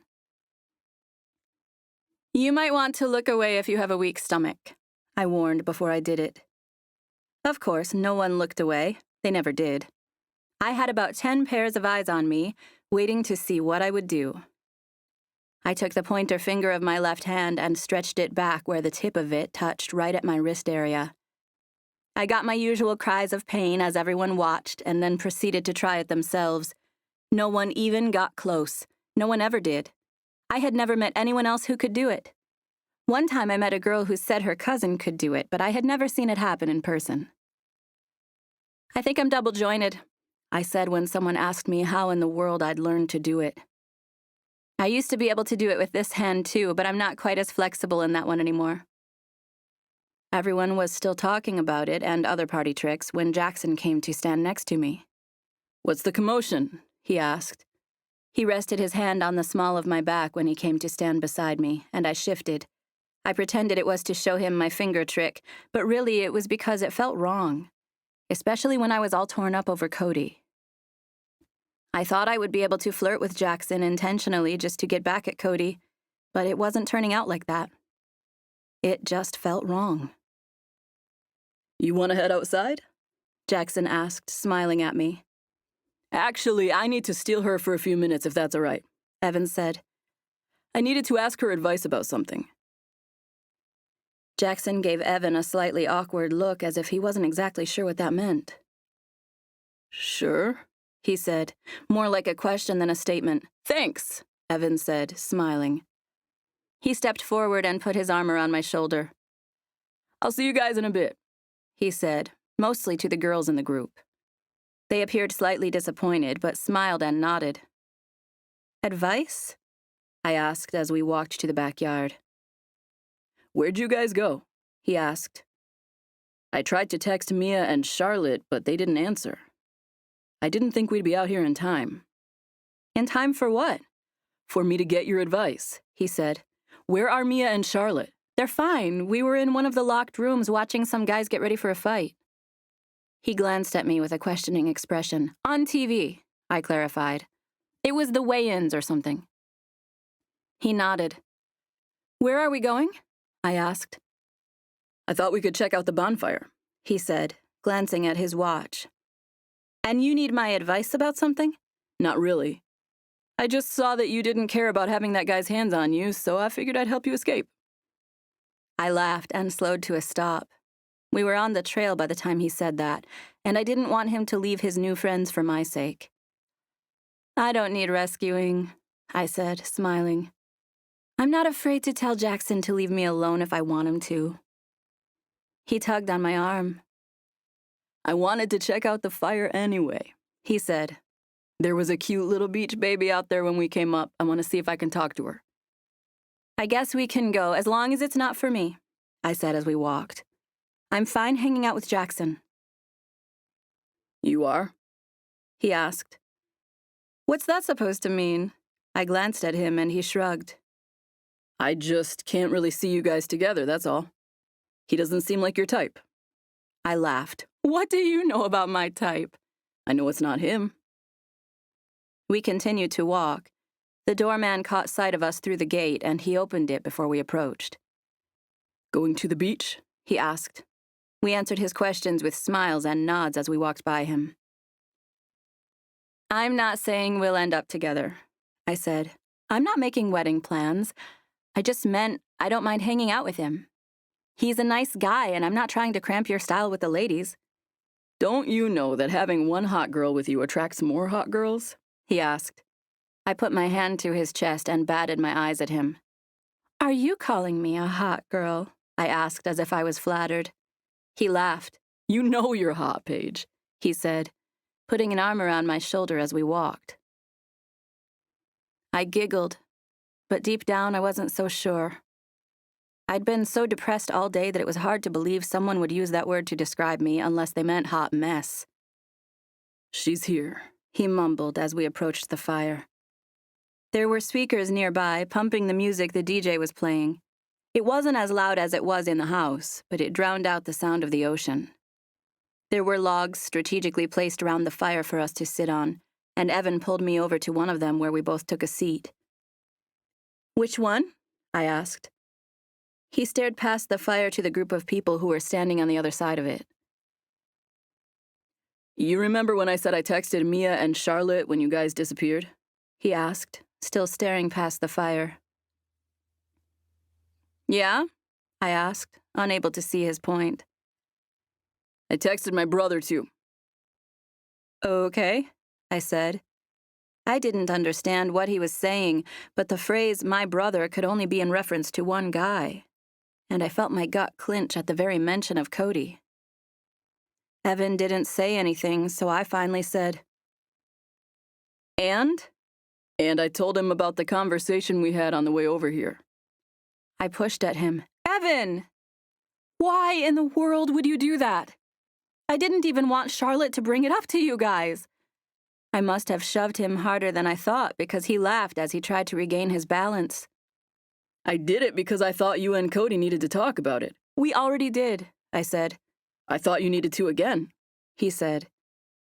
I let out a sigh as I shook my head, staring down at my sandals, which were covered in sand. I wish you wouldn't have done that, I said without looking at him. Why not? Because. Because why? Because he doesn't want to talk to me, that's why. He wants to talk to you, he said. My head whipped up to look at him, making him smile. He said that? Yep. What did he say? That he's coming here to talk to you. You're lying, I said with wide eyes. He laughed. I'm not. You promise? I asked. He nodded. I was staring at the side of his face as he looked toward the fire. Evan, I said, trying to get him to look at me. You promise? Yes, I promise. I'm looking straight at him. He smiled and waved, and I just continued to helplessly stare at the side of his face. I was unable to move or even breathe. The nerves were so bad I was vibrating. Evan, look at me and tell me Cody Hunt is not at this party right now, I said. I can't tell you that, he said, smiling. I'm looking straight at him. He's walking over here. I sank my face into my hands, feeling utterly crippled with nerves and emotions. I could not bear to look. Please tell me you're lying right now, Evan, I said. I'm seriously freaking out. I'm going to kill you if you're messing with me. Seeing how torn up I was, Evan put a comforting hand on my back. I still didn't look up. It was all I could do to get air into my lungs. I sighed. I hate you for this, Evan. Evan's gone, I heard him say. The music was playing, so he leaned over to say it close to my ear. I knew beyond the shadow of a doubt that it was Cody's voice. Chapter 18. Cody's hand was on my back, and he was sitting close enough to me that our thighs were touching. I peered down through my fingers to see his faded jeans instead of Evan's khakis. Look at me, Paige, I heard him say. I can't, I said, shifting my gaze from his jeans to my feet. I just need a second. He rubbed my back, which sent chills down my spine. Are you Cody? I asked. I knew he was, but I had to ask. He laughed. Why don't you look at me and find out? Just give me a second, I said. Evan didn't tell me you were coming here until right when we sat down. I wasn't prepared. I'm still processing. Why can't you look at me? He asked next to my ear. Because it's hard for me, Cody. You do things to my heart. He rubbed my back again and then paused before wrapping an arm around me to give me a squeeze as he spoke near my ear again. You do things to my heart too, Paige. I took a deep breath. I don't break it, I said. Yes, you do. How do you think I felt when you got on that horse today? Or when you left to come here tonight? I wanted to break that guy in half when he rode up to our beach like that. So, why didn't you break him in half? I asked. Why'd you just sit there and let me leave? What else was I supposed to do? Fight for me. I wanted you to fight for me. I wanted you to tell me not to come here tonight. I was stupid for not doing that, Paige. I know how stupid I was. You have no idea how hard it was to watch you walk away. Then why did you? Because of everything I tried to tell you. Because I can't be casual with you. I need to have all of you or I can't have anything at all. I stared at my feet for several more seconds before peeking up at him. He was looking at me with a sweet hint of a regretful smile playing on his lips. Why do you assume I don't want more than casual with you? I asked, even though I could barely get the words out. I was mortified by my own nerves. Because you're young and beautiful, and you have your whole life ahead of you, he said. I come as a package deal. I hesitated before asking, what if I wanted that package? I felt jolts of nervous energy ricocheting inside my body as I waited for his response. He was fresh out of the shower. He had his hair combed back off his face and was wearing a linen button-down shirt. I had never wanted anything so badly in my life. Logan Ritchie and every other man in the world seemed like chopped liver compared to Cody. Do you? He asked. I had been so consumed with his face that it took me a second to remember he was asking if I wanted the package deal. Yes, I said simply. We were quiet for a minute as we both began to stare into the fire. The longer we sat, the more I felt like I should place a disclaimer on my answer. I can't promise that I'm going to be some amazing mother overnight or anything. I can't say that I came on this trip expecting this to happen to me. I paused and looked at him, and he turned to face me again. But I'm not scared of trying. Trying seems like a much better option than saying goodbye at this point. I guess I shouldn't have assumed you couldn't do it, or wouldn't want to. You're right. You shouldn't have done that, I said, remembering how very heartbroken I had been all day. His hand was no longer on my back. It was resting on his knee, and I took hold of it, bending it at just the right angle so that I could bring his palm up to my chest. I placed his big, warm, rock-carrying hand right over my heart and held it there. The thrill I got from his touch was unbelievable, and I began to smile because of it. What? He asked. I didn't mean to smile, I said. I was trying to be serious. I was trying to tell you how bad I was aching today. Right here. Cody gave me another regretful smile, and I returned it. I want to at least try to be right for you, I added. He stared right into my eyes for several seconds. I will murder the next man who tries to come up to our beach on a horse, he said. I let out a laugh. I wanted you to murder him today, I said. He scrunched up his face at me, and I smiled. I guess women are complicated. That's exactly why I'm so protective of Ryan. I didn't want to do anything in front of her that... You don't have to explain, I said. I get it. We can act like we're friends in front of her if you want. You know, till she gets used to me or whatever. I would totally understand if you want to do that. I just hate the thought of calling it off completely. I don't think I want to do that. Maybe we could ease into it with her, if you're okay. I'm fine with that, I said. I looked around at all the faces surrounding the fire. Some sitting, some standing. I'd been so consumed with seeing Cody that I was just opening my eyes to the things going on around us. Oh my goodness, is that Logan over there by Evan? I asked, with a surprised glance at Cody. He grinned and nodded without even looking to see who I was talking about. He couldn't stand staying back while everyone else was here. I told him I was coming, and that was the last straw. Where'd he get that wig? I asked. He looks just like Evan with that. His mom brought it. She carries a few disguises with her when they travel, just in case. I laughed. That's hilarious. I can't believe she does that. The glasses and mustache are so funny. I stared at Logan, watching as he and Evan talked to girls on the far side of the fire. I can't believe he came wearing that stuff. He'll still get that girl's number, even looking like that, Cody said. I giggled, continuing to watch them for a few seconds in amazement. Logan had a thin blonde mustache and a pair of gold aviators with clear lenses like they were prescription. Do you think he'll get her number even with those glasses? I asked. You sure they're not too serial killer? Cody laughed. He'll still get the girl. I leaned over and rested my head on Cody's shoulder, and he wrapped an arm around me.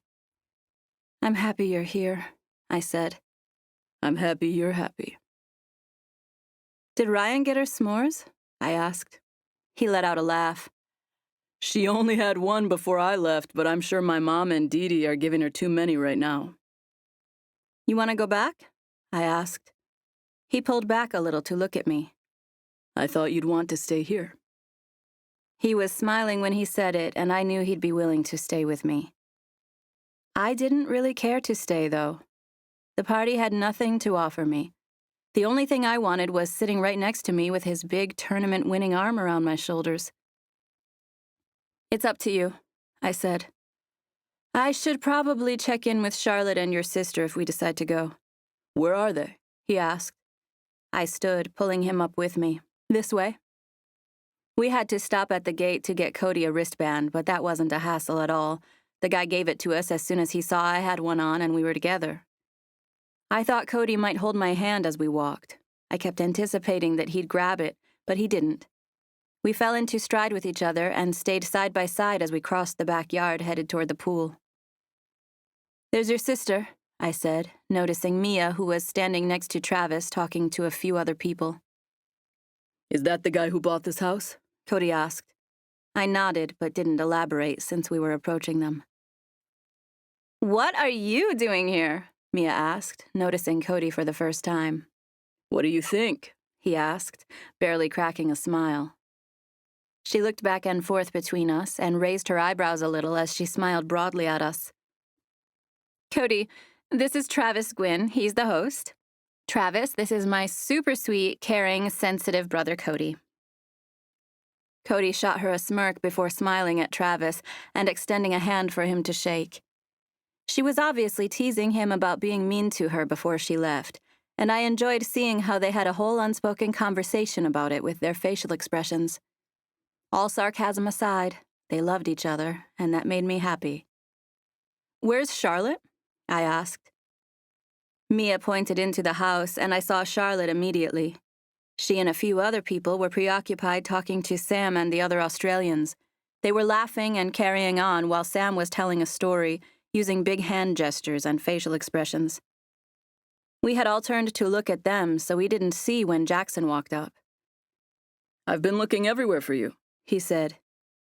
We all turned to face him and could see that he was staring directly at me with a smile. It faded as soon as he noticed that I didn't return it. I was too stunned. All I could do was wonder what Cody was thinking after Jackson made such a statement. He probably assumed I'd already been making out with him or something. You okay? Jackson asked. Cody was standing next to me, but it must not have been close enough for Jackson to make the connection. She's fine, Cody said. We're fine. We were just about to leave. Together. I heard Mia let out a tiny giggle, but Jackson regarded us with a confused expression. He obviously remembered me telling him only hours before that Cody and I were just friends. I glanced at Cody, who was smiling confidently at Jackson. It's all good, man, Cody said. You might have gotten the wrong idea earlier. He motioned back and forth between himself and Jackson. We're good and everything, but Paige is leaving with me tonight. Another barely audible squeal came from Mia's direction. Why are you pulling for him? Jackson asked playfully, looking slightly injured. He's my brother, she said, narrowing her eyes at him in jest. Jackson smiled and lifted his hands in surrender. Who else has a white stallion? He asked, still joking, with just a dash of real challenge. I'm just saying. You should probably show that stallion to someone else, Cody returned, smiling like the whole conversation was all in good fun, but he knew he had the upper hand. I smiled at him, and Mia ran in to give her brother a hug from behind. I'm glad you came over here, she said, squeezing him. I'm not, Jackson said, but he was smiling at Cody as if he wasn't inclined to challenge him any further. The two of them shook hands before Jackson walked off to speak to someone else. The absence of Cody's touch was unnerving. He had that whole conversation with Jackson without laying a finger on me. In my books, the hero would have wrapped his arm tenderly but protectively around the heroine's shoulder. I was dying to have Cody's arm around me. I felt naked without it there. Mia and Travis had started talking again, and I gave Cody a nonchalant smile, hoping he wouldn't notice how desperate I was for his touch. "Do you want to hang out for a while?" I asked. Not really, but we can if you want to. My mom's gonna take care of Ryan, so I don't have to be back at any certain time. "I don't mind heading back," I said. It took us about 20 minutes to finally make it to the beach. We talked to Mia and then went inside to check in with Charlotte. I told her Logan came with Cody and was on the beach with Evan the last time we saw him. She asked if he had on his guy who drives a white van with no windows uniform, and we laughed about it before Cody and I took off. Your sister's in there getting cozy with that Australian guy, Cody said to Logan when we caught up with them on the beach on our way out. "What do you mean cozy?" he asked, furrowing his eyebrows. "She's not doing anything," I said, leaning into Cody as if to tell him to knock it off. "She's just sitting next to him." "And laughing really loud at all his jokes," Cody added.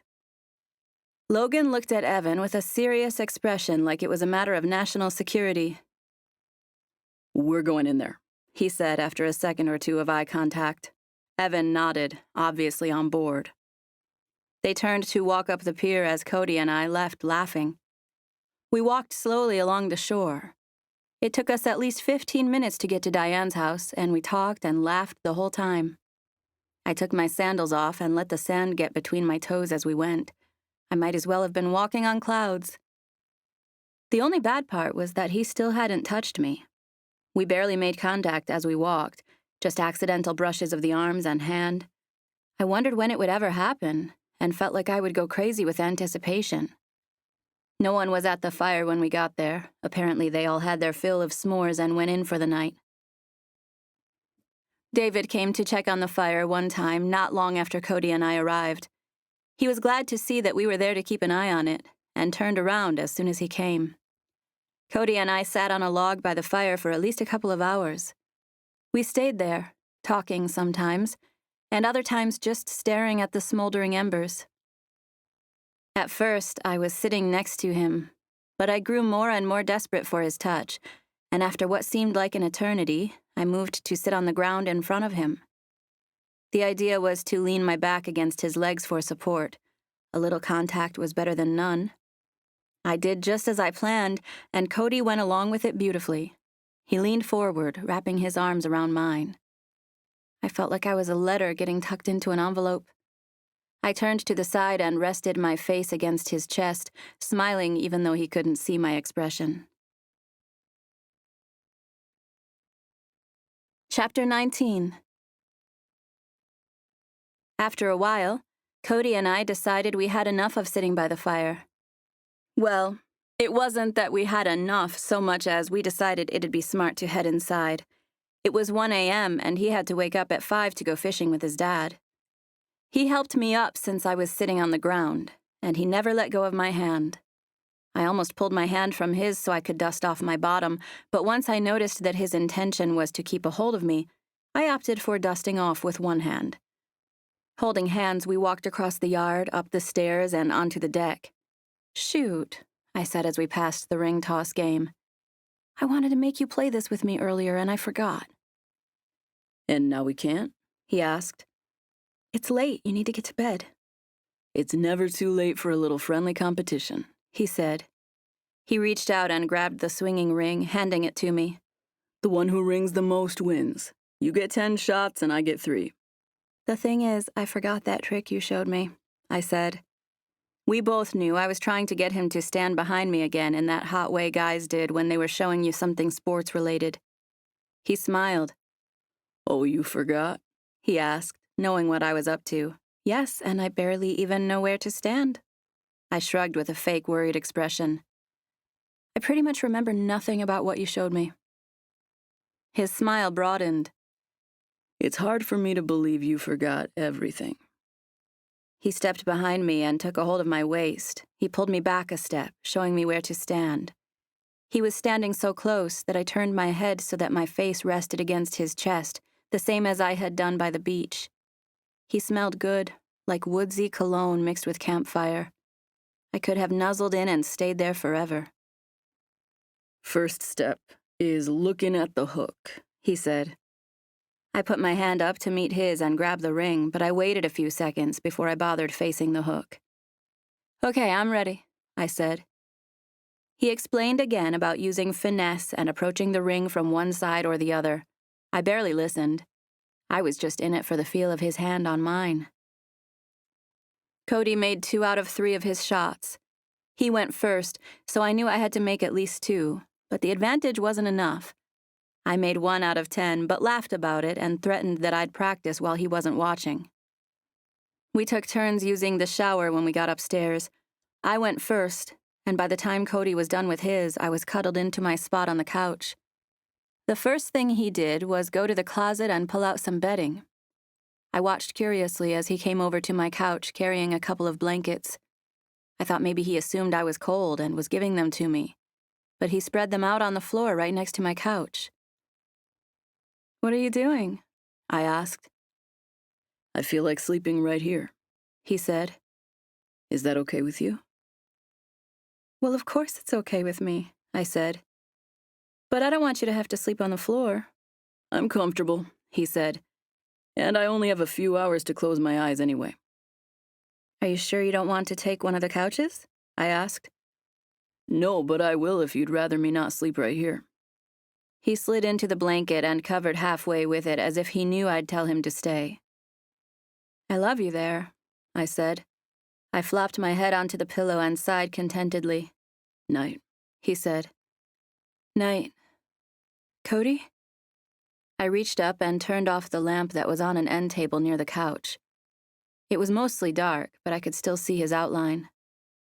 Yeah, he replied.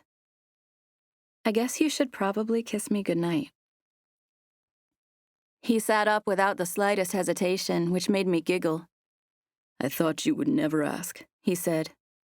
He got to his knees and leaned over the couch, putting a hand on each side of my face. We smiled at each other. I loved seeing the outlines of his face in the dim lighting. Why'd you wait for me to ask? Because I don't even know where to begin, Paige. You're different, and I'm afraid if I don't get it perfect, I'll lose you, or mess it up somehow. Kissing me will not mess anything up, I assured him. He left one hand on my face as he bent to put his mouth near mine. He stopped when he was only an inch or so from making contact, and after waiting a second or two, I got impatient and let out a noise similar to a brief moan. I can't make myself do it, he said. I can. I reached up, and in one fluid motion, I wrapped my hand around his head and pulled him into me, leaning forward in the process to make sure we made contact. He opened his mouth to me instantly. Cody wasted no time with teasing kisses. He took advantage of the fact that I had been the one to pull him forward and kissed me deeply, letting his tongue delve into my mouth several times. He was making a statement with the kiss. There was no misunderstanding his intention. I was his. This was the type of kiss that proved it. He kissed me deeply, daring anything to stand in our way. I opened to him and let my tongue dance with his, letting him know I was officially a player in this game. He pulled back and then let our lips touch again several times before pulling back far enough to stare down at me in the darkness. Good night, Paige, he said. Good night, I whispered. When I woke up the following morning, there was no sign that Cody had slept next to me. I wondered if I had dreamed that part. It felt a bit like I had dreamed the whole thing. I squinted at my phone to see that it was 9 a.m. I took my time waking up, so it was about 15 minutes later when I sat up and found the note he left on the nearby table. Good morning, Paige. I hope you slept well. I did. I thought I should warn you that I'm throwing out the idea of faking it in front of my family. I just don't think I'll be able to manage that. I'm already thinking about the next time I see you, and I'm relatively sure I won't be able to avoid having you near me and holding your hand. So just get ready for everyone to find out about us. Just thought I'd warn you. Yours, Cody. I read it twice before smiling at the ceiling with the note clutched to my chest. I felt giddy at the thought of seeing him again, and I wondered what time he would be home. I went downstairs to find that most everybody was already in the first-floor living room. I talked with Christy, who said the boys should be back before noon. Everyone was asking me about the party. I told them I had come home early, and they began speculating at how late Mia, Charlotte, Evan, and Logan had been out and how late they'd sleep. Someone said they thought they heard them come in around 1 a.m., and I didn't say that could have been Cody and me. I ate some cereal and poured a cup of coffee before stepping onto the deck. Diane had been out there with David, but he came inside, leaving her alone. "How was your night?" she asked, smiling at me when I came to stand next to her at the railing of the deck. "It was great," I said. She glanced at me again, and I smiled from behind my coffee mug. "You look happy," she said. "I am happy." She shifted and regarded me with a curious expression that morphed into a smile. "How happy are you?" she asked. I knew her love meter was turned on just by the way she smiled at me. I didn't want her to get her hopes up about Evan, so without even thinking, I said, "I know you hoped Evan and I might, I just wanted you to know that Evan and I aren't..." She smiled patiently as she put her hand on my forearm. "What made you think I had those types of expectations?" she asked. I thought about beating around the bush, but I decided to come out with the truth. "I might have overheard a conversation you had about it. I'm sorry, I didn't mean to hear it." She was silent for several long seconds, and she let out a long sigh before staring out at the ocean. "I'm sorry you heard that. I'm too old to make deals with God," she said. "I know better than to do that." "What do you mean?" "Evan's out doing all sorts of crazy, dangerous stuff to try to save the world. Meanwhile, his grandma just wants to see him safe at home. In my opinion, he's just as suited for saving Charlotte." "I know," I said. "And I get why you'd want to try to make him stay home. I'm sorry I wasn't the girl who could make that happen for you." "Don't be sorry, sweetheart. I'm really sorry you heard that conversation. I hope you know how wonderful I think you are. I'm so glad you came with us." We watched the waves roll in for a full minute. I took a sip of my coffee and let the breeze hit my face. "What did you mean about making deals with God?" I asked. She let out a humorless laugh. "Because I had myself convinced that you were the one for my grandson. I thought I'd seen a sign from God himself." "What kind of sign?" I asked. She gave me a self-deprecating smile. "The night before I went into Amy's to get breakfast, I had this experience where I was the only one in the room not staring down at some sort of screen. There were 20 or 30 people in the room, and literally everyone was doing it. Even old women like me and babies were all staring straight down at their devices. I had the thought that I hated cell phones and the way they caused humans not to see what's right in front of them. I thought about it a lot that night. The issue ended up creeping its way into my reflections and prayer, and somewhere in my thoughts, I made a deal with God that I would know my next granddaughter by the way she refrained from staring at her phone." She paused and smiled at me. "Silly, I know. I was probably delirious when I had all those thoughts, and I'm sure I would have forgotten all about them. But seeing you without your phone the very next day made me think the whole thing was real." My heart raced as I listened to her story. I wondered if she'd feel as happy about the possibility of me ending up with a different grandson. "It could possibly still work out the way you thought," I said nervously. She rubbed my arm again, smiling at me like she didn't want me to force anything.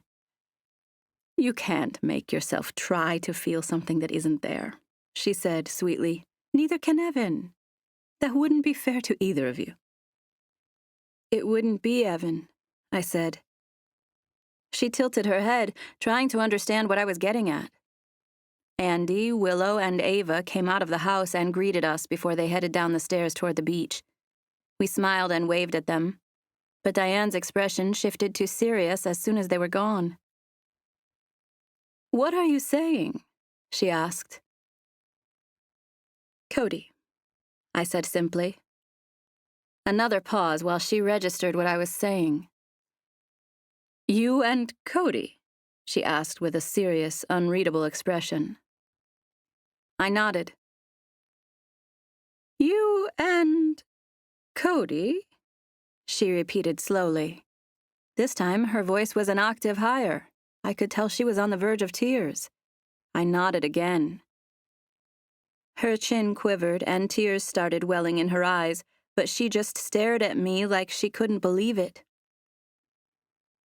"Cody's the one with Ryan," she said, as if I might have no idea. I nodded and smiled a little. "You love my Cody?" she asked. My smile grew as I nodded again. Her face crumpled as she took me into her arms. I nearly spilled my coffee. I set my cup on the rail and turned to hug her. She squeezed me tightly before pulling back with tears streaming down her face. "Cody and Ryan?" she asked again, just to make sure. I nodded again, and she regarded me with the sweetest, sincere smile I'd ever seen. She stared straight into my eyes and said, "You have no idea how overjoyed I am at this news, Paige." "I'm so happy to hear that," I said as a silent tear fell onto my cheek. I wiped it away with the back of my arm. "I can't believe he let me find you for him," she said, blinking away tears as she stared at the ocean. "I'm so thankful that he let me do that." "I'm thankful too," I said. Ryan came outside while Diane and I were still standing at the rail. I turned to tell her good morning, feeling all sorts of new love toward her. She ran to us to pass out hugs, and a myriad of emotions hit me when I stooped to greet her. She was beautiful, and I wanted to be her mom more than anything in the world. I never knew I was ready for motherhood, but there was no question in my mind as I stared at this beautiful baby, that she was mine and I was hers. I was proud of her, and I had nothing to do with the way she was turning out. That was about to change. Chapter 20. I had just finished styling Ryan's hair in a loose bun with flowers when Cody and his dad got home from their fishing trip. Everyone was excited to eat fresh fish sandwiches for lunch. They had already cleaned the fish at the marina, but there were plenty of pictures to show off their best catches. Everyone stood around the kitchen, waiting to hear all about it and looking at the pictures on Cody's phone. Ryan and I had come into the kitchen when they arrived. I stood off to the side, and she ran directly to the ice chest to take a peek at what was inside. Cody stooped and explained something to her, but I couldn't hear what it was because everyone was talking. He stood and leaned casually against the counter, regarding me like he was relieved to finally lay his eyes on me. I smiled shyly at him. He motioned to his shirt. "I'm stinky," he mouthed at me from several feet away, scrunching up his nose. Those dark eyes smiled right along with his mouth. I was so captivated that I didn't even hear all the chatter in the kitchen. Cody's mom must have asked him a direct question because he turned to her with a, "Yes, ma'am." But his gaze came directly back to me. There was at least 10 feet of space between us, and he started toward me. "I smell like fish, or I'd hug you right now," he said quietly as he came to stand next to me. He paused for a second before looking over at me. I shrugged and gave him a challenging smirk. "I have a brother," I said. "He smells like fish even when he hasn't been fishing." Cody laughed as he slowly came to stand closer. He was crowding my space, and I loved it. I bit my lip as I stared up at him. "Did you get my note?" he asked. I nodded. He put his mouth right next to my ear. "Then it won't surprise you if I do this," he said. He placed a sweet kiss on my cheek before pulling away to look at me. I shook my head and smiled, telling him I wasn't surprised. A few people standing around the kitchen noticed our little encounter. They did their best to hide their curiosity as they stole glances at us. I just want everybody to remember that I was the one who found her and brought her here, Diane announced. This caused everyone to laugh. God was involved, too, she said, but you can all take note that she rode down here in my Volvo. Everyone sent good-natured glances in our direction like they understood what Dee Dee was implying, but they seemed to be content not to ask for an official statement. The subject of cooking the fish became the new topic of conversation, and Cody and I were left to continue our conversation in peace. I should go take a shower, he said. I nodded, which made him laugh. That bad? He asked. No, actually, I don't even really smell you. How about now? He asked, nuzzling his head near my cheek and neck. I took in a big whiff. Nope. You smell like Cody, plus a little salt and some sun. What's sun smell like? He asked. Sun smells, I said. I can't explain what it smells like, but it does smell. He smiled and cocked his head a little to one side as if he was wondering something. Should I go ahead and tell you I love you? He asked in a quiet voice so that I was the only one who heard. I shifted to stare into his eyes. So dark I felt like I could dive into them and never touch bottom. It's preferable if you do, I whispered with a deadpan expression. The corner of his mouth turned upward in a slow grin. Good. Then I love you. I wanted to say it back. I really did. I loved him. I loved him more than I ever dreamed I could love anybody. I was in love with every single thing about Cody Hunt. I just couldn't get the words to leave my mouth. They were stuck in my throat. It was like I didn't think I could say it quietly enough for only him to hear, and since I wasn't quite ready for announcing it with a megaphone in front of all his family, I could say nothing at all. I giggled nervously and sank my face into my hands. I'm gonna go shower, he said, pinching my arm a little. I peeked at him to see that he was smiling at me like there was no pressure. It seemed as if my inability to say it back hadn't affected him at all. He continued to smile as he lifted his chin at me. I'll be down in a minute. I love you too, I said. I was so afraid of yelling it out that my whisper was almost inaudible. Cody leaned in, placing his ear right up to my mouth. Come again, he said. I said, I love you too, Cody Hunt. I whispered it directly into his ear. He shivered, causing me to giggle again. I'll be down in a few, he said. The family had already set to work sautéing fish by the time Cody headed upstairs. I sort of expected them to ask questions about what they'd just witnessed, but none of them did. They all went about their business like they didn't notice or weren't surprised to see us together. Tell me if I can help, I said when Christy came near me to grab a pan out of the cabinet. I think we've got it under control, she said. Thank you, sweetheart. She retrieved the pan, but paused for a second to smile at me before taking it to the stove. It was a brief pause, but her expression told me she approved of what she saw, and that meant so much to me. I was nervous around the family all over again now that things had changed between Cody and me, but I did my best to remain cool. I returned her smile with a thankful one of my own. Want to go to the beach before lunch? Ryan asked, tugging on the back of my shirt. I looked at Christy. How long till lunch? Probably 15 or 20 minutes, she said, glancing at the clock on the microwave. We can go out there for a minute, I said. We won't swim or anything. She nodded and held up a hand as if she was ready to start walking. Can you tell Cody we went to the beach? I asked Dee Dee on the way out. She smiled and nodded as Ryan and I stepped outside. Logan and Evan were walking up the steps toward us. Ryan and I could see them from the top, and we stood back to let them come up. Long night? I asked. We slept in the hammocks, Evan said. Evan peered around me and into the house. The girls must not be up yet.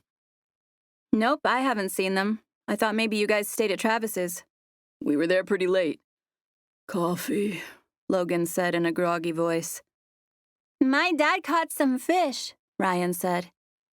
He did. I can't wait to eat them for breakfast, you little princess. She smiled. It's lunch, Uncle Evan. It's breakfast for me. Coffee, Logan moaned, causing Ryan and I to giggle. Go get your precious coffee, I said. We're going to the beach.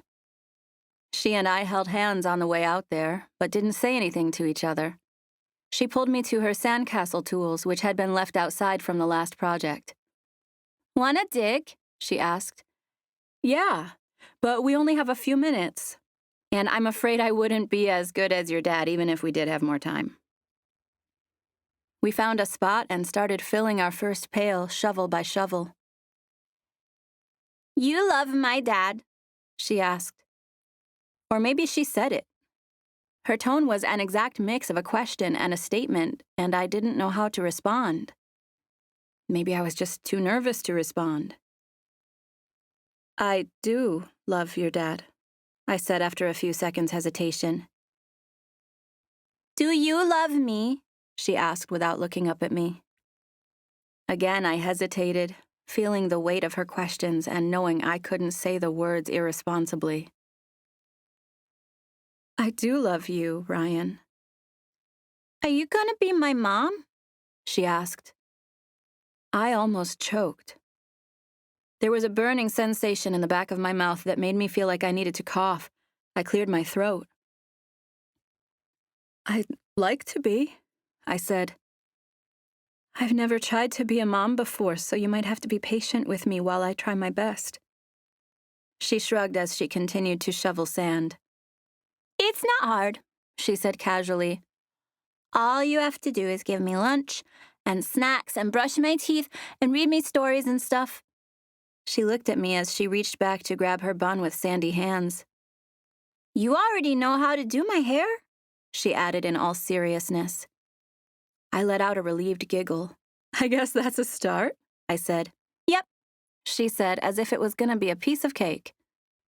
I wanted to ask how she felt about it, but I didn't know how to put my question into words, at least not for a 3-year-old. Besides, I knew by the way she was smiling that she was okay with it. Asking would just be me trying to ease my own insecurity. Where are my girls? Cody asked. I heard his question before I saw him, and I turned to face him with a smile. He was just as handsome as I remembered. I squinted up at him from my stooped position, waving with the shovel I was holding. He held out his arms, gesturing with his hands for me to come to him. It took about 0.5 seconds for me to spring to my feet and jog over there. When I did, he caught me, hugging me tightly. You do smell better, I said. He laughed. I told you I stank earlier. Not like Uncle Evan, Ryan called. He smells like a goat. I looked over my shoulder at her and watched as she packed the sand into the pail and turned it over. Cody turned me so I could face Ryan, but he kept his arms around me securely. Your hair looks super beautiful, he said as we watched Ryan scooping sand again. She smiled and blinked. Paige did it. Ms. Paige, Cody reminded. She said she's okay with being my mom, Ryan said. She did? Yeah. Is that something you two talked about? Yeah, she said. Yes, sir, he said. Yes, sir. What did you say? I said she has to tuck me in and read me a story, and she said she will. She did? Yes, sir. I turned to the side and directed my words to his ear so Ryan couldn't hear me. I love her, I said. He smiled and squeezed me. I was thinking about something while I was fishing, he said. What? I thought maybe you should go to beauty school. You said it would only take a year. I shifted to stare up at him, wondering what made him come up with that. Yeah, but I've already finished college. So? Lots of people have degrees they don't use. You could do beauty school for a year, and when you get done, you can decide which skill you want to use. Maybe you can use both. Maybe you can use your business degree to help you open a salon. I had never even considered such a thing. In my mind, I'd missed my chance to try cosmetology. It was a crazy feeling to have someone looking after me like this. He really wanted to see me happy. I could see it in his eyes. I never even thought about that, I said. That's really sweet of you to think about me, but I'm not sure I could pull something like that off. Why not? Well, for one, my student loans are about to start rolling in. Maybe after I get them paid off, I can consider that. Is that all that's stopping you? He asked. I laughed. It's a big reason, I said. I'm pretty sure you have to pay off one student loan before you can take out a new one. He leaned to the side to look down at me. We'll work it out if you want to go, he said. I smiled at him, but I knew that was easier said than done. He apparently had no idea how expensive it was to be a student. If it's just about money, then don't worry about it, he said. You shouldn't waste time doing something you don't love. If you want to try it, we'll make a way. We'll just get married if we need to. I reached up and cupped my hand around his jaw. I like you, I said dazedly. He grinned. You already said you love me. We can't go backwards. It's not going backwards, I said, cuddling into his chest. They're two different things. I like you and I love you. He squeezed me. Then I like you and I love you too. Epilogue. Hello, Mrs. Hunt, Diane said, smiling from ear to ear at me as she sat down beside me at Amy's for breakfast. Hello, Mrs. Hunt, I replied. She leaned over to hug me once she was settled. Where's Cody? He couldn't make it today. He had to go to work. It's just us. Us is perfect, Diane said, smiling sweetly. When do you have to get to school? 9 o'clock. I glanced at my watch. I have plenty of time. How's it going? She asked. School, I mean. I love it so far, I said. It's long hours, but I should have it done in about a year. Then what? I shrugged. Hard to say since I'm just getting started. Maybe we'll open a salon. We haven't really gotten that far yet. I might just end up working for the business and doing hair for the family. I'll just see how I feel once I'm done. I heard you two took a trip to California to see Logan and Charlotte, she said. How was that? Cody wanted to take me over there, so we snuck in a trip before school started. It's hard to believe we went on the honeymoon and to California since the last time we had the chance to have breakfast together. Seems like Seth gets to see you more than I do. He's doing a good job on the raised beds, she said. I smiled. To answer your question, LA was great. We had a blast. Logan took us to all his favorite places. It was crazy, though. People were following us, trying to get pictures of him, even while doing simple stuff like riding in the car to pick up food. I bet they're all excited about his new girlfriend, she said. I laughed. That's an understatement. She was there for part of our trip, and the press went crazy trying to get a shot of them together. Is it that same girl from the beach house? She asked. I nodded as I took a sip of my coffee. I thought she was nice, she said. She is, I said. Cody doesn't think Logan's ready to settle down, though. I'm sure he isn't. But sometimes love sneaks up on you. You can say that again. Sometimes love sneaks up on you, she repeated with a straight face. I laughed. Diane smiled as she turned to me. Hard to believe that just a few months ago we sat right here and discussed you coming to Myrtle Beach with me. I rested my head on her shoulder. I'm so thankful we had that conversation. The end. Till Book 2. This has been Meet Me in Myrtle Beach, Hunt Family, Book 1 by Brooke St. Narrated by Kate Rudd. Thank you for listening.